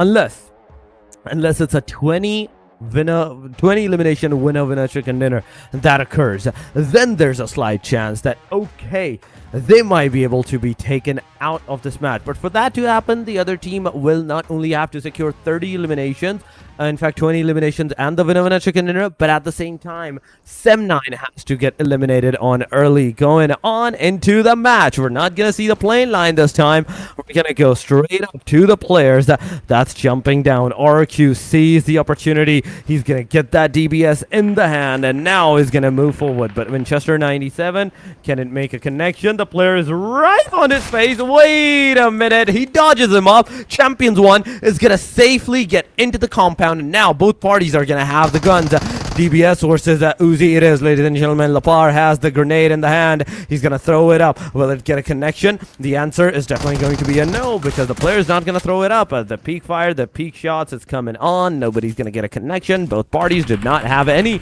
kind of vest, any kind of arsenals to get like tank the bullets for themselves. So it's just one bullet, one spray. That's all it's gonna take to eliminate the player up.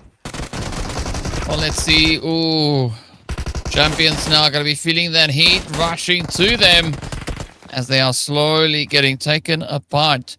But I think an interesting one would also would be to just see the map once this fight is over, to see exactly where the teams find themselves and what that zone is. Because I mean, as exciting as it is, we kind of want to know, right, just where the teams were able to get themselves situated and what that situation is going to look like.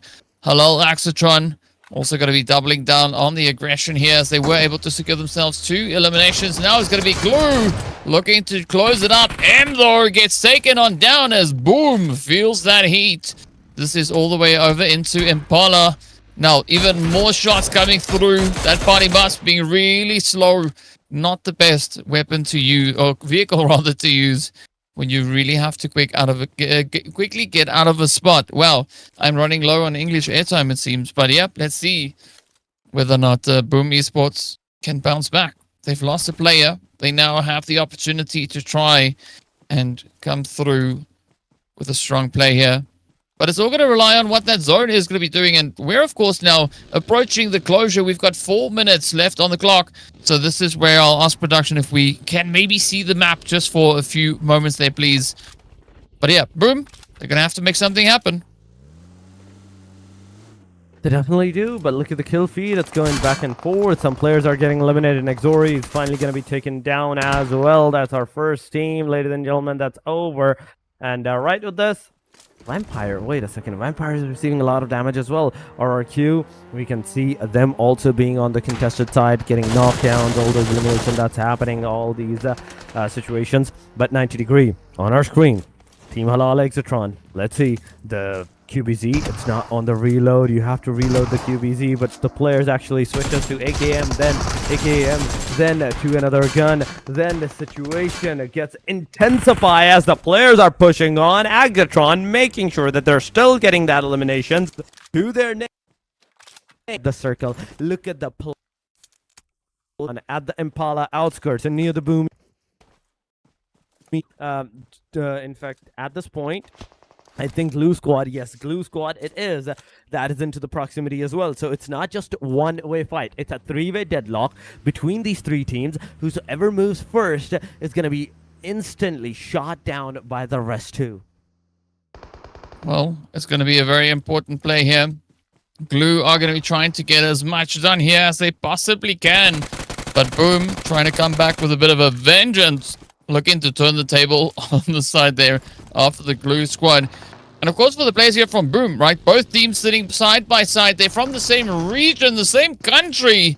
And now they're going to look to have this be the big decider. Is it going to be Boom to continue with the glory here? But the rest of Boom now going to have to hold up against the side here of HALAL AXETRON. They look to lock it down. They're feeling the heat. They're feeling the pressure. Oh, they're really unfortunately not going to be able to make it out. But Hitman comes in looking... Oh, sorry, that's 6ix9ine looking to save the day. They managed to pull it off. Now Mad Cat and 6ix9ine having to bring the team back onto their feet here. You can see Noel there from the side of Glue also going to be trying to just sneak in a little bit of a cheeky angle. But are they going to be able to unlock that power up? Will they get to the next bit? Will they get the jump in onto the players from HALAL AXETRON? I love to see the teams just keeping it so contentious all the way through. Speaking of which, though, DRS lighting it up. They found themselves here in the midst of Skyforce, but JD is going to be the last one left to keep their torch burning. Oh my god. It's a fight going on, but Blue Squad, they're the one to be eliminated, ladies and gentlemen, in this point in time on the hashtag number 12. 11th spot gets being given to DRS, as DRS is right now alive. Let's see how many of the players are they going to be able to eliminate, and the answer is none.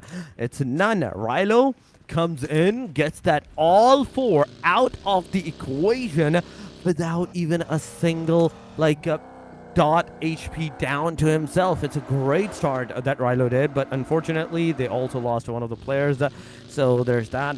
Vampire Esports, they're gonna have 6 elimination at the cost of one of their players. A very amazing transition, or the trade-off that you can call it. But aside from that, we can still see the top 4 still alive and kicking. Champions, they're not going to be able to secure the top 4 spots anymore at this point in time. But you know what? VOIN Donkeys may just be able to secure the hashtag number 5, if not the hashtag number 4. Well, let's see whether or not they can get that place secured, because the opportunity is now available to them. So I think it is fair to say that Champion Esports are not going to be able to catch ASI8. So ASI8, at least for now, being safe in 4th. VOIN Donkey, though, they could, as you said, make quite a bit of a change here. Same could be said here for TODAK, right? TODAK also still within range. They can potentially make a play for it. They're going to have to, again, execute a near-perfect strategy in this game here today. The final match for Season 4. Vampires looking confident, comfortable. Their aim is going to try to stay ahead of BTR. They already have 6 eliminations up, so that is a really good statement to make. But now they have to survive well into that late stage of the game. Could we maybe have a 30 bomb coming through? Right, if Vampire get 14 more eliminations, I know that's a lot, but if they can, there is a chance that they could unlock that. The only team that we saw getting close to a 30 bomb was ASI8, coming through with 19 eliminations and that winner chicken dinner. Now it is going to be Sem9 looking to move up. They've spotted Skyforce. The shots continuing to fly on through. It is Bra taking a little bit of damage, but not enough to deter them from pushing forwards. But Skyforce down to a solo essentially, as now Sem9 has the available opportunity. They can step up and end the run right here for the players coming through from Skyforce. It is top 10 teams, and Skyforce is one of them to lose another player. So, with the Rilo and Ibra now being the final 2 hope for the players, we do have to see what's going to happen as Rilo takes another one. This time around, it's one of the Sem9's players. That's not 1, that's 2. Wait a minute, is that 3 down of the Sem9? The answer is yes, and Sem9 is down to their last leg. Ladies and gentlemen, Sem9 is giving the revive to their last player at that point in time. Yumiko is over there. Let's see what Rilo is going to do. Is this going to be a 1 versus 3 situation for Rilo? Ibra is here to secure all those eliminations. I think that's a 1v4 that can potentially happen if Rilo manages to secure another elimination for his name, the final player of the team, Sem9. You can see Rilo securing those eliminations. Yumiko gets a finisher. That's 5 eliminations for the player, and a total of I'd say somewhere into the area 6. I'm not sure at that point in time. Yes, Vampire Esports has 6 elimination that they have, but also HLE, Team Skyforce, and look at these names as well on the bottom line at 11 and 12.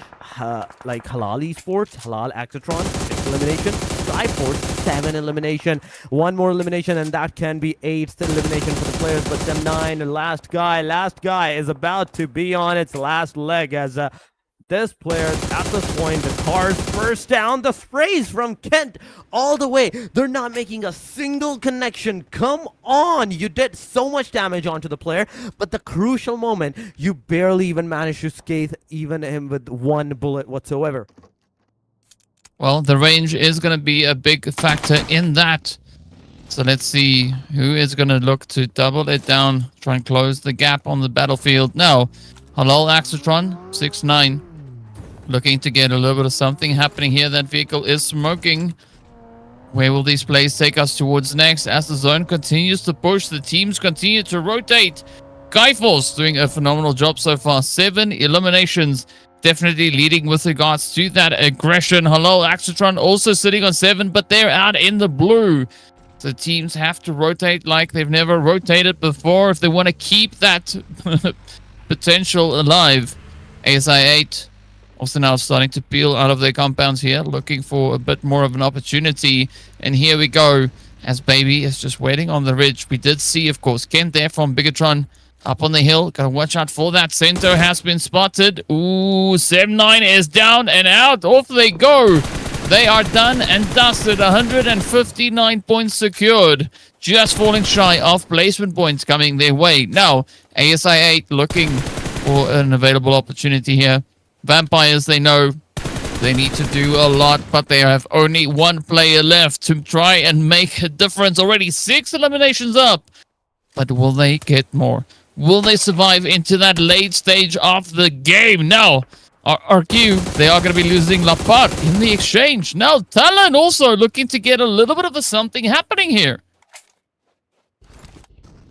It's a back and forth going on. If it's not one team, it's the other way around. It's a different team at different angle, at different position. TALON Esports, Yohan, on the very top of the mountain with his buggy together with him. He's ready to take some more action, but Shield, wait a minute. He's going to take down Lapar with the car knockdown. It's a car that took down the player. It's a confirmation, I think, that made its way towards the players as well. But HALAL AXETRON right now on our screen, ladies and gentlemen, they are struggling to get in the circle, as right now they do have the cars, but the moment they're going to be into the open area, someone from the very top of the mountains or any of those angles can potentially take them down. So far it is BTR Optimus on our screen, close to Team RRQ. They're looking at it.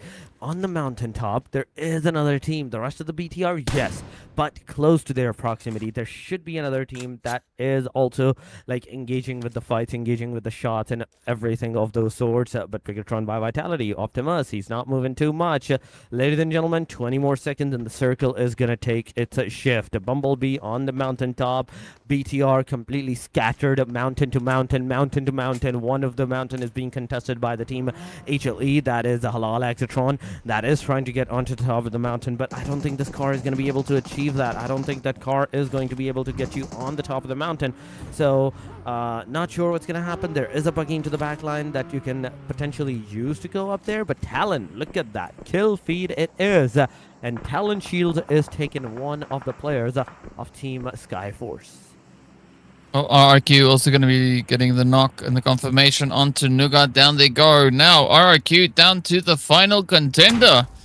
It is a pretty tough angle to try and play off of. That vehicle is, of course, going to be smoking up quite a bit.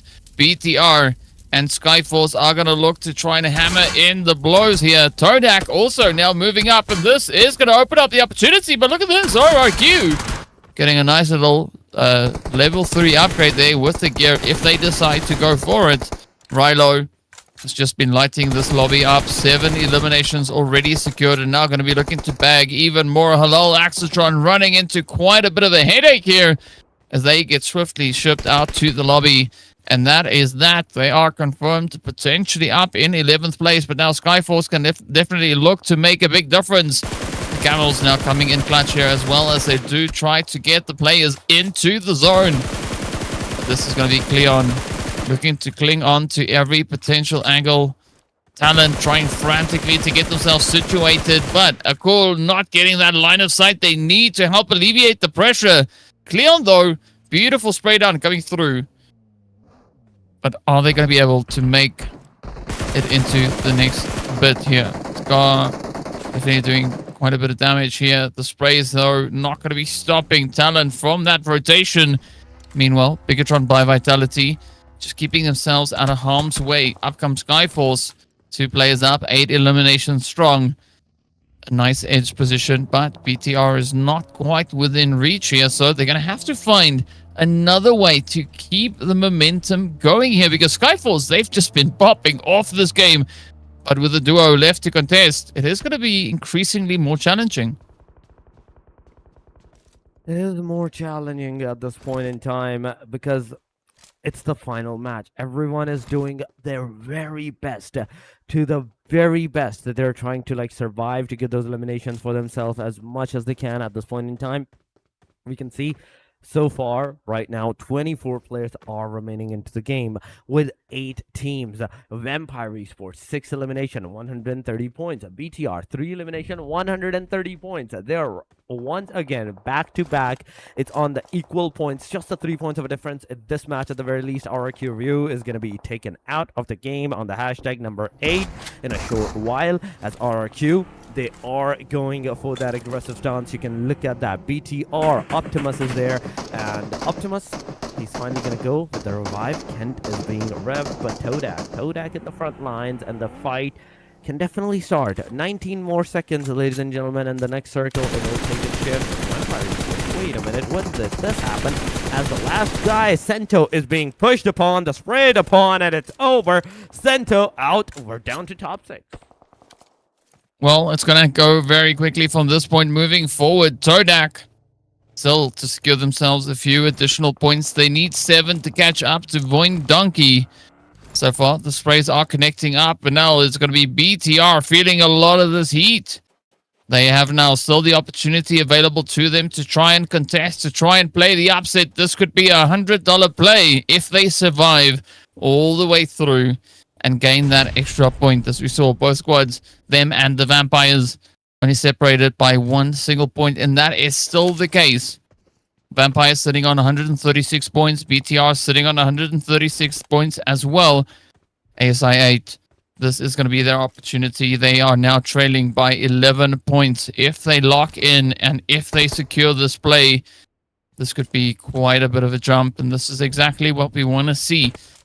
Third place, $250. Fourth place, $100. And fifth place is going to be $50 as well. So if VOIN Donkey can get themselves 3, potentially 4 eliminations, that could be them instantly upgrading their position from no prize pool to at least a share in that. TODAK, very similar situation here for them. Let's see who's going to be the one to play that game of catch up now. BTR, they know that they need to try and stay alive. This is going to be a $100 decision for them if they make it through this fight. If they get 1 single point, that could be enough to secure the upgrade and the largest share of that prize pool. But the pressure is going to be on here. TODAK trying to inch their way forward. They know that they have an opportunity to make some money over here, but BTR is going to stand between them and that potential eventuality. Up comes the rushes, the pushes. Cleon trying frantically to find an angle so they can get out of the vehicle and get down to the fight. But they also got to keep a very close eye on that zone as well, as we only have a minute and a bit of change left before we'll take that step into stage number 6. Fortunately for the squads fighting on the southern side, they are just touching the edge of zone. But now it's going to be Kenny to get dropped on down. The confirmation almost in. BTR jumping up into second place. A glorious upgrade there. And that was a $100 play coming through from them right there. But now Bumblebee is going to get dropped on down. This is going to be the opportunity for TODAK to try and bounce back, to come through with a response and claim some prize money for themselves. Imagine. They could just imagine ASIA takes the winner and a chicken dinner of this match. Oh my god. Not only just number 3, but they will instantly take the number 2 spot away from all of these 2 names, Vampire and the Team BTR. But aside from this, right now, our eyes are on the Team BTR with the 2 players that are right now remaining, Optimus and Kent. Another circle shift is about to ensue. Optimus is still trying to find out where to go, where to not go, but the sprays are coming. The player cannot dodge these sprays, and Cleon manages to get a knockdown onto the player. But can he get a confirmation? This is the bigger question, because TODAK is right now aggressing upon the Team BTR. BIGETRON by Vitality. No, it's not going to be too long before the player gets eliminated, and that's exactly what's going to happen as TODAK secures their 4th elimination here at this point in time, ladies and gentlemen. 5 more teams remaining, 16 players alive. Shield has an explosive bow in hand, and can he get some connections with that explosive bow? This is the question. If out of these top 5, ASI 8 takes 8 elimination, even the top 2 spot, they will absolutely take away the position of the team BTR and can secure the number 2 spot for themselves. Yep, the fire is going to be lit now. Let's see whether or not they can pull that off. ASI8 will need to play a very cautious game here. Very strategic, very tactical. We've seen them do that before, but can they do it now? Can they do it when it matters?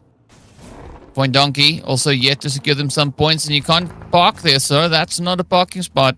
Unfortunately, Zeta has now no other choice. They have to abandon their vehicle. Talon up on the hill, sending out the utilities, the nades. They do find a little bit of damage. Let's see whether or not Zeta can find a good secure angle to not only dodge, but respond. As you can see, the retaliation coming through here. It is going to be VOIN Donkey trying everything they can find, but we do see the shots now connecting up onto the players here from ASI8. Going to be Baby to be knocked on down, who did get a hit, and 4 eliminations already to the squad here of ASI8. Gasanova keeping a very close eye on the surrounding area. VOIN Donkey up on the ridge. They found 1 elimination, but can they find more? TODAK and VOIN Donkey in contention. They are going to be trying to upset the whole situation. They want to make a play to get themselves that extra little bit closer into the top 5. The opportunity is available to them, but they're going to have to lock it in. Talon, down they go. They came into the match with 88 points. Now, the numbers slowly starting to dwindle as Yoru Johan goes down. It's up to Axel, the last one left, to keep the torch lit here for Talon Esports. Talon Esports versus TODAK. It is, ladies and gentlemen. It's a 1 versus 1 fight going on. Axel cooking the grenade. Will it connect? Oh, 2 seconds. 1 second. It's not going to connect. Oh my god. But finally, the player is going to go forward. He's going to take one down. Can do the second one as well. But no. TODAK with this small of the HP left.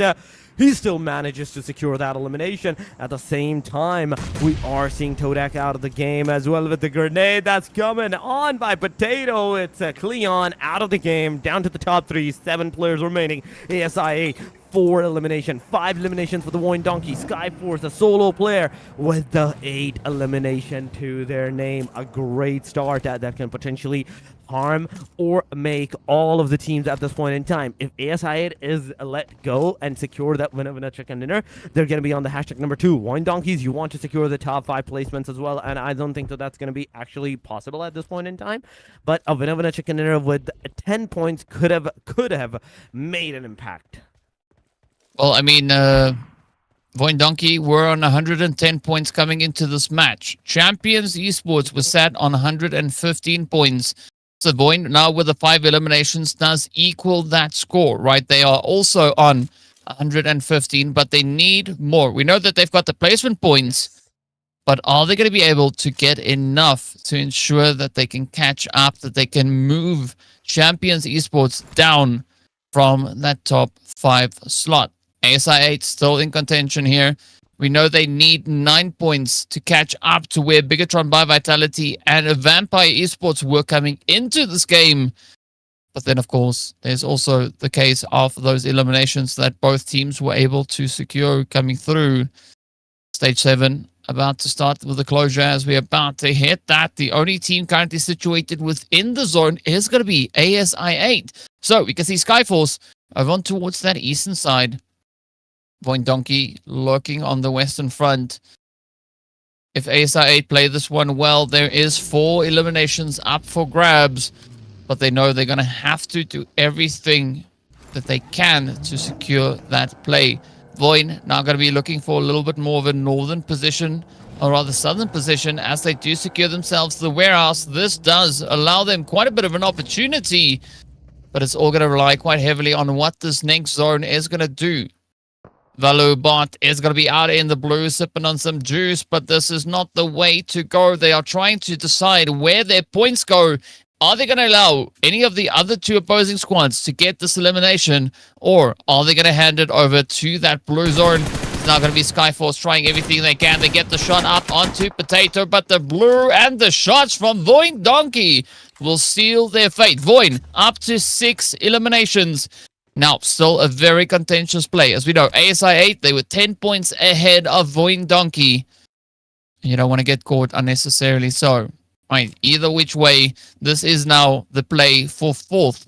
ASI8 are trying to ensure that VOIN Donkey cannot catch them. But VOIN, they've been able to res themselves up. ASI8 looking very good still, sitting with full health bars. And they have, for now, an advantage in the zone. But the shift comes through and it's not really leaning towards the side there of VOIN Donkey. It is still slightly in favor of ASI8. Oh my god, it's going good, it's going good. 3 versus 3 it is, ladies and gentlemen. It is 3 versus 3. One wrong move from anybody will instantly mean the annihilation of the other one. Iron in the front line. Zeta has spotted down the player, I do believe so, but Akaban with a 6th time, the consistent spray, that's what's going to matter the most. If you can make those shots connected onto the players, then sure, you can rush upon the ASIA, but right now, VOIN Donkeys is the team that needs to move in the circle, that will be needing to move inside of that safe zone area into the crater field. ASI8, they have the compounds, they have the warehouses, everything to their name. 6 elimination to 4 elimination is the ratios so far. Iron with no elimination whatsoever. This is the right time, Iron, to start gathering those eliminations for yourself. But the circle, in fact, it's going to close in 46 seconds. The player is coming on. The sprays goes over. Not a connection. Who is here to take that action as well onto a different angle? Let's see what is he going to do, what he is going to achieve at that point in time. He's looking at the right corner. There is the player coming from the front lines. S12K versus the 1897. It will be, ladies and gentlemen. But there we go. The sprays are coming. The shots are coming. Their own grenades are also coming. Zeta gets knocked down. It's a confirmation that's happening. 5th elimination for the team. ASI8 now cooking a grenade. Let's see what Casanova can achieve, as Potato may receive the grenade, but the answer is no. Iron Grenade is going to go to the Defiant, and right with this, Potato is the final hope of the team. It is a 1 versus 3 scenario. The grenade comes there, the player sprays him up, and it's over. VOIN Donkeys out of the game. ASI8, ladies and gentlemen. 7 elimination. Winner, chicken dinner. 17 points. And oh my god, DK, I think they have successfully not only took down the number 3 spot, but also the number 2 spot. They might be on the hashtag number 2 now. They might very well be, but we don't quite know just yet. We need that confirmation. We need the absolute certainty to know where these teams find themselves. And of course, it is going to rely heavily on what Sem9 and Vampire Esports brought into the final match. Both squads, of course, securing themselves elimination points as well. So that could play quite a big role in how these teams look to close this one out. As we know, Vampire went out with 6 eliminations. BTR came in with quite a few more, but Skyforce Rilo was lighting the lobby up. 7 eliminations and 1,016 damage secured. Absolutely amazing showing here from them. But as we know, they have to try and do a lot more than that, right? They were playing for aggression. They were out here to have a bit of fun and finish off the competition on a strong footing. ASI8, though, coming through with 17 points total. As you can see, if we look for the rest of the teams, right, it is going to be Vampire and BIGETRON. Vampire locking in 7. BIGETRON locking in 8. Ooh, this is going to come down to the wire. I don't quite know if ASI8 was able to do enough. Were they able to secure sufficient points to maybe upset the top 3? Oh my god, I'm excited for this. I'm so excited for this. Because, yeah, Sem9, I don't think anyone's going to be touching them. But number 2, number 3, number 4, this is the spot that's constantly will be changing after this match ranking. Match number 18, this is the final change that we're going to see in a short while, ladies and gentlemen. But aside from this, HALAL AXETRON tried their level best. You can see those elimination numbers that all of these teams had. Everyone did their level best in securing as much point as they could into the very final game. And this is one of the reasons that whenever the full lobby goes into the aggressive mode, We usually see no one go into the double-digit points into the elimination number. Yes, placement-wise, ASI 8 did manage to secure 17, close to 20 points for themselves, but it's still not 20. It's still not 20 whatsoever. Skyforce, 8 elimination, 6 for VOIN Donkeys, TODAK with 5, 6 for BIGETRON, TALON with 4, even Vampire and Halal AXETRON, 6 and 7 elimination. This is how aggressive the lobby was throughout this whole journey.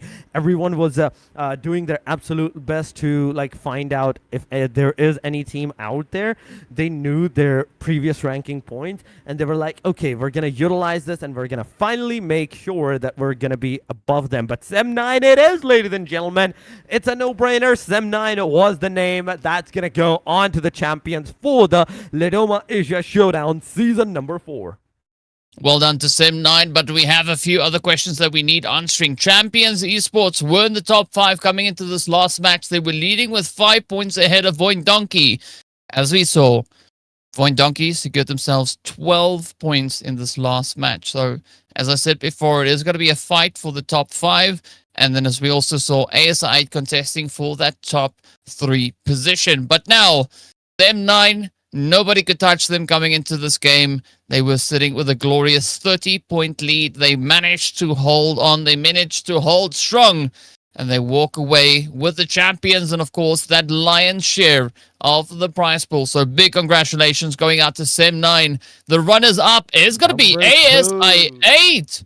As they were able to secure what was needed to advance the points to get them to where they needed to go and just locking in on that aggression. So well played. ASI 8, a very well-deserved victory in that second position going their way. So what a bounce back it has been. Last season, we saw no ASI 8 making it to this point. So what a way to close it off. But I got to say, though, this season, it has been absolutely beautiful to see the teams play through and play so aggressively. The strategy is definitely looking to pan out quite well here for them. The second runner-up is going to be none other than BIGETRON by Vitality. They managed to just back that one up. So that means that Vampire Esports have now been moved into 4th place. If my math is right, we'll find out, but we'll see. But what a play that has been coming through from BIGETRON by Vitality, wrapping up the final match with pure aggression. And here we have it. Vampires down into that 4th position, 1 point separating 2nd and 4th. But the double victory leaning heavily in favor here of ASI 8. The 2 chickens beat the 1 chicken coming through from BIGETRON by Vitality, and VOIN Donkey has awarded themselves a share of the prize pool as well, taking the money from the hands of Champions Esports. What a day. I mean, imagine if ASI did not have the winner chicken dinner, but still had the same exact points, then still BIGETRON by Vitality would have been on the number 2 because of the placement points is higher than the ASI 8, 137 on both sides, but 2 placements up. ASI 8, amazingly done. But the rest of the teams, Vampire Esports jumping down 2 placements on the hashtag number 4. 136, just a single point of a difference. Then we have a major drop of 122 for VOIN Donkeys. Still a jump for them into the overall as they got from number 6 to the number 5. Our XAVIER did some decent numbers as well, but I kind of feel like this is a deja vu. RRQ, NEXORY, hashtag 8, hashtag 9. We have seen them quite here for quite a bit of time. On number 8, number 9, struggling. One player goes to the number 8, the other one goes to the number 9, and vice versa into the very next match. But yes, ladies and gentlemen, this is the overall ranking for the match number 18. Post-match 18, the overall ranking from the final match. Going on to the second page. XAVIER's DRS at the bottom, 13 games that they played. Couldn't do too much, but better luck next time. Better luck next time to all of these names that will not get any prize pool whatsoever. Yeah, I mean, well, they tried, right? And this is where we got to give a big thank you out to all our participating teams that have made this entire season such an exciting one to witness, right? They've been playing an absolutely phenomenal stretch of gameplay. But we got to give it up to our top 5 teams. They did what they had to get themselves that winner chicken dinner. Also, VIPERxKO, also only playing 17 out of the 18 matches. But the next part to look at is going to be our MVPs. It is going to be Sem9's firing off there with 34 eliminations total, 6,444 damage. Insane numbers, but Cento has done a little bit more with regards to damage. As you can see, 6,711. However, Firen was able to convert a lot more of that into eliminations. And then, of course, we've got Who, aka Uzefa, coming through with 38 eliminations, 6,300 damage, and those 28 knockouts to lock it in as well. So a very, very strong play coming through from all 4 the players up here. Lazarus also making their squad proud, as you can see, bringing in the double representation for Vampire Esports. I mean, Sem9 not even getting that champion, but also the MVP title as well, as Firen will have an extra $50 for this guy. But today's matches, the 6 matches, they are done and dusted, ladies and gentlemen. We have successfully witnessed all the 6 matches, out of which 2 for Sem9, 1 for TALON, 1 for HALAL, 1 for Skyforce, and 1 last match for the team ASI8. What a day it was. Amazingly done by all of these names. Well, what a day, what a season, what a play it has been. The teams keeping the pressure as high as they can manage it. And boy, was it high. It was a really, really tough competition across the board. We've seen so many amazing squads step up and claim themselves victories. Glue Squad had a great run coming through up in the playoffs, but unfortunately stepping into the grand finals, they were not able to bag any chickens. They brought quite a bit of aggression in alongside them, and then as we moved through into the last Johns, they kept the pressure up, right? The teams just kept us guessing who's going to be the ones to qualify, and then we made it into the big one. We made it into the grand finals, and Sem9, they just decided, you know what? We're going to go for it. 4 winner chicken dinners coming their way. They've had an absolute amazing grand finals, but a big congratulations going out to everybody for playing amazing PUBG. It was an amazing day, done and dusted. 18 out of 18 matches done, played by all of these names, all of these teams, ladies and gentlemen. But now, with everything done and dusted, with everything that we have secured, that we have witnessed, ASI8 on the number 2, Sem9 on the number 1 as the champions, as the crown champions. What a day it was. And I have to give it to all of these other names that tried their level best till the very end. The fighting spirit was amazing by every single one of them. Yeah, it was amazing indeed. But of course, with that, we're going to give a big congratulations, a big thank you out to everyone that participated, right? Thank you so much to production. Thank you to Aladdin. Thank you to you, Torix. It was another exciting season indeed. And I do believe that there's another season on its way already, coming in soon. So if you want to participate or if you want to get into it, head over to Ladoma, or rather to platform.ladoma.com.